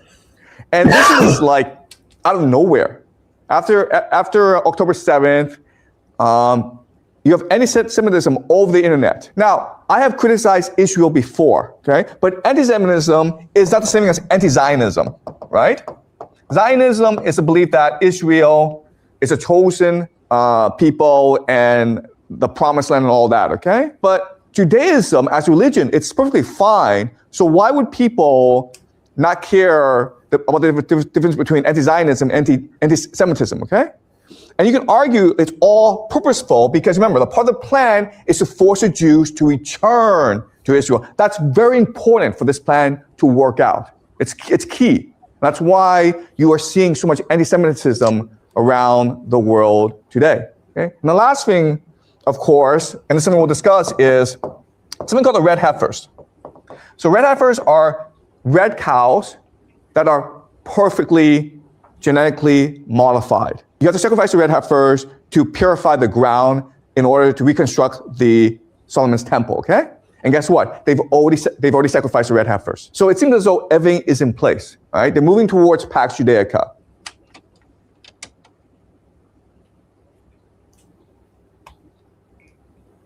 Do you share the same sentiment as him, Urban? I mean, he's Chinese. Oh, look at this. Look at this. New halal shop opening in East London. What do you notice? Is it the Taliban? Are the Taliban opening a shop in East London? You know? What are Londoners doing? What are Londoners doing? They're not stopping nothing, are they? Chris, your devices are not connected.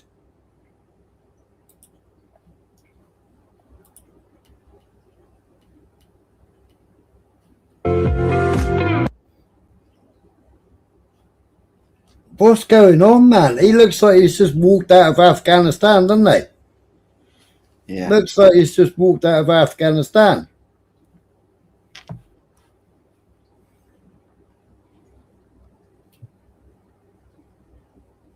That ain't Chris the Brick. It is me. It is me. Of course it is. Yeah. How are we doing, Smiler Kid? Yeah, not bad, Morning. you. Morning, Chris. Absolutely fine, mate. Fine. Smiler, you don't mind if I stream snipe, do you? My stream sniping? Well, basically, I'm on your live while I'm on my own, but like, I mean, you're more entertaining than I am. No, crack on. So you come over here to have an argument with me and stream it on yours. And stream it on yours. I'm not going to have an argument with you. No, I'm not going to do that, kid. How you doing anyway? I am. I'm fine, mate. I'm fine. What do you, Chris? What do you think of I've just put this video up.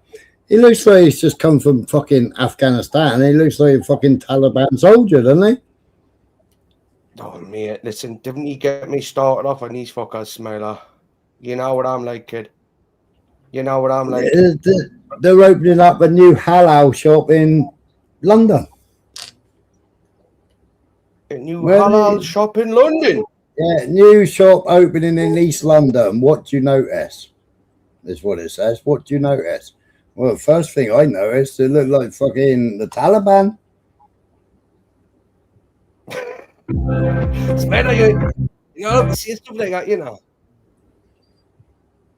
Well, I can't help it. Mujahideen. Nah, but hey, look, do you know this? What I see there? Do you know what I see there? Yeah. I don't see any British values, any kind of assimilation, any kind of respect for anybody else. What I see there is people that want to rely on the values of British people to defend their fucking like ideology. The left have caved into these fuckers, and basically the left are going to be the first people that get sent to the gulags. Let's just say, you know, if the shit ever did hit the fan. Who controlled the gulags? Can I be honest with you, Smiler? I said the word gulags, right? Okay. You walked into that one, you know, Chris. it sounded good. It sounded good, right? Okay. It sounded good. It was like that time I said the river to the sea, right? Okay. And, you pulled us up, right? The Mediterranean River, the Mediterranean Sea, and the Jordan River. I know it now, right? Okay. I know that now, right? Ah, that's what I said I'm starting. That's what I said I'm starting. You know, because Keir Starmer's done these. He's done the anti-Semitism new laws. America's done the anti-Semitism new laws. They've done the Islamophobia laws as well now. They just done it the other day, didn't they? No. They've renamed it to something about Muslim Brotherhood or something like that. Yeah. So the They're going to be teaching young boys in school, aren't they? Yeah. Well, listen, it's anything with phobia and Islamophobia, right? Okay, like arachnophobia, you know. Like, arachnophobia is a fear of spiders, isn't it? A phobia is a fear of something. Yeah. So I'm not feared of Islam, right? Okay, it's a bit like transphobia. I'm not feared of trans people. I'm skeptical of them. I'm skeptical, right? Okay. So I have. What do you think? What do you think? What do you think, Chris, about Keir Starmer? We know last year that Rishi Sunak got rid of the puberty blockers. Nobody under the age of 18 was allowed to have puberty blockers. What do you think of Keir Starmer now reversing that and now carrying out a experiment on children and putting them back on puberty blockers? Come on, Smiler. Are you trying to get the busies knocking on my fucking front door right now, mate? No. I spoke about it. I'm telling you right now. Anybody that wants to experiment on children, let's just face it, Smiler. How young is he willing to go? Below 18, for example. Your frontal fucking lobe, like what's it called? The frontal lobe in your head, the court, whatever it is. Yeah. It's not fully developed cortex. until about 25, Smiler. Yeah. Right. And again, if we're not letting like children like under the age of 18 or 16 drink alcohol, drive a van, get tattoos, do you know what I mean? Shit like that. Then why we're letting them make decisions on life-changing? I mean, look it. When you're an adult, I'll give you this. Once you're past 25, right, in my opinion, if you want to chop your dick off, right, okay, and call yourself fucking Susan when you were called Steve, go ahead and do it. Just leave our fucking kids alone. Seriously, leave them alone, because if you're going to go like from 18, under 18, how young is that? Like puberty blockers would block at 18, you've nearly finished puberty in some senses. How young do they go? How young they're letting it happen? It worries me, Smiler. Kernophobia.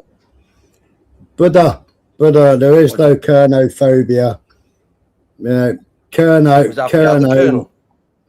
Yeah, Kerno's the first people to come out and speak out against digital ID. Cornwall says, fuck off to Starmer's digital ID. They voted on it.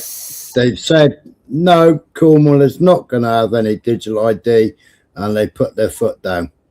Yeah, the meeting. It's funny how to get a digital ID. To get a digital ID, you need to show your passport first. Yeah, innit? Not your national insurance number. You know, and they want to make the veterans card. They want to make the veterans card digital. Yeah, I mean, how dangerous is that? Yeah, a one sign in, so no fingerprint ID, no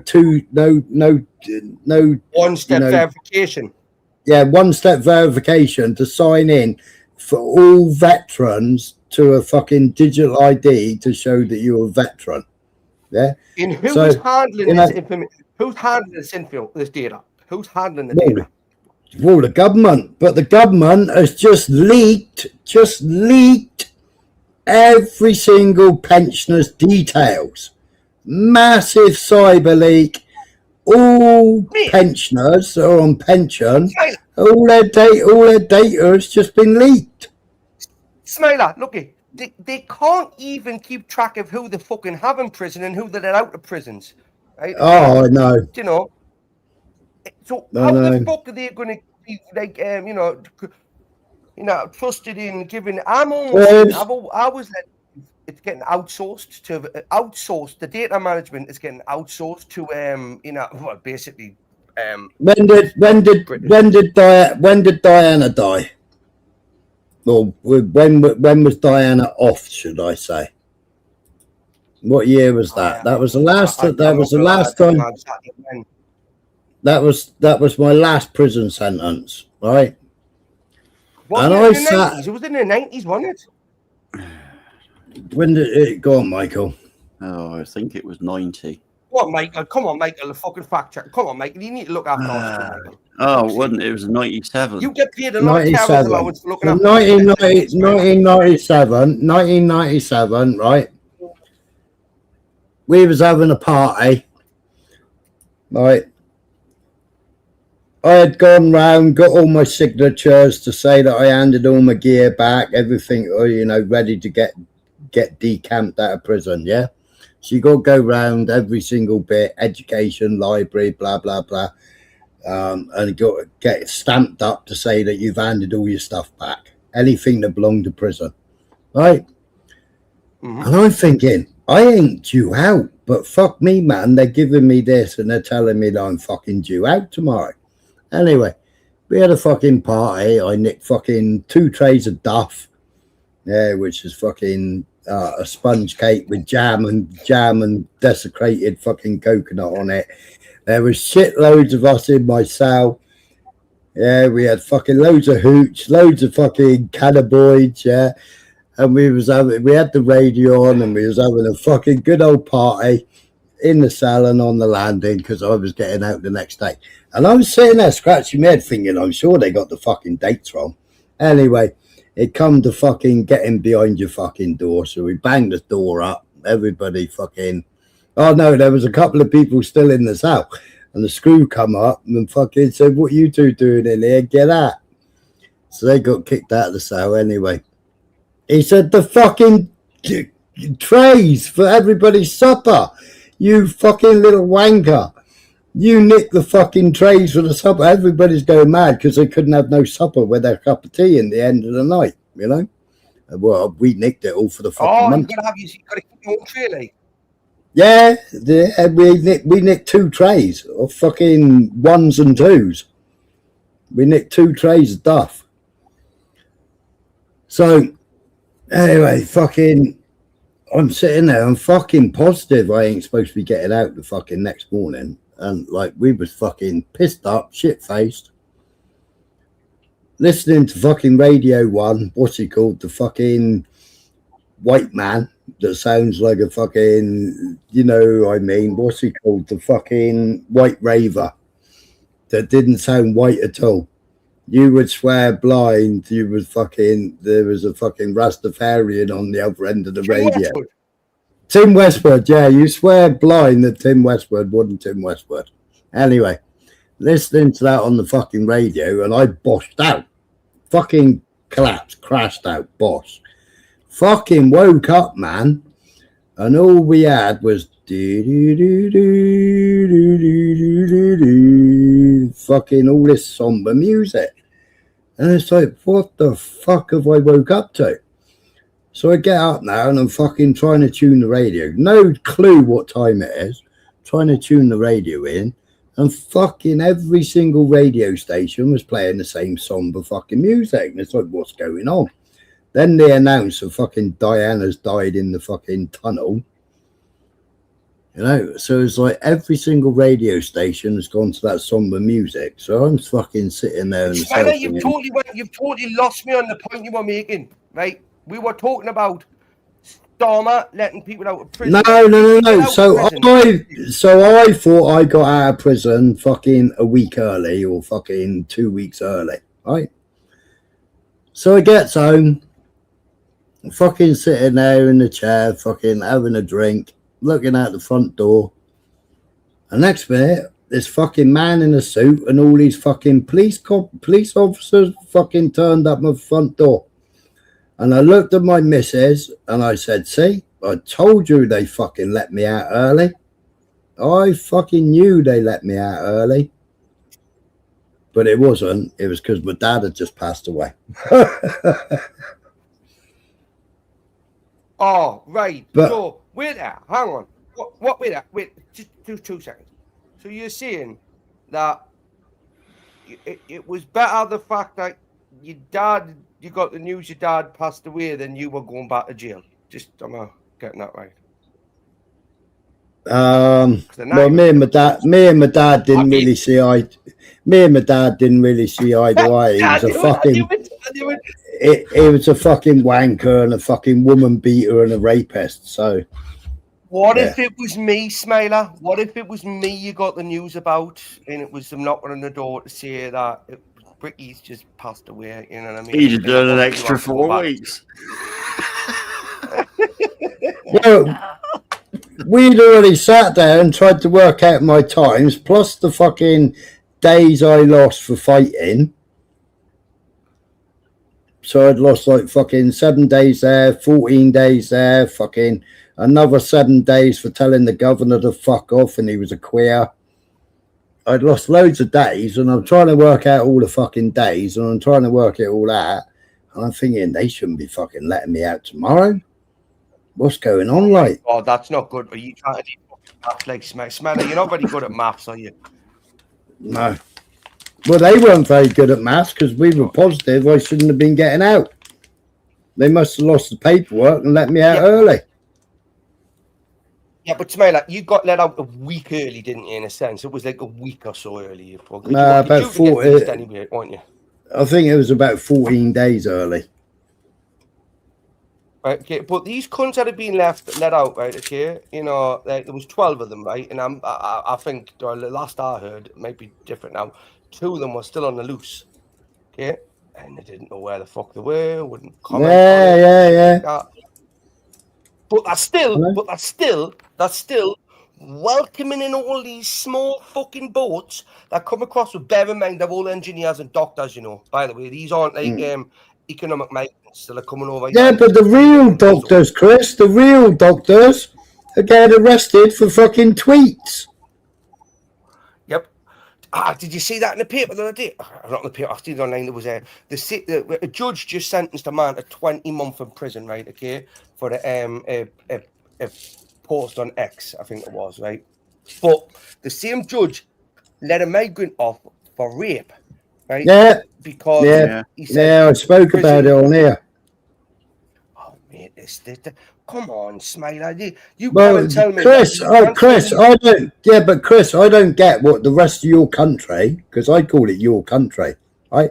Now, I was listening to what's it called the other day, and then somebody made a post about, you know, me speaking about other countries, right? I speak about fucking loads of other countries. I've showed Christmas in loads of different countries, but fucking England ain't celebrating Christmas. England is fucking happy holidays. Fucking Bradford has cancelled fucking Christmas. What the fuck is going on, right? What's going on with your part of England? Because I don't class Cornwall as fucking England. We got the Tamar fucking bridge. We've got a small piece of land that joins Cornwall to fucking England, right? We ain't got none of your problems You aren't down like here. fucking Texas, but you aren't like Texas, so dickhead. Hang on, you don't sit and think you're like Texas because you're just that small. Like you've already been invaded by immigrants. If Keir Starmer just decides to open up these fucking holiday resorts, right, that only get used 6 months of the year, right? Okay, and says let's just put migrants in there, right? Okay, like you've done all over these other town centres. Chris, they already tried it. They already tried it with a hotel. The hotel lasted 2 weeks, and everybody was fucking into coaches and fucked off out of Cornwall, and they ain't none's come back. Now Reform had 30 councillors. Reform tried doing it again to Cornwall, and they got fucked off. Yeah, they got fucked off. Right, because Reform wanted. This is where me and you continue. Go on. Well, tell you, mate. interrupted you there.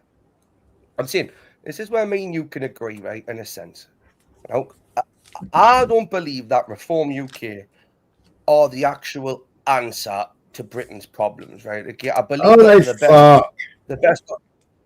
Wait, hang on, let's finish. They're the best alternative option that we have at this moment in time. But I believe that we need to go even further right. Okay, there was your little walk left at the minute, Smiler. Okay? I'm getting that. Fuck off. Yeah, I've done my test. I've done my test, Chris. So, but again, I don't believe that we should be letting these boats come.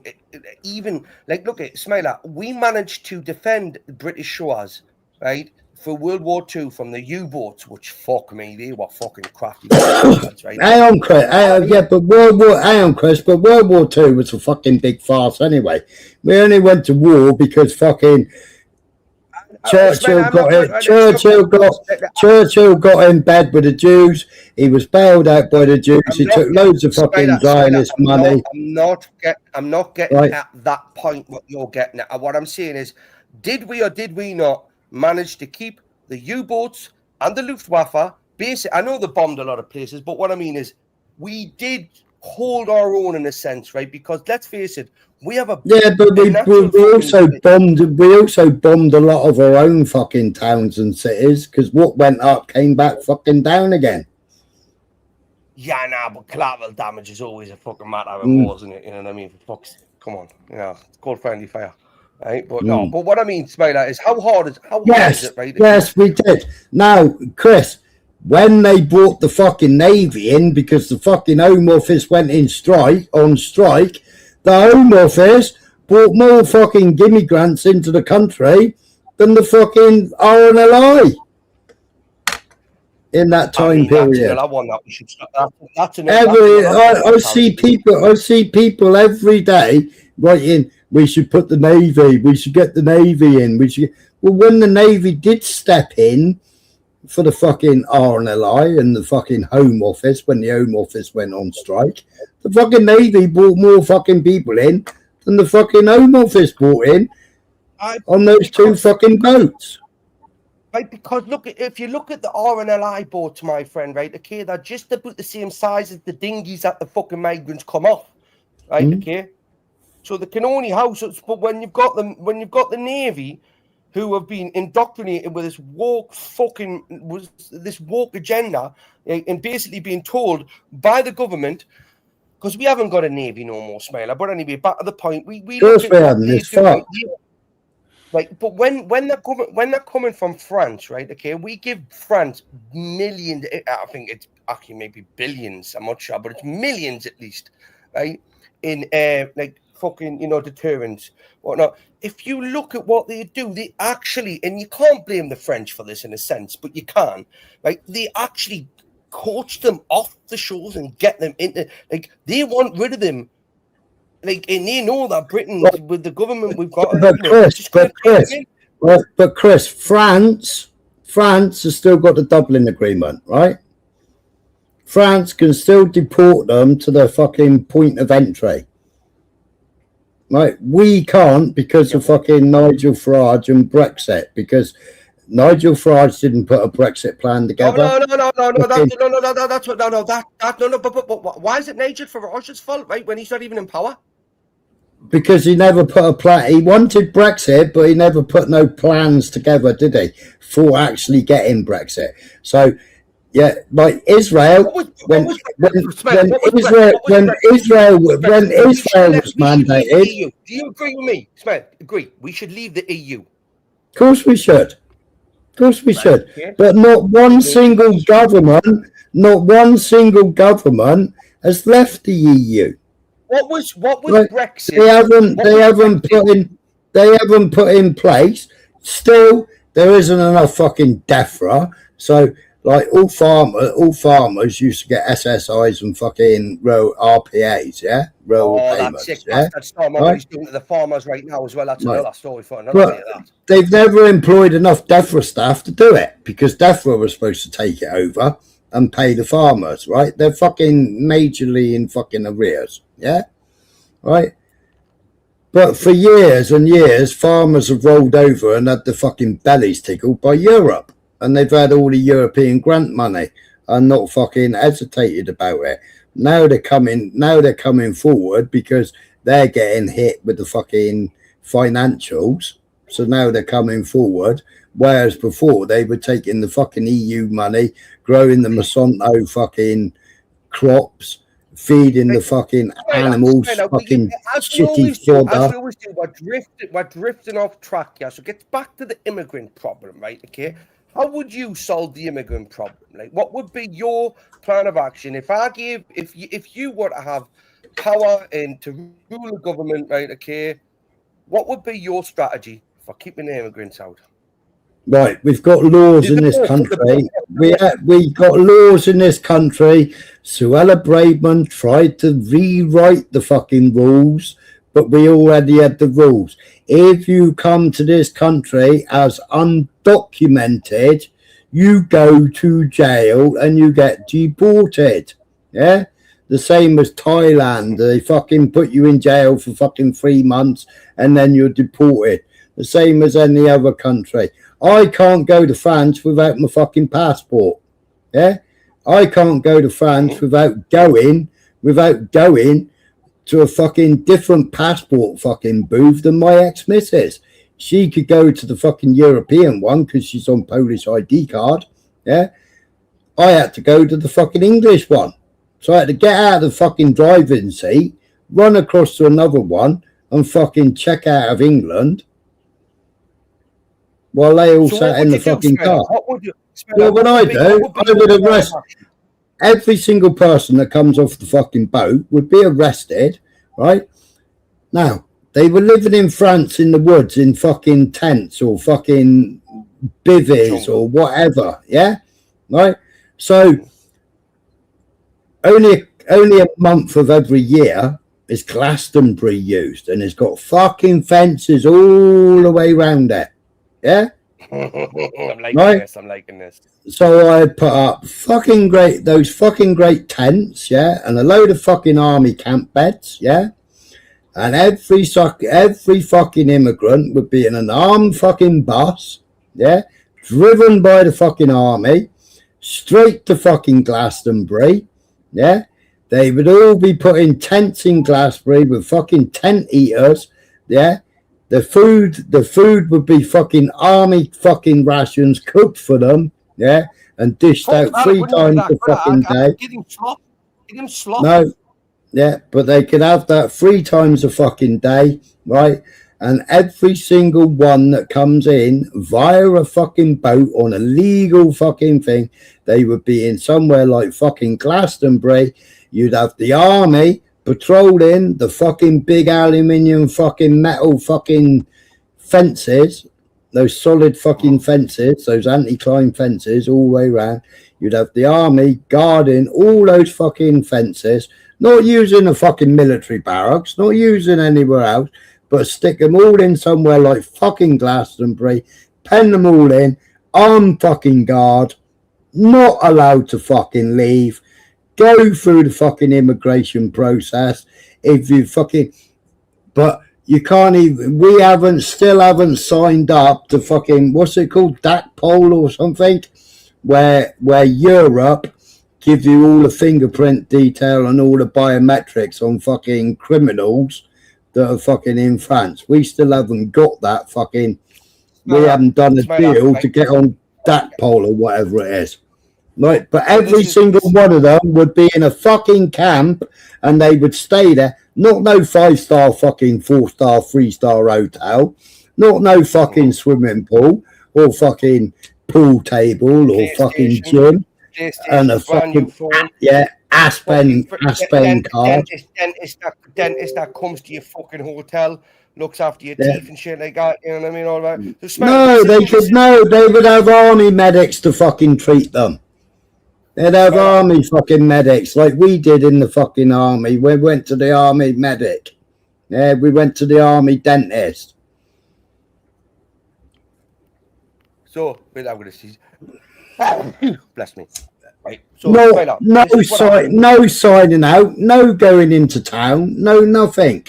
Not like they're Now, when they're in a fucking hotel, they can come and go as they please. You know all this money that we're spending, right, on like housing these immigrants in these hotels and giving them all these fucking meals, 3-4 meals a day, you know, giving them like spending money, shit they got all in like, you know, they can like just the hindrance that they're causing. Spend that money on doing what similar to what you said, right? But what I think is that when they come into this country, it should be a turnaround situation. Like, for example, one small boat comes in with 50 migrants on, right? Okay. We house them in Glastonbury, like you said, for example, Glastonbury. House them there until we get like enough to put them on a fucking Navy boat, right? And send them straight back to fucking France where they came from, right? Okay. And dump them off, right?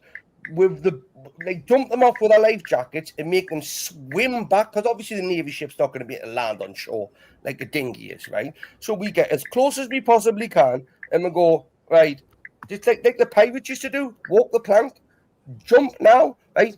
But because we're not going to do this, Smiler, which would be my fucking deterrent.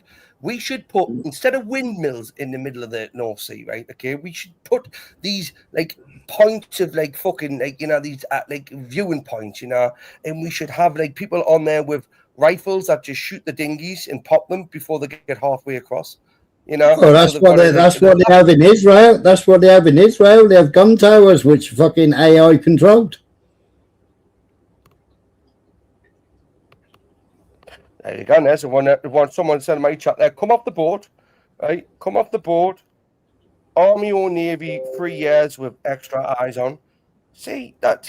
I mean, we're getting like some good ideas, yes, Smail. But Chris, you've still got Auschwitz and Birkenau. They're still both open. Auschwitz and Birkenau are still open. Send them to fucking Auschwitz and Birkenau. Then work out the immigration status. I don't. But look, Ismail, after coming over on a dinghy, kid, right? Okay, then straight away from me, mate. You know, you're breaking the law. Your first act of coming into this country is breaking the law, right? Okay, and that alone should warrant your deportation, because there's people that can't get on a plane with a doctor's fucking like certificate, you know, like a doctor or even let's just say a construction worker, right? Okay, coming from Afghanistan, like he needs, if he's going to come into this country legally and work, he's going to have to get a visa. He's going to have a passport. He's going to have to provide documentation. He's going to have. Well, I mean that's the way that the fucking legal migration works, isn't it? But then we had more fucking legal. What did we have? 40,000, 45,000, 50,000 illegals compared to fucking nearly fucking 750,000 legal that came in on visas.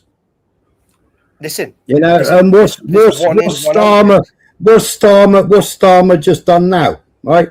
He's just opened the borders up to all Palestinians, yeah, that want to come here for school and college, right, and put funding in place for all Palestinians to come here to have education. Now, that means if they're a fucking minor, they're bringing their fucking parents with them, right? Well, that's the same as Chinese. Yeah, I mean, that's the same as everybody else. They come here with their aunties, uncles, fucking sisters, brothers, cousins, yeah, grannies and granddads, because they want to come and get an English education. Well, according to fucking Urban, why would they want to come and get an English education if Chinese education is so far fucking superior to English education? And bear this in mind, Smiler, bear this in mind, right, okay? Do you know, for example, a lot of these people that come into this country, right, okay, think it's abhorrent, right, okay, and it's not right to eat bacon, for example, okay? That's what a lot of the beliefs are, but they're willing to marry a 6-year-old child, you know, and they'll promote that, right, okay? This shit really needs grabbed a hold of, because... Yeah, but then some Jewish sects is still fucking... think it's okay to have sex with a 3-year-old in one day. Right. Show me where that's getting practice. I can show you Show me where it's fucking. getting I can show you. I'm not saying to you that the Torah may have like had that because even the Bible has stuff in it back from Chabad Lubavitch got kicked out of a country. What was it? 6 months ago, 7 months ago, Michael got kicked out of a country because that's what they're practicing, and they stole 20 odd children. So he got kicked out. He got kicked out of the country for practicing it? No, it was a fucking big whole sect. There was fucking 100 and something odd of them, all in this big sack that all got put on a minibus and taken to the country next door, and they were all set up in a big camp. Smiler, like, look, do you know what? Do you know when? In traditionally, when people go to war, right? The men go to war. Also, Chris, what about matey that came over to America? Yeah, that worked under Netanyahu. One of Netanyahu's advisors. Yeah, went to America. Yeah, while he was staying in the hotel, decided to speak to a minor. Decided with condoms at the ready to go and meet a minor. Yeah, was arrested by the police. Yeah. Went to court, got bailed at $10,000, bailed for $10,000, jumped on the airplane. That's about six grand in British money. Yeah, fucked off back to fucking Israel and hasn't had to go back to court ever again because he's now in protection of Israel. Catch you later, Urban. Like, so again, Smiler, like I say, me and you can go off on tangents and stuff like that, right? On a lot of things, right? Okay, the Israel Gaza thing, I don't think we'll ever really agree on that, right? Okay, because you are a massive Jew hater. I'm not saying that I'm not a big fan of Jews, but in this moment in time, like what's happening, I believe that like Israel, as opposed to and again, not the Palestinian people, because obviously, Chris, I'm only repeating what the Jews are saying. Israel doesn't represent them, and Zionism isn't Judaism.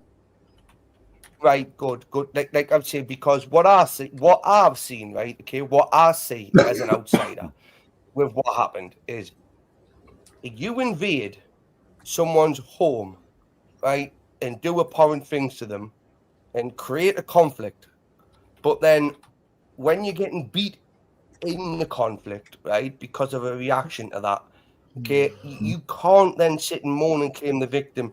And we have these marches like, looky, Smiler, did you see what fucking what's he called, that dirty bastard that runs fucking London? What's he called? Khan.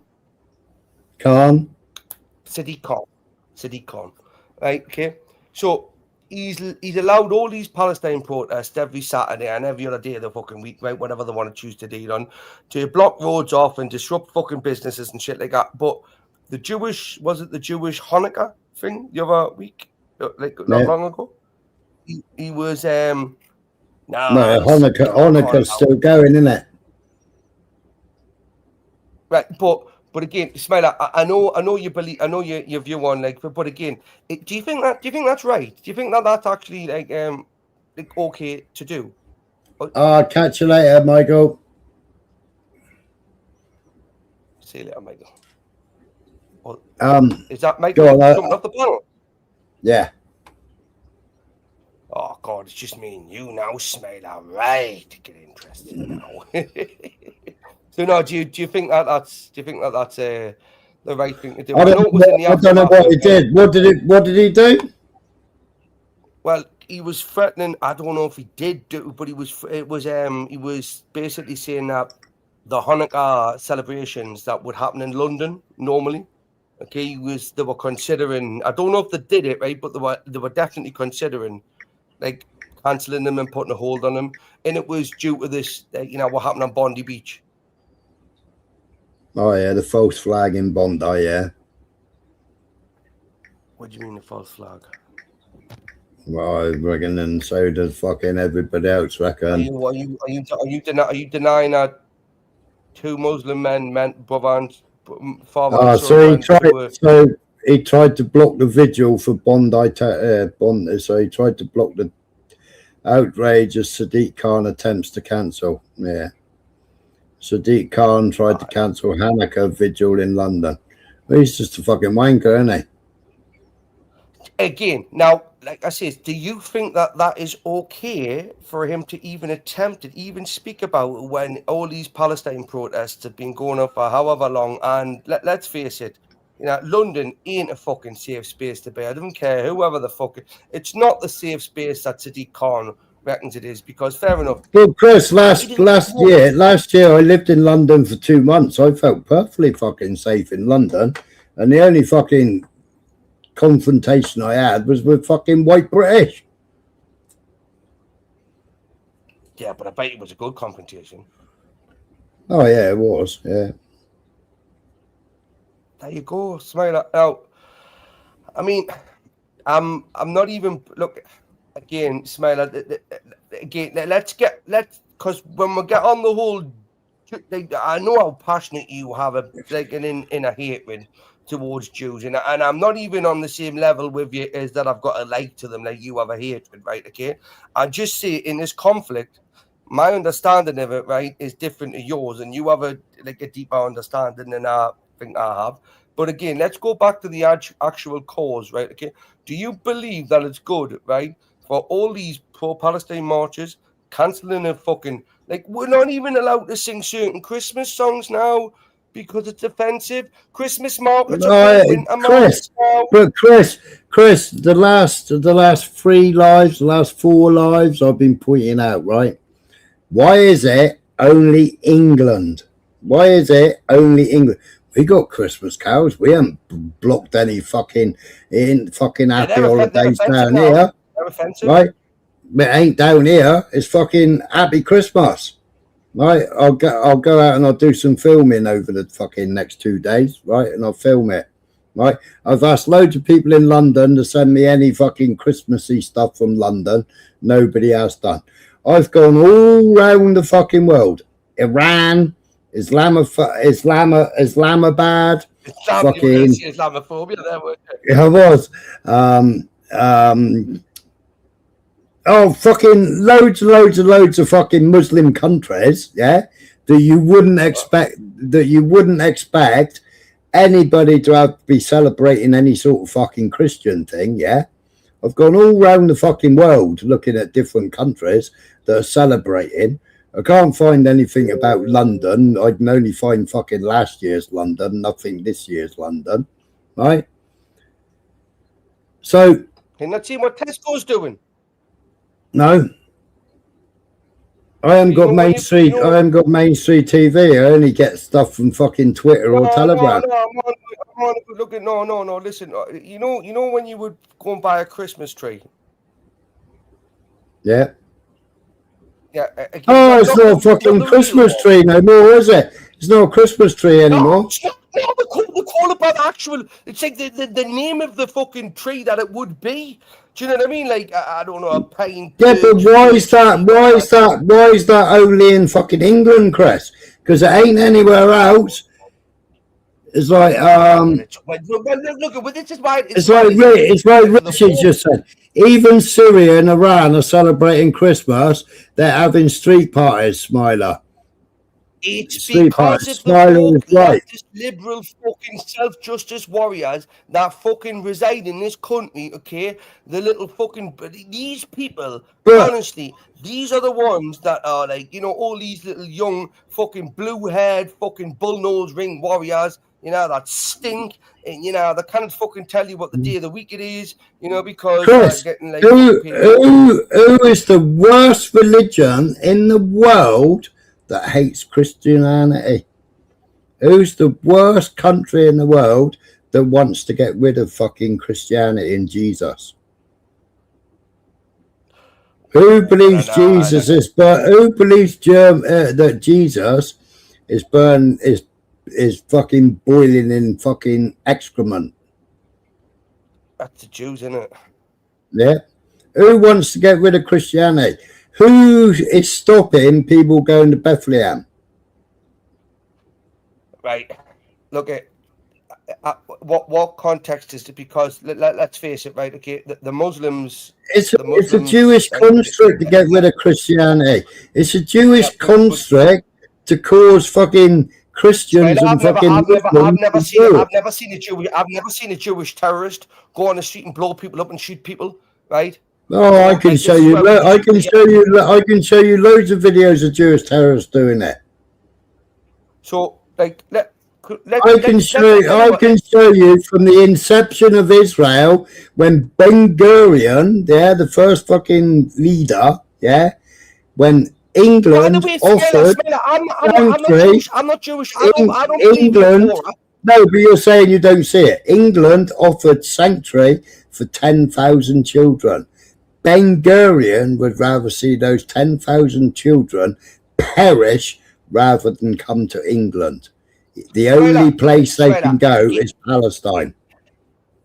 Again, right? What I'm saying to you, as a British person, right, that lives in I've never ever came across, right, a Jewish person, right, that openly confronts me and tells me that not like Al Akbar, like, you know, fucking hail the fucking infada, whatever it's called, you know what I mean? Like, death to all fucking infidels, shit like that. We are getting, 2 seconds, Smiler. We're getting now an influx of the Islamic community which believe in Sharia law, right? Okay, and they've even got their What we're getting, Chris, is we're getting the United Emirates, we're getting Africa, we're getting all that lot, right? All the shit dregs of fucking society, dregs of their country, given money to get out of their countries, the jails being unlocked. The fucking prince came out and said it himself. I turfed them all out of fucking prison because I don't even want to pay for them to fucking eat in our jails. We don't want them in our country. Hang on. We don't want them in our country.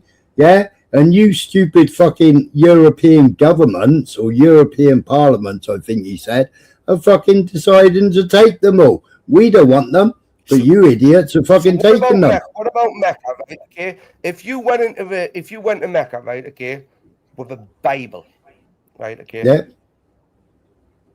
How do you think that would go for you?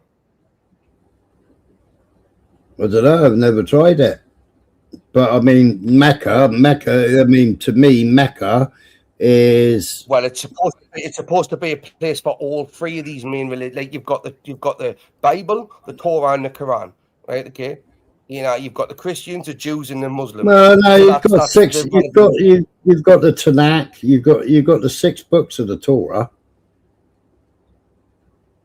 Yeah, but what I'm saying is the fundamental basis of it, right? Okay, Smiler, so it's like Christians, Jews, and Muslims. I know within Christianity you've got different belief structures of Christianity. I know within Judaism you've got different belief structures, and I know within within Muslims you've got different belief structures. But we don't let people with Scientology books come into Mecca, do it. Like Scientology is not recognized. I don't know, Chris.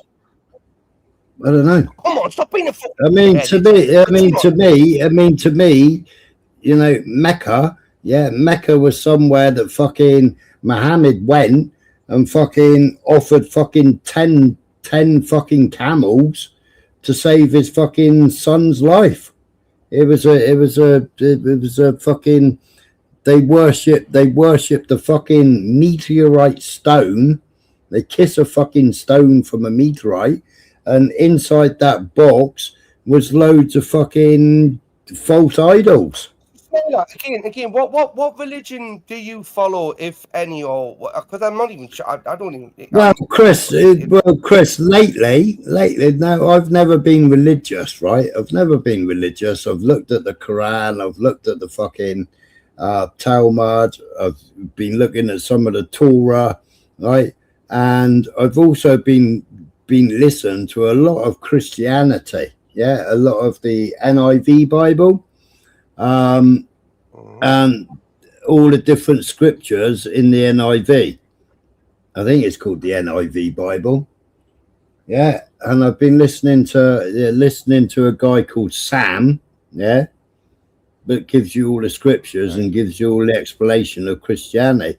Now, when I used to go to Poland with my ex-missus, yeah, I would go to the Roman Catholic Church because that's what, which is, yeah, and I would go to the Orthodox Roman Catholic Church, yeah. Orthodox. No. There you go, kid. There you go. You're on No, the right track there with Orthodox. I was confirmed, so I can go up and take fucking bread and wine, yeah, or the sacrament, yeah. No, I was confirmed as a fucking child, so I've taken my confirmation, so I can take the sacrament. So are you telling me a Christianity or a form of Christianity would be your like belief structure if you were going to choose one? Yeah. Yes, I knew I'd convert you. I knew I'd do that. You. Well, I've never. Yeah, no, I've always said. No, because you were saying.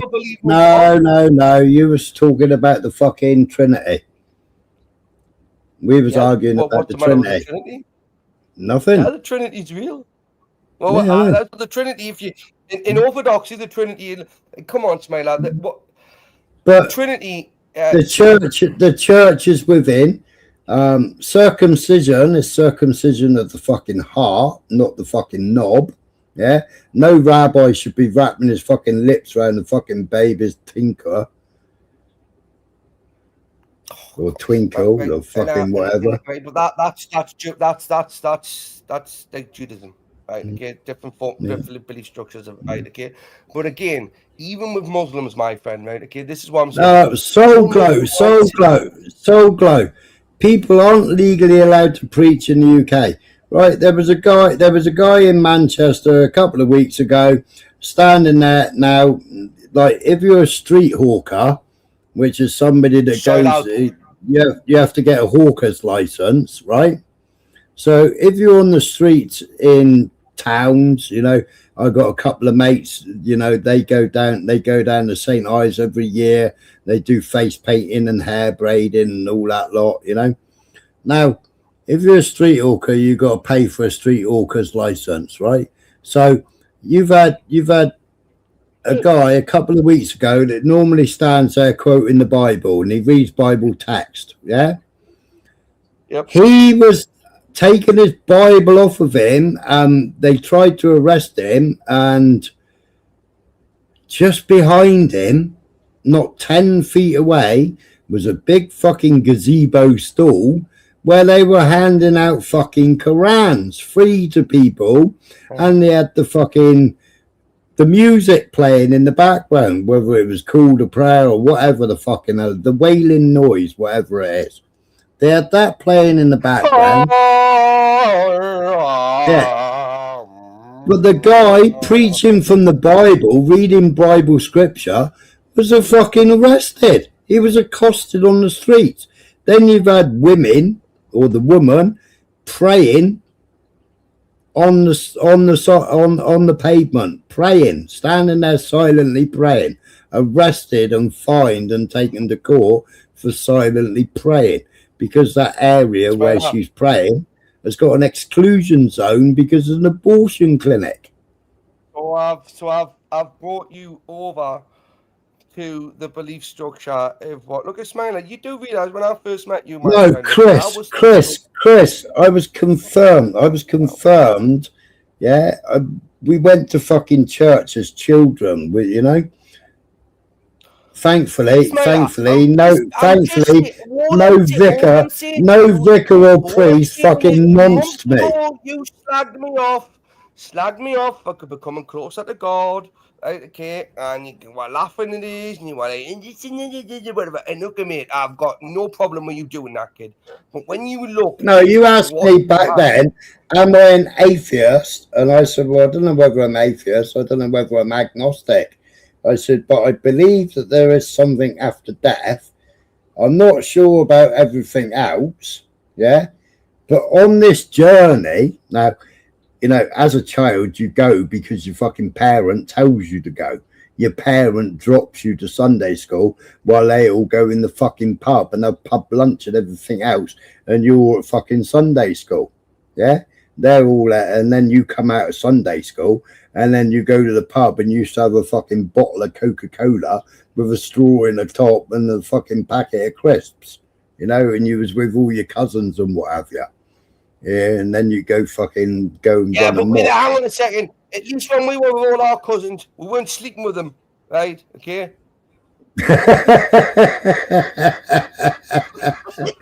I've never slept with my cousin. I've never slept with my cousin. And the fucking the cousin fucking marriage thing should be fucking banned outright, fucking outlawed and everything else. They shouldn't have cousin fucking marriages in the UK. Smiler, give me 2 seconds, bud. I have somebody jumping on my panel, right? Okay, that I know the name, right? Okay, but I mean, he's not on your part, right? Just 2 seconds. Yesterday, I was right. Hello? Oh shit! Whoa, wait there. Is he? Can you see him? No,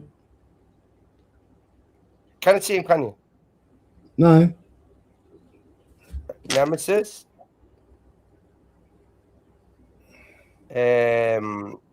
Well, we're on. I'm stream sniping Nemesis.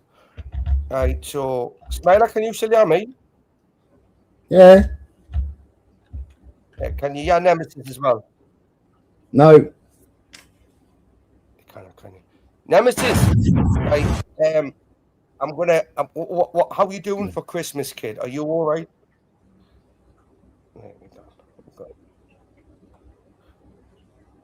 I knew he'd do that. I knew he'd fucking do that. Why haven't I got your fucking channel? I knew he'd do that. I knew he'd do that, right, Smiler? He's saying the N-word. Do you know what I mean? It's like, listen, don't get us wrong. He's American. He's probably fucking black. You know what I mean? He could probably get away with it, but I mean, I can't really. I can say the F word. I can call people faggots. Do you know what I mean? Because they're just a sausage. But you know, well, it's funny, Nemesis, right? But like I say, I mean, I'm on Smiler's channel, so like I say, he can't share you. I can. Well, like I say, I mean, I'm on Smiler's channel. Ooh, why am I getting an echo? Because I just went onto your channel up. Right, well, then hit the fucking link then, dickhead, then. Nemesis is, yeah, let him on. Nemesis ain't here. No, he's in mine. He's in mine. He's looking at everything. He's on mine now. Nemesis, say something nice. Why haven't I got a fucking spanner no more? There's no one on your panel. You haven't let anybody on your panel. Why haven't I got a fucking spanner? There is. Look at. Nah, he's left now. You did have a spanner, Smiler, but you didn't send me that fucking T-shirt, so I thought myself, well. No. You've never sent me a fucking post office box. Dickhead, go and check your fucking WhatsApp, you little fucking dial. Go and check it and see how long ago it was there. I sent you a message regarding that again, mate, right? Again, you've never even fucking looked at it, right? Go on, prove yourself wrong. Man, I want to put the link before you, kid. 12th of December. Oi, mate. Long time no speak. Hope you're well, kidder. Even though we have our back and forth and you'll slowly turn into a woke lefty, I've never against you. 100% Smiler. I really do want that T-shirt you designed. How much for the one? And I'll send you the money up front. I've been waiting for a fucking address, you donkey. You said you were going to send me. Smiler, you didn't reply. You never get. You designed. Remember the picture you sent of us? I've got it, yeah, kid. Right, okay. Like I say, what you done? I've seen what you done, right? Okay, because you thought I was going to steal the design. You put proof over it, right? Okay. Yeah. So, like, you know, you do realize I can easily get that We've taken off it. That's very easy to just like reverse that. You do realize Yeah, it, look. right? You just need to correct that. But I wouldn't do it, mate. I tell you. I just went. You went through all that effort to design that T-shirt, which I thought was fucking brilliant, kid. I did, right? But I've asked you to send it, and I'll give you an address. Look, Smiley, you even said give us a Dropbox, right? You can send it to a Dropbox, can't you? Yeah, so give me a Dropbox. I can give you a Dropbox, kid. Give you a I said Dropbox. because I said on the live, which one of the 3 addresses do you want me to send it to? Right, I sent Smiler. If I paid you up front, right, okay, and gave you a Dropbox, would that be good? Would you be able to create that T-shirt? I know you can, and I already know the answer, but would you do it? Not can you? Would you do it and send it? And I'll pay you the money up front. While we're on a live stream right now, we can sort price out. So I've got a few fucking like witnesses, shit they got to admit, like to say you would, and then whatever, and I'll send you the money, kid. Right? Okay, you've got me fucking WhatsApp. What do you want? You want it on large black, don't you? I want that T-shirt. What you've done, right? The design, the front back one. Yeah, large okay? black. I wanted that to fit me. I want it to fit me. So like extra large or like something like that. You know what I mean? Large. Extra large black T-shirt. That mint, mate. Absolutely brilliant. That me. Just the one of them as well, man. I didn't want any cup, any hat, and out like a kid, anything like that. But what I mean, bud, is a T-shirt. Like I actually like the way you done that, and it was, you know, all joking aside, mate. You've got a little bit of a talent there, kid. I gave you very limited information and little bits of snippets of, like just fucking pictures, and I asked you to come up with something, and you did. Yeah, I said send me an address and I'll send you a T-shirt. Right. So, right, but how much is it going to cost us? Nothing. I said just send me your address and I'll send you the T-shirt. Send me a Dropbox, a fucking Tesco's box. I tell you what, right? Well, so when how soon can that happen? Next couple of days. It's my If I give you like my lass's address, right? Okay, or my parents' address, right? Because you know I'm homeless, mate, Smiler. I've got no home. I know you are. I know you're fucking in that HMO again. Like, you're not that type of kid, and now you're not, because you've had Nathan's address for years and you've never. I can safely and securely give you, and I swear to God, mate, honestly, every time I wear that, you know what, I'm going to wear it, don't you? I'm going to wear it on my Chris's stream, right? Okay, and I'll promote. And look at me, if anything come, I will make sure that I plug your name every time I wear it and say it. This come from him. But look at, I'll how long will it take you to get it, Smiler? How long is it going to take you, realistically, kid? Well, it'd take me a couple of days to get all the design back up again on the computer. It's not going to be before Christmas, is it? Depends when the last day of postage is. Just even if it's not, mate, right? Season 2 of Chris and Brick Shithouse starts next year, first Thursday of the month, right?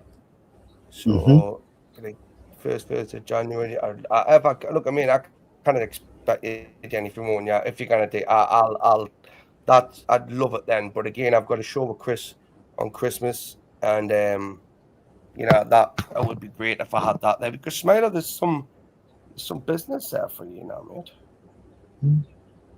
Yeah, I said to you ages ago, just send me a fucking Dropbox, send me a PO box, send me something, even a fucking Tesco's box or fucking the nearest post office that you can go and just collect it, and I'll just send it there and you go and collect it from the post office.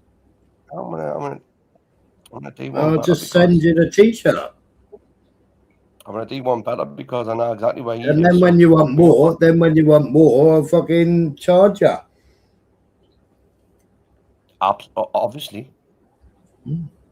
Obviously. But I said I'll send you. I said I'll send you a fucking T-shirt. I've said it all along. I've said it on every fucking live, you dick. Oh no, I'm doing it now. I'm doing it now. Sorry, I'm doing it now. Jimmy. Watch. Here you go, Jimmy.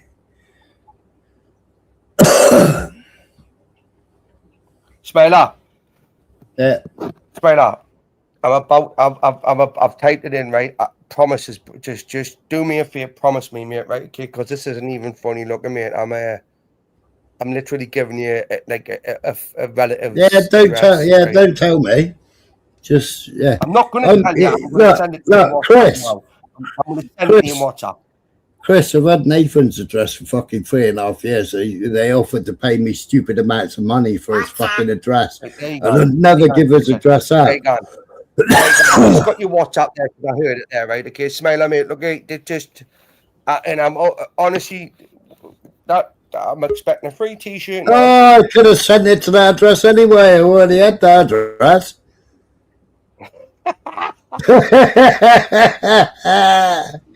Is that you, Jimmy? Oi. I already had that. Make sure you put tracking devices and listening devices in the box. Fucking right. And when you make it open, make sure it goes boom, shake the room. I'm getting a free T-shirt in it, so fucking hell. At least I'll stay warm when I fucking close the house up. Are you giving out free T-shirt? Yeah, Soul Glow. I seen all that the other day. I seen all that in Telegram the other day. It's sick as fuck, man. Sick as fuck. What's that? What's up? It's in the post section on the Middle East Eye. Scroll down. You will have to pay for it. You will have to pay for it, right? But again, Smile, I'm just talking to my chat. Again, John, these T-shirts, once you see it made, trust us, you'll want one. You will want one. You will, honestly. And, what kind of T-shirt? It's only going to cost you. It's only going to cost you like 750 quid. Right, okay, didn't tell Smile I'm selling them for that much. But you know, I like a sporty T-shirt because the sweat out here and it soaks it up. Well, I can do those. I can do the undergut. You know, the Under Armour T-shirts. I can do them. The stretchy ones. Not the stretchy ones, just ones that you would use in the gym or something. Not too baggy, but not too tight either. I don't know what fabric they use. I've got the image of it there, right? That's it there. Yeah, but Jimmy, it'd be easier for me to send you the design. You take the design to a fucking T-shirt shop and get it printed in fucking Thailand than it would for me to post it to Thailand. That's why you put that proof over the top of the fucking image you sent us, right? Because you thought I was going to do exactly that, didn't you? No. Why would you do that? Why would you do that? Well, you're going to go to Thailand and print some T-shirts out quick. I put proof on everything. I put proof on everything. Every design I do, I put proof on. No, you can't see what's on it, right? Okay. Right. Oh, it's got little crystal bricks all the way along the bottom. Jimmy, I'm gonna send you what he sent me, right? Okay, right? And it's got little crystal bricks marching. It's the Neanderthal. It's the Neanderthal brick marching across the bottom of the T-shirt as well. Newcastle's an interesting place. That's the one that I sent you, wasn't it? Jimmy, you're a lying cunt. Used to be a You're a lying council. cunt. It's got 2 ticks. Jimmy, it's got 2 ticks on it, right? Okay. Whose age? I haven't got that phone on me. I mean, I've got a phone, but I haven't got it on me. Someone's trying in my back chat called age. And it wouldn't, even if I had it on me now, Chris, it's not connected to the internet. Chris, send me the design back again because I can't remember which design I sent you now. I will, but let's have a bit of fun, yeah, right? Okay, so age, who are you? Because like, let's have a look, right? Oh, I don't want that fucking phone now. No, wait there. What's that real name? It's Eyes. It's fucking Eyes. Eyes is on there. I'm trying to get in the back card, fucking Eyes. Oh, Eyes, that fucking religious homosexual. Right, Smiler. It's actually in our right? How do I send it back to you? How do I send it back to you? Oh, there you go. Smiler, I've sent it back to you. What's up? What? What's up? It never gets old. I'm not letting you on unless you put your camera on, dickhead. Right, okay?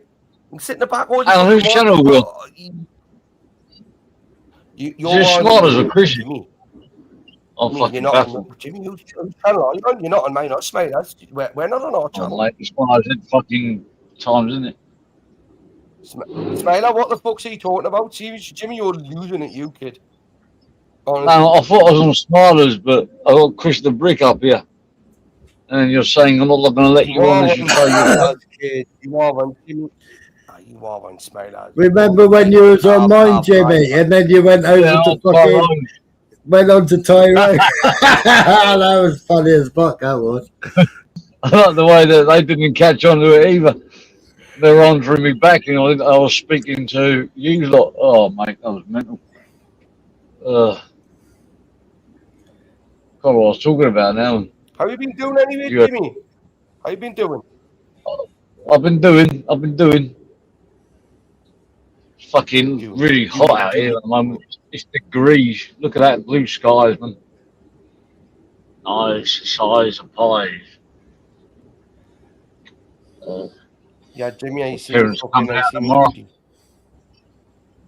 The Houdini. Who done it? The who, the why, the when, the how, the we, the why, the who, the what. There you go, so I saw you having a. I've had my camera on the whole with it. I've had my camera on the whole time I've been on. Yeah, I've been looking at my stream, right? Have you seen me picking my nose and everything, Smiler? Yeah, so you pick it and eat it.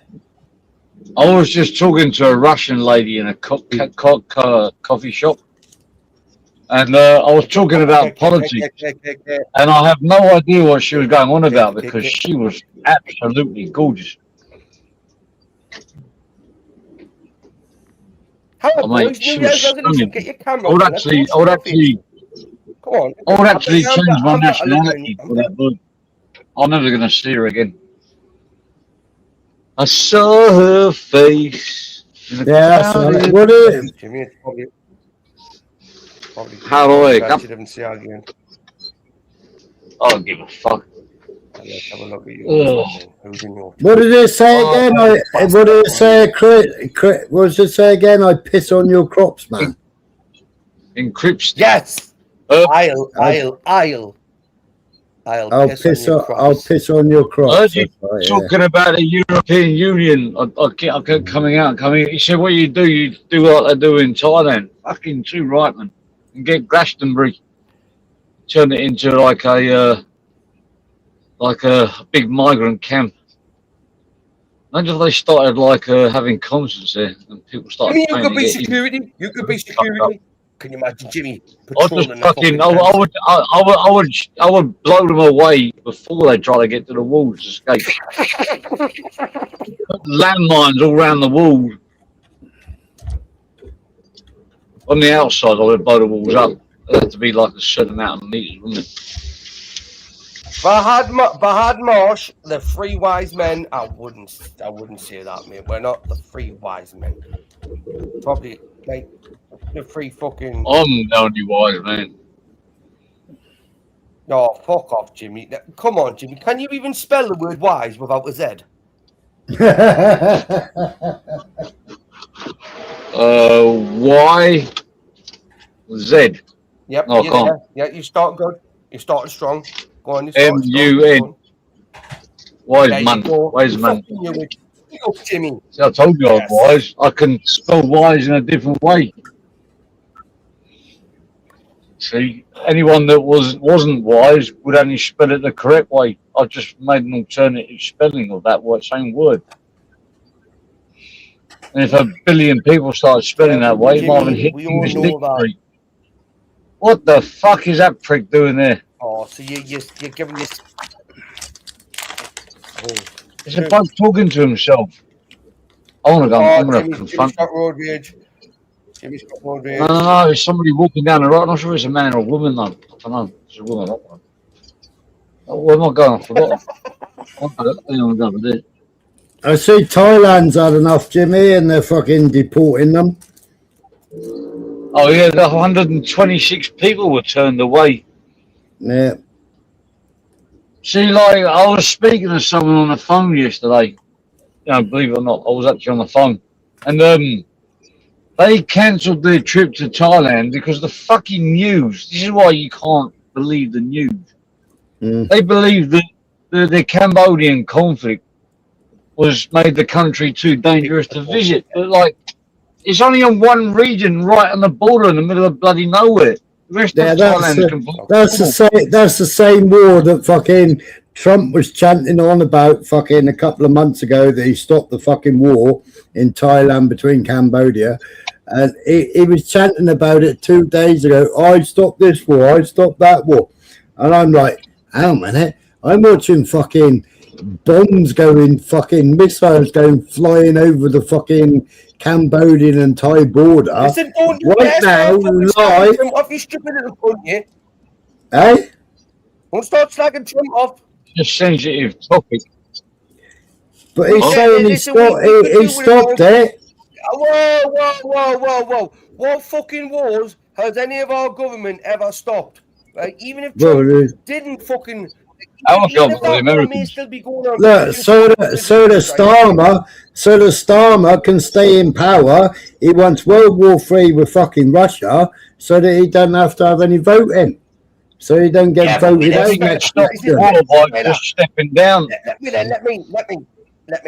Right, Smiler. Do you know how months and months ago, right, even for years, right, the Labour government have been telling me it's unpatriotic to fly the British flag or the St. George's flag, and you know anyone that like believes in any type of different politics, right, okay, is far right bigots. Okay, now he does realise that them very same people he was demonising, right, okay, are going to be the people that he would expect to go to war to fight for the country, because let's face it, I ain't going to war, right, and fighting for the country's beliefs that I don't fucking believe in with the government that run it, while leaving more than fucking millions of illegal migrants in hotels to come and stay with my women and children. For fuck's sake, mate, come on. Like that's Chris. Yeah, but the thing is, I'd rather fight for fucking Putin, right, than fight for Chris. Putin at this The only point. reason to join the army is if you want to kill people. Doesn't matter Chris. What I learned while I was in the army opened my fucking eyes out and thought, what the fuck am I doing in the army? Yeah. If it wasn't for the fact for fucking boxing at the time and then breaking my fucking back, yeah, I would have left the fucking army before I broke my fucking back. Yeah. You got a lot of skills on the way, though. Well, I suppose I did, but the indoctrination and the tasks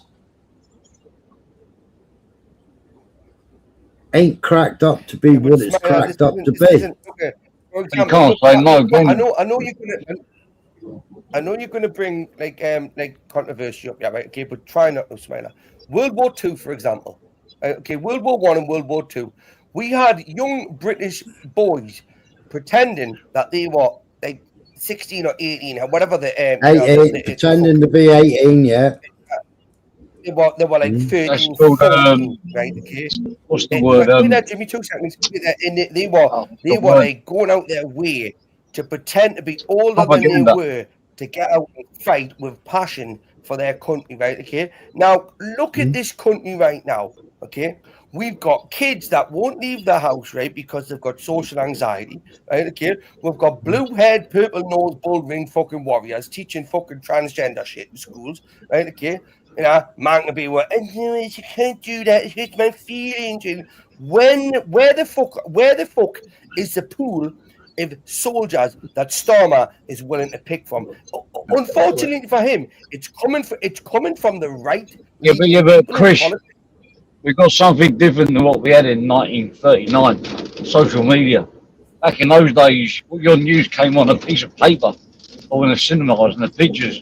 Yeah, or radio, and it was all propaganda, wasn't it? But it's exactly the same now. Now we can think it's a double-edged sword, social media. could be used to spin lies and was help to tell the truth. You're being told a lie. You're being told a lie that fucking Putin wants to invade Europe. Putin ain't got no fucking. You know, Putin could do us all a fucking favour and send the fucking thing straight into fucking PMQ's question time, and that would get rid of the whole of the fucker. He would be fucking Guy Fawkes all over again, and we would have fucking Putin Day, and we'd all be letting off rockets on Putin Day because he got rid of fucking Parliament, and he can do it. He could get rid of. If Putin was such a bad man, like they say, why do his own people support him and they come out here? The Russians, they never had it better. Back in the old days, they weren't even allowed out of their country. Yeah, they're all over the world buying apartments and got money. They've been looked after. Look at what Putin's done. Putin's made Putin's made like amenities, right? Okay, he's for every man, woman, and child in fucking Russia. Okay, Putin has like obviously they're at war. I get that, right? But obviously, you know, back home, he's looked after them, right? And he's got provisions for them. If the shit hits a fan, you know what I mean. There's a bunker that can go to. There's some of the resources that can get to. Right? Yeah, but Hang on. What's the British government doing for its people? They're demonizing one part of the political spectrum, right? Okay, because they don't believe in the ideology that they want to believe in, and then now they're asking us or expecting us. Because let's face it, you're not going to get many. Here's something for you. You're not going What's the cost of living in England calculated? Yeah, the cost of living calculated minimum is like 20 grand a year, but the state pension is 13 grand a year. That don't make sense. So they give you less. But Chris, right? Oh, hang on. Where did I get to? Oh, yeah. But Putin, right? He did what Hitler did back in the fucking 30s, yeah. Whereas if you're a Russian and you get married, you get given money. If you have a baby, you get given money. If you have another baby, you get and they also help you buy a house. Yeah, incentives. Incentives. Yeah, and interest free as well. Yep. What's wrong with that? Right, Venezuela, because fucking Trump wants oil and fucking minerals out of Venezuela. Right, what are Venezuela doing at the moment? They're digging fucking underground shelters for its citizens. What Hamas done with all the fucking funds that they've been given over the last 10 years, right? Okay, you don't think all them underground tunnels in Palestine just created overnight, do you? Right? They've been built for a long time, right? This was done by design, right? Okay, but they don't house their fucking, they don't house their women and children. This is what pisses us off, Smiler. The but Chris, who created sit under the tunnels, right, and put them Chris, on who created Hamas? Who created Hamas? Well, ISIS died. It was a power No. vacuum. Netanyahu created Netanyahu created Hamas. Netanyahu created Hamas. Bollock. Netanyahu created Hamas. Netanyahu. He's been paying them 15 million a month for fuck knows how many years. Yeah. Netanyahu created Hamas, right? Because the Palestinian Authority was against Israel, so he installed Hamas. I can show you fucking video. I can show you video evidence. I can show you fucking written proof. Right. Okay, Smiler, are you telling me now, right? Okay, that the Israeli Prime Minister created the very terrorists that, and you're saying when he created them, he's obviously orchestrated them. October the 7th was a complete orchestration. Palestine and Israel have been going at each other for fucking centuries, for decades, mate. Of course they have. Netanyahu was in power. Yeah, of course they have. And Netanyahu hang on. Who created the first pocket of resistance? The Likud, the Haganah, and the Lehi. So what you're saying is the Jews have been orchestrators of their own fucking their own fucking Yeah, I can show you written evidence, Chris. So what are the Islamic terrorists getting out of this? Money. Who bombed the King David Hotel? Who donned Arab clothes? What are the Islamic terrorists like Hamas and ISIS and that getting out of this, right? Apart from money. You tell me. Well, no, you're the one that just told me that this is what's happening because I can't see. Let's just give you the credit, right, and grant that is true what you said, right? Okay. So then, what about the innocent people, the women and children and men on the ground, right? Okay, that aren't allowed into the tunnels that have been created for these Hamas people to live in? Since the 1800s, the Zionists have been sacrificing Jews since the 1800s. But answer the question. But answer the question: why aren't the Hamas people? Why aren't the people of Palestine who are on the surface allowed in these tunnels? Right when Israel's bombing the place. Why? Can I ask a question? Why is that? Why does any of this affect England? I'd like an answer with that, Jimmy. It does, Jimmy. Yeah, it does, Jimmy. Because Keir Starmer, right? Because they got no schools or colleges left in Palestine. Keir Starmer has just opened the borders up to Palestinian children, Palestinian teenagers, yeah, and their families to come to the UK to carry on their education. And he did that. Yeah.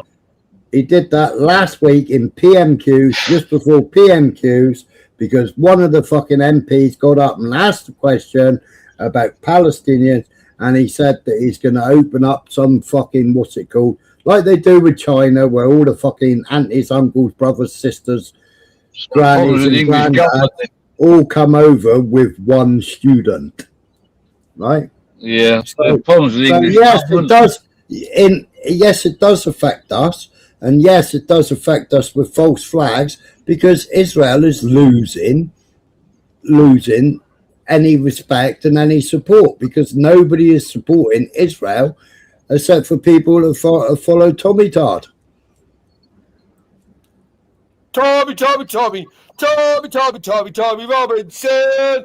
Yes. You want to go back to the beginning of my? You want to go back to the beginning of my life where I exposed Tommy, Chris? What did he expose about Tommy? What's Tommy doing wrong now, Smiler? Just go back to my life. Oh, come on, tell me what Tommy. Oh, I'm not going all over it again.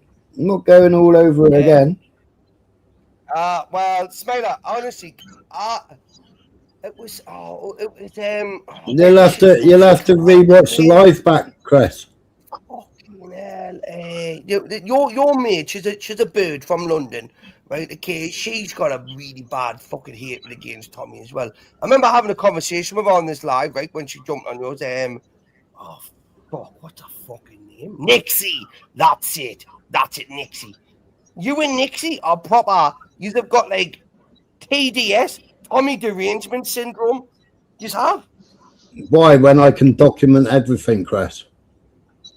Document what? Well, I saw some of the beginning. What are the key things that Tommy's done? Like bad. Well, it's just a Zionist shill, isn't it? No, Smiler. Give away examples, and then if you're going to give away an example, give us a source that we can like go and see. So, because Smiler, I know you have a really bad, passionate hatred towards Tommy, right? Okay, I get that, man. I get that. Right, I do, and I don't believe you're entitled to have that belief, right? But I can't see what that bloke has done wrong, right? Okay, to piss you off. Other than he did put people's lives first over views and fucked up a whole investigation because saved. And he did go to jail, right, for exposing fucking Muslim rape gangs, shit like that. Yeah, he did that as well. Yeah, but he jumped on the bandwagon. He jumped on the bandwagon as a shill, Chris. How dare he go to jail? How dare he put himself in jail in front of all these? And Muslim it didn't expose. It didn't expose the grooming gangs. The grooming gangs were already exposed. It's Itsy Richard. Yeah, Kerno Damo lives down the road from me. The thing is, if I had a choice to vote for Starmer, Tories, or Tommy, obviously Tommy can't run, but just in a what if, I would vote for Tommy. No, Because advance UK. because it's the Fuck like, there's Advance no UK. leaders. Look who runs Advance UK. Who else then I And vote look for? who's the donors for Advance UK. Spider, this is why you're showing your woke leftist Look, side, mate. When you're Hang on a minute, Chris. Hang on a minute, Chris. On one hand, you're calling Muslims out, and then you won't vote for a fucking Muslim. A Muslim that doesn't believe in Sharia law. Does he not? Against Muslims, mate. Look at the new mayor. Look at the new mayor of New York. Look at the new mayor of New York. Look at the new mayor of New York. All Muslims aren't the same. All Muslims aren't the same. Like all Jews aren't No, the same. you got radical. No, you got radical and non-radical. If you believe in Sharia law, right, okay, and you believe in the fucking trait and to the fucking scripture, right, okay, then yes, I've got a problem with that, right? But there's a lot of peaceful Muslims, my friend, right, okay? No, you don't want. There don't need to be any mosques in the UK. Just like there don't need any churches in Saudi Arabia. It's a Church of England country. It's not an Arab country. It's not a Muslim country. We might have one church possibly. Hang on a minute, Jimmy. They've got all these fucking mosques and they're praying outside anyway. Well, then they should. Sharia law, of course you can, Jimmy. We've got that religion No, needs to be out. You've got Sharia councils, not Sharia law courts. Sharia councils. And they've got their own courts inside, their own things and stuff like that. It's really messed up. Because, like, somebody made a point, I don't know where it was, like, you can't have the UK without having a two-tier system. Because if, for example, it's illegal under common law to have multiple wives, but under Sharia law it isn't, then you can't allow them to do that without having a two-tier system. It's impossible. No, you either have one law for all, or you don't. End of my stream, I'm going to bounce over to yours, mate, just like sorry, because I can't keep track of I thought you were already on, Smarters. I'm confused. Well, I just sent my fucking link over to yours. No, I'm having on your panel, mate. I've just had to end my stream. Oh, fucking hell. I've done it. Done. Sue's channel, where are you on now?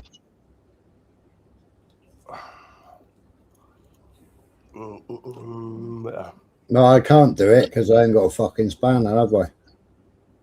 Nah, I've done a spanner in Christmas for years after I timed somebody out for a laugh. Oh, I timed his whole fucking chat. Oh, he's jumped off. I timed his whole fucking chat out. I timed somebody out because I thought I'm going to try and be responsible with a spanner. Somebody said something bad about Chris or something. I can't remember what it was. I timed him out for a few minutes. Are you timing somebody out? That's your spanner gone. That's the first time I ever timed somebody out as well. That's me trying to be, what's the word? Sensible? Or I don't know what the word is. Responsible? Fuck that, man. The only time I want a spanner now is to stop being timed out. I got timed out by, I'm not going to mention her name, for no reason whatsoever other than she didn't like me. So that whole channel, I had to leave. Fucking pathetic. Then they got a very bad reaction of me. Very bad one. Is Chris coming back or what? Well, you never know with Chris. He's a little bit unstable. You never know what he's going to do.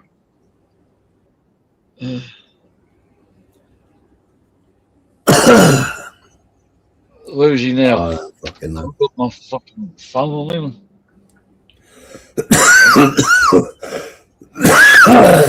Oh, fucking hell.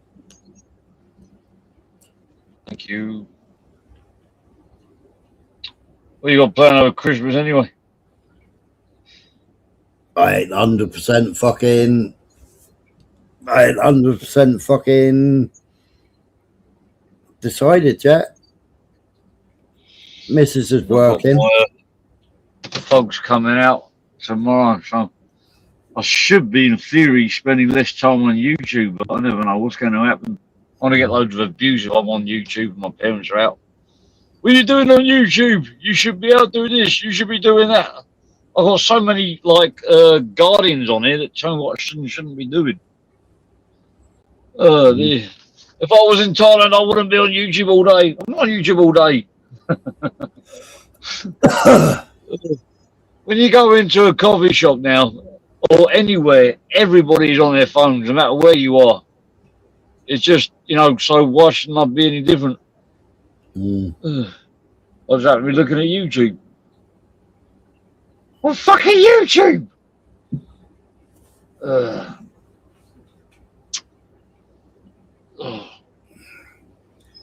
Yeah, I'll tell my daughter about what you're planning to do with Glastonbury.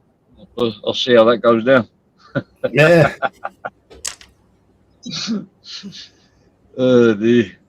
No, there's loads of countryside and stuff like that. They could be housed or tented. Of course there is. But I agree with I that. thought it was to do that, then. It was. Oh, you're back. I was never gone. I'm stuck in my fucking face when I was doing it. You've always been here, son. Smeller.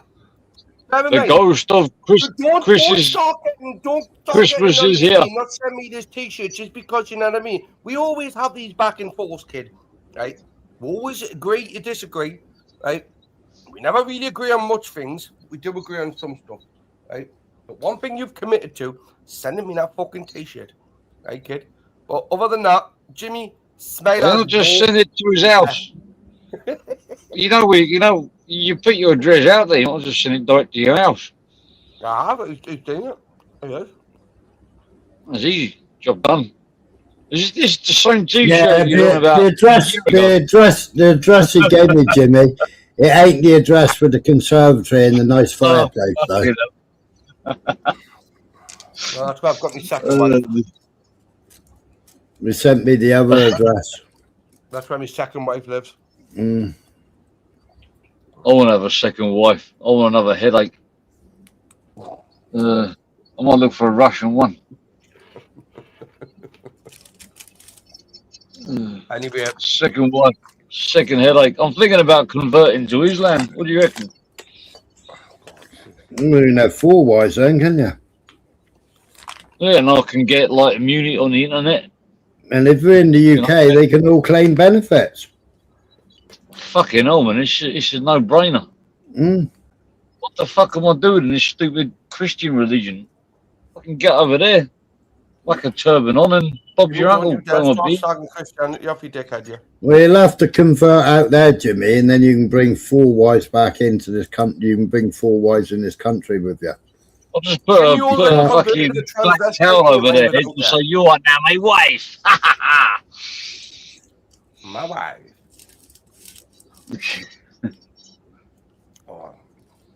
You know when you didn't make yourself enough food, right? Yeah. And you're like, I've literally just finished it off there. And it's like, I'm a right fat bastard, mate. Yeah, if you get fat enough, you should go to Cumbria and fight that ginger twat. Who's Ginger from Cumbria? Ash isn't Ginger. I never said Ash, but now you say that, yeah, you should go and fight Ash. But he's not Ginger, though. Who gives a fuck if he's ginger or not? Just fight him. Yeah, but when you said Ginger Cumbrian cunt, I just had to put a line the dots now. Right, and I thought, who's from Cumbria that Jimmy doesn't like? All right. What did you think of the AJ fight, Chris? Oh God! AJ. Is AJ turned up? Oh, you're AJ. Oh, that was good. Talk about. It's Smiler. I hate AJ, but AJ Paul even more of a fucking boxer. I think, look, a wise woman said to me not long ago, right? Okay, she actually said these words. She hated both of them, right? Okay, but hates AJ even more for entertaining it, right? But for me, what I saw, right? Okay, was a young man facing the fact he's at the end of his boxing career, and he hasn't really made any good financial decisions, right? Okay, you know, but he's invested all of this money that he's made, Joshua being the person I'm talking about, into assets and stuff like that that'll benefit him later on. So the money he got offered from Jake Paul, 90 mil. Fuck it, woman. Right, Better than a lottery. But Joshua could have knocked him out in round 1 if you ask me. Very. It was another fix, wasn't it? Let's not lie. He tried to fix it, but it was the easiest fight he'd ever had for 90 million. But Jake Paul is like he's a good. He's gave Joshua a card. I say, look at you want paid. I've got to last at least 3 rounds. Now, if I get to round 3, you'll get 5 mil. If I get to round 4, you'll get 10 mil. If I get to round 5, but the price goes up and up and up. But it's like you're not allowed to knock us out, right? Because come on, Joshua can. So Joshua, he's been sat there. He got to round 6, and do you know what it is? I think he realised to himself as a young lad, but still a bit of fucking grit in him. He's thought to himself, yeah. Oh, he's a powerful Joshua. I'm making a mug of myself, and people are going to watch this, so it's like I've got to put this cunt down. That's the first time Jake Paul's. Have you ever seen Joshua miss so many punches? No. It was so fucking. And he was holding back as well. He wasn't following up. No. He couldn't even fucking hit him with a jab. Did you see him hoying? It was like he was fainting, but he wasn't fainting. It was like, I can hoy this to you. But yeah, this is what could come. And he's the motions. He's going through the motions, and naturally, like, I'm not a fighter. I'm not a trained fighter, okay? But again, I do kind of like have a passion for fighting and fighters. Now, his body's movements wanted to do certain things.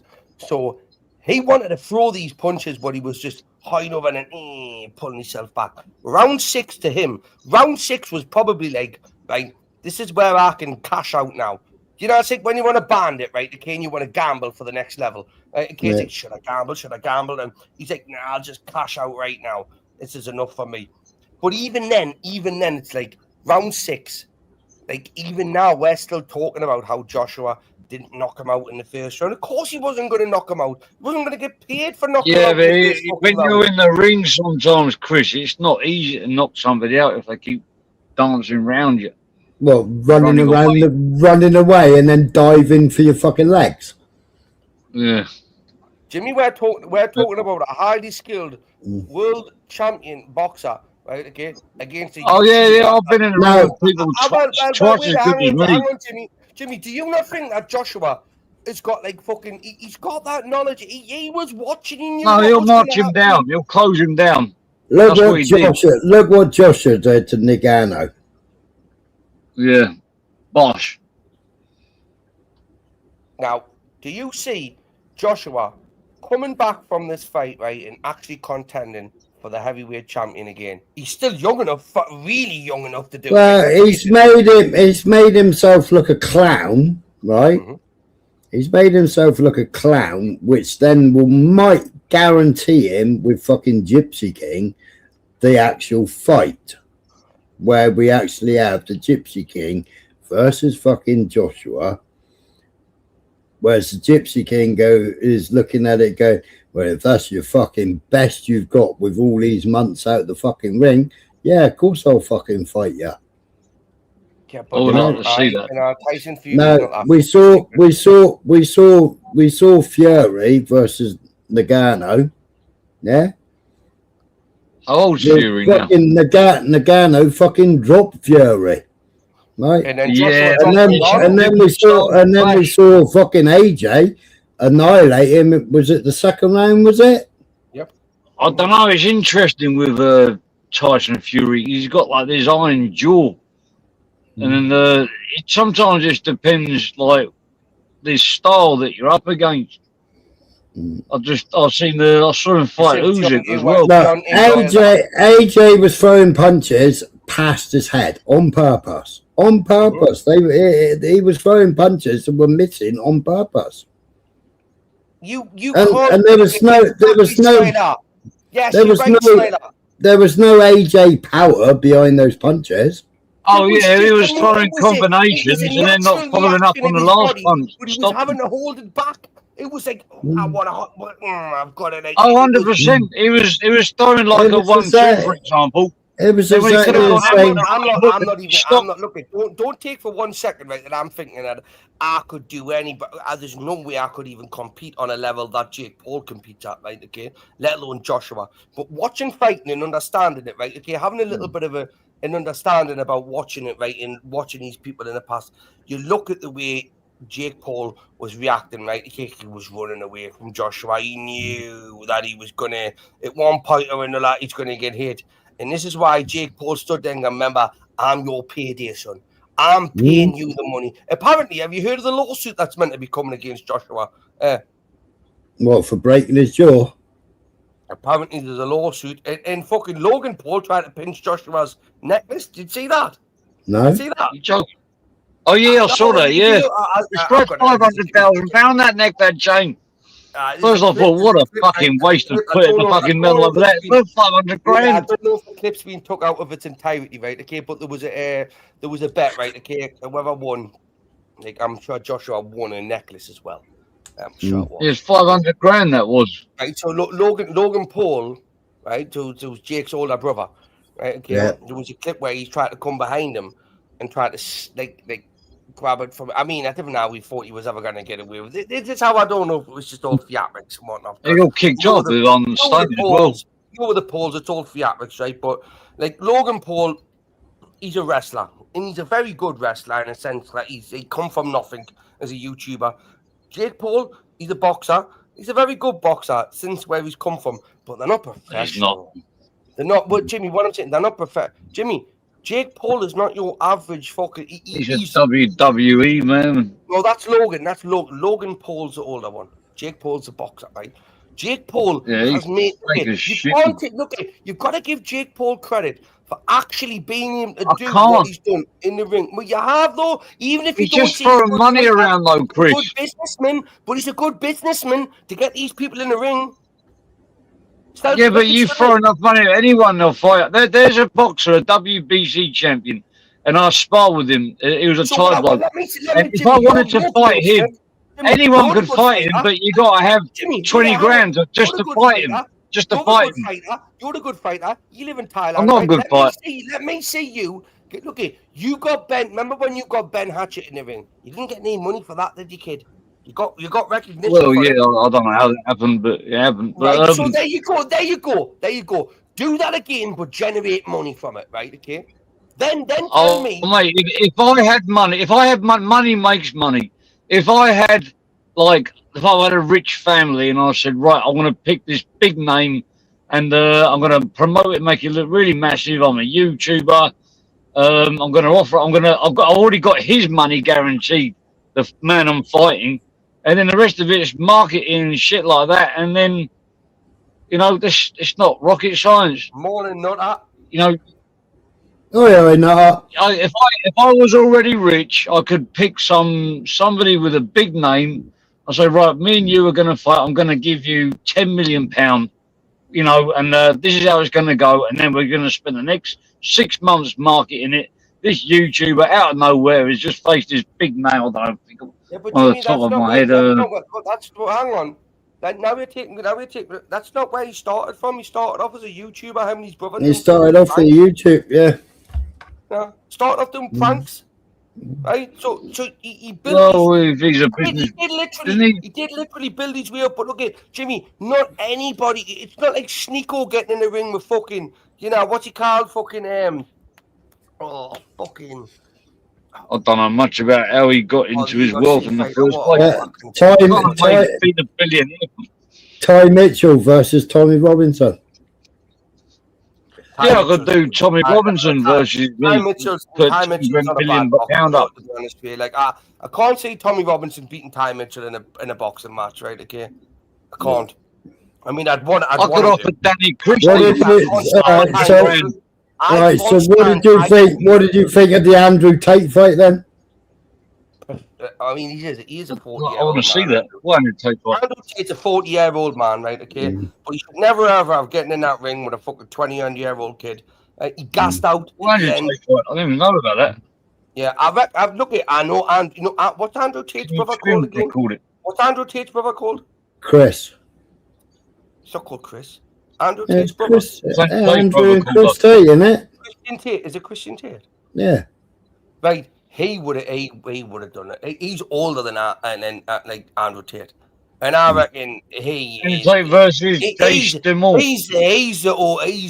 fucking OG, like out of the two of them, like the older brother of the Tate. He's the one that I reckon that he would have easily fucking. I'm not saying that Andrew Tate wasn't a good fucking fighter back when he was a youngin', but he's 40 years old. He smoked far too many cigars, got too cocky, got in the ring with a young lad, and look, he barely beat him. He did, but Andrew Tate made an embarrassment of himself, and I say that. Oh yeah, but the other boxer was not a boxer, man. He was a cuddler and fucking used my weight on top of you to wear you down. He was a young lad. Yeah, and it was all cuddling. You could see Tate's fucking leg twitching, ready to give him the fucking eye kick. He wanted to kick. No, this is what I mean. Look, if Andrew Tate had been allowed to kick, it would have been over. It would have been over very quickly. He wasn't. This is Andrew Tate's fault.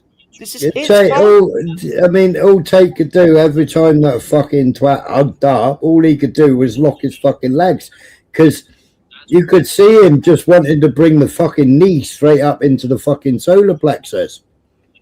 You see, I don't think Andrew Tate should ever have taken that fight on in a boxing match. I don't. Oh, fair play to him. Andrew Tate was a fucking good MMA fighter. He was a kickboxer. Kickboxer, yeah.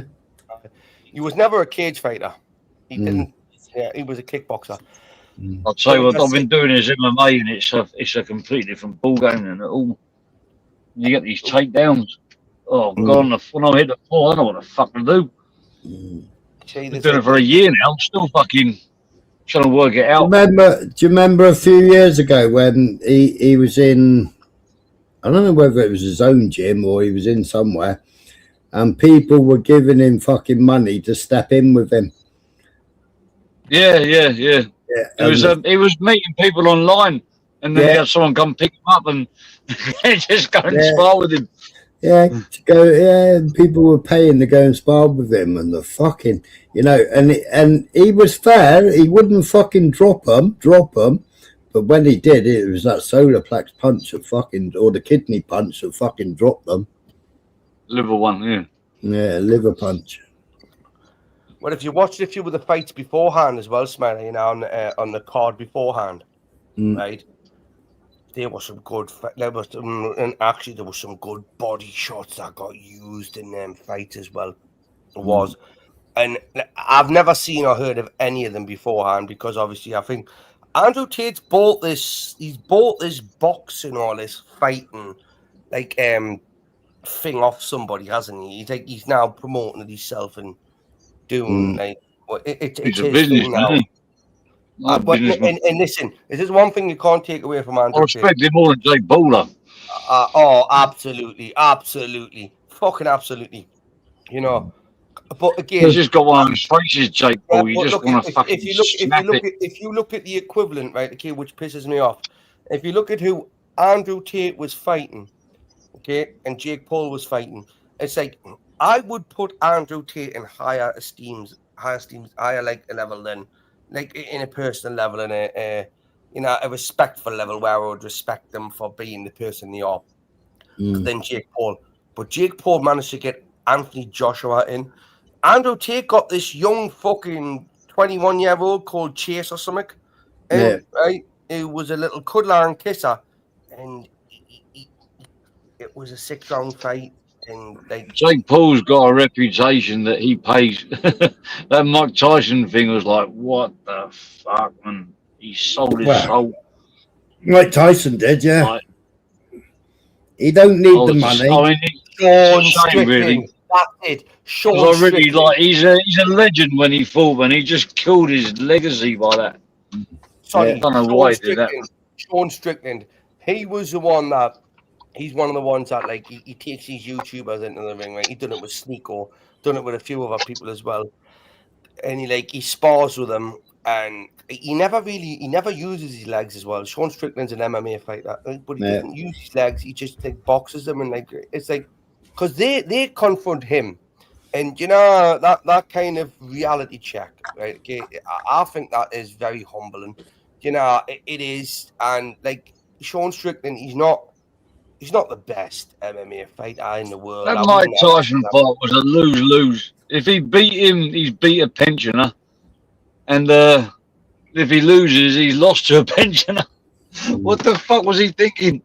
Yeah, well, Mike Fucking Tyson was contracted not to fucking punch him, wasn't they? Yeah, again, Jimmy, like Smiler saying, there's a clause contract in everything that Jake Paul does, right? Okay. For example, Mike Tyson, like if you look at him, let's face it, Mike Tyson, even at the age he is, right, he could have peekabooed him, right, and within round one, He would bang, have peekabooed him straight out of the fucking ring. and he would have been gone. You got to remember, like, it's not just that money. They got the money from the sponsors. They got the money. I don't know, was it in Saudi Arabia? They're not getting paid until they hit a certain round. They're not getting paid until they hit a certain round, and then if you get Will Jake Paul get back in the ring again now after he's broke his jaw? Absolutely. Well, that's a good interest. Yeah, he's broke his jaw. Yeah, he's fucking fractured his jaw. You see the picture? It's swelled out twice the size. Oh, you got to see that, man. Have you not seen the fucking X-rays of Jake Paul's fucking mouth? You seen him today? He's all swollen up now. He's really fucking done him. He's actually destroyed his. This could be this could have something to do with what I've heard about the court, like the suing. He's going to sue him for like apparently he was broken in two places. In a full contact sport. Broke his jaw in two places. If you remember, after that little jab, he had blood coming from the top of his gum shield, didn't he? If you saw what he was doing, Spain, as well, you know. I think he gave him 2 jabs and the first straight right which he threw onto the left part of his jaw, and the inside of his jaw was all concaved on the inside. You just see a picture of him today; it's all swollen out like twice the size. Did you see him giving a talk in the hospital? I can't see. I'm so much pain. I'm so much pain. If you look back to the fight, right, in the other end of round 5, right, Jake Paul was like, you know, after he'd been knocked down a few, and he got back, and he was bouncing, but he was like, like, you know, like, grrr, it's like Joshua. You got to remember, like. But with that, hang on, Jimmy, with that was him. That was him basically saying, like, look, I'm paying your wages, son. Yeah, taking the fucking piss. He stuck his tongue out and give it the fucking tongue and the fucking eyes. And Joshua, like fucking Richie's saying in the chat, Joshua went off straight. He went off script and fucking Joshua.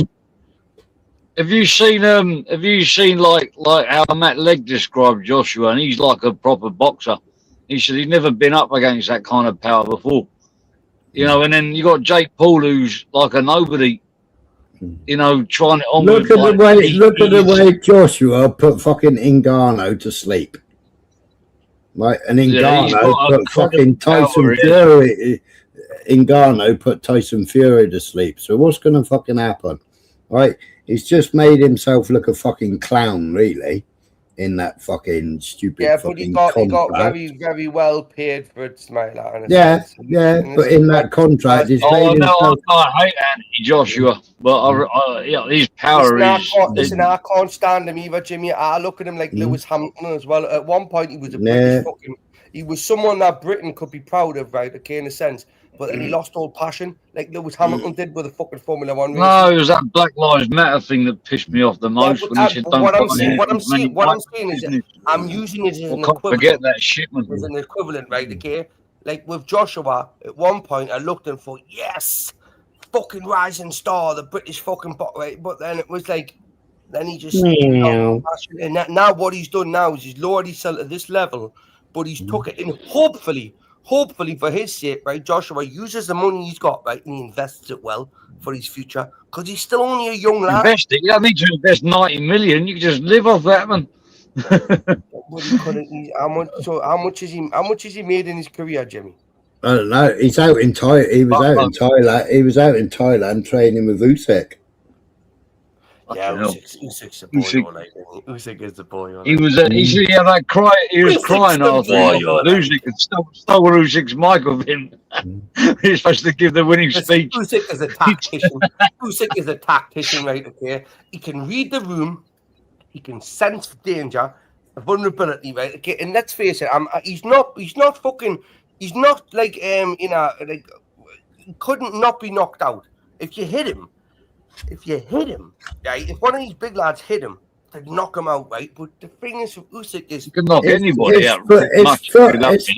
His footwork's too good, though. He's too fucking good. He's too good. He's like a fucking, you say Muhammad Ali floating on his feet. Well, fucking that's Usyk, you know.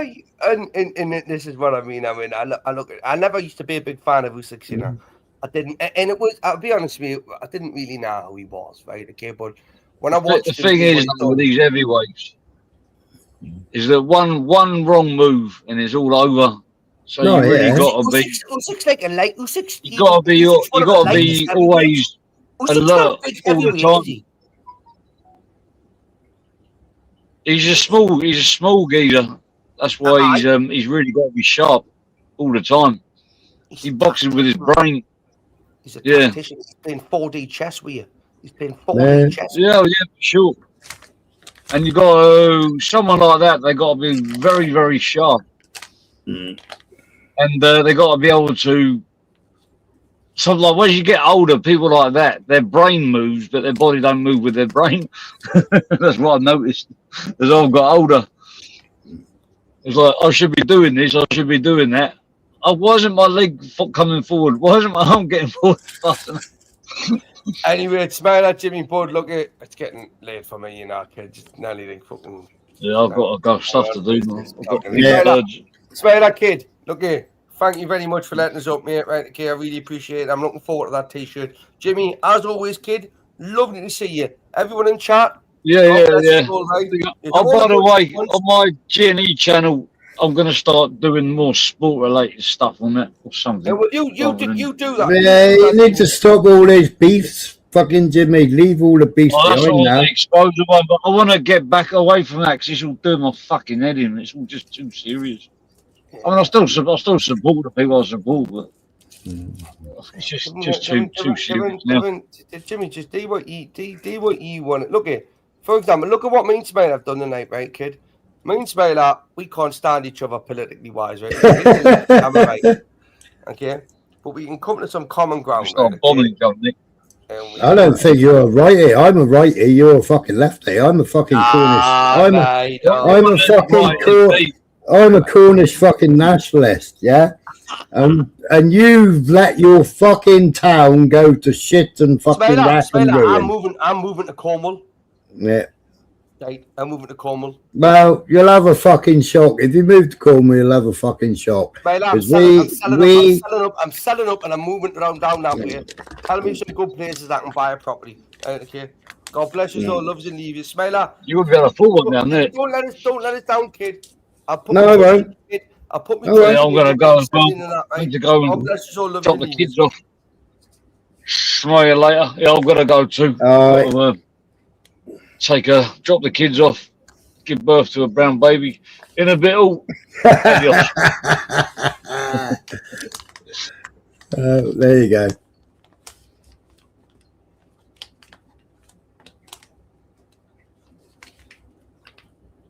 Right, good people. That's me as well, I think.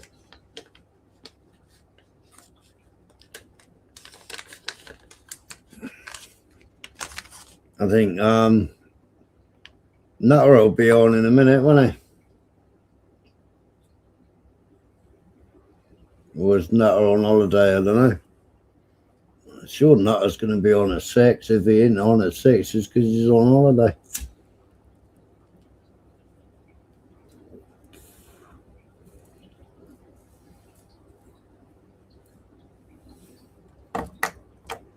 What's this plus bar?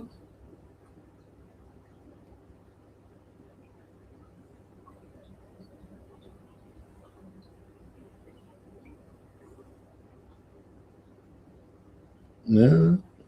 Okay.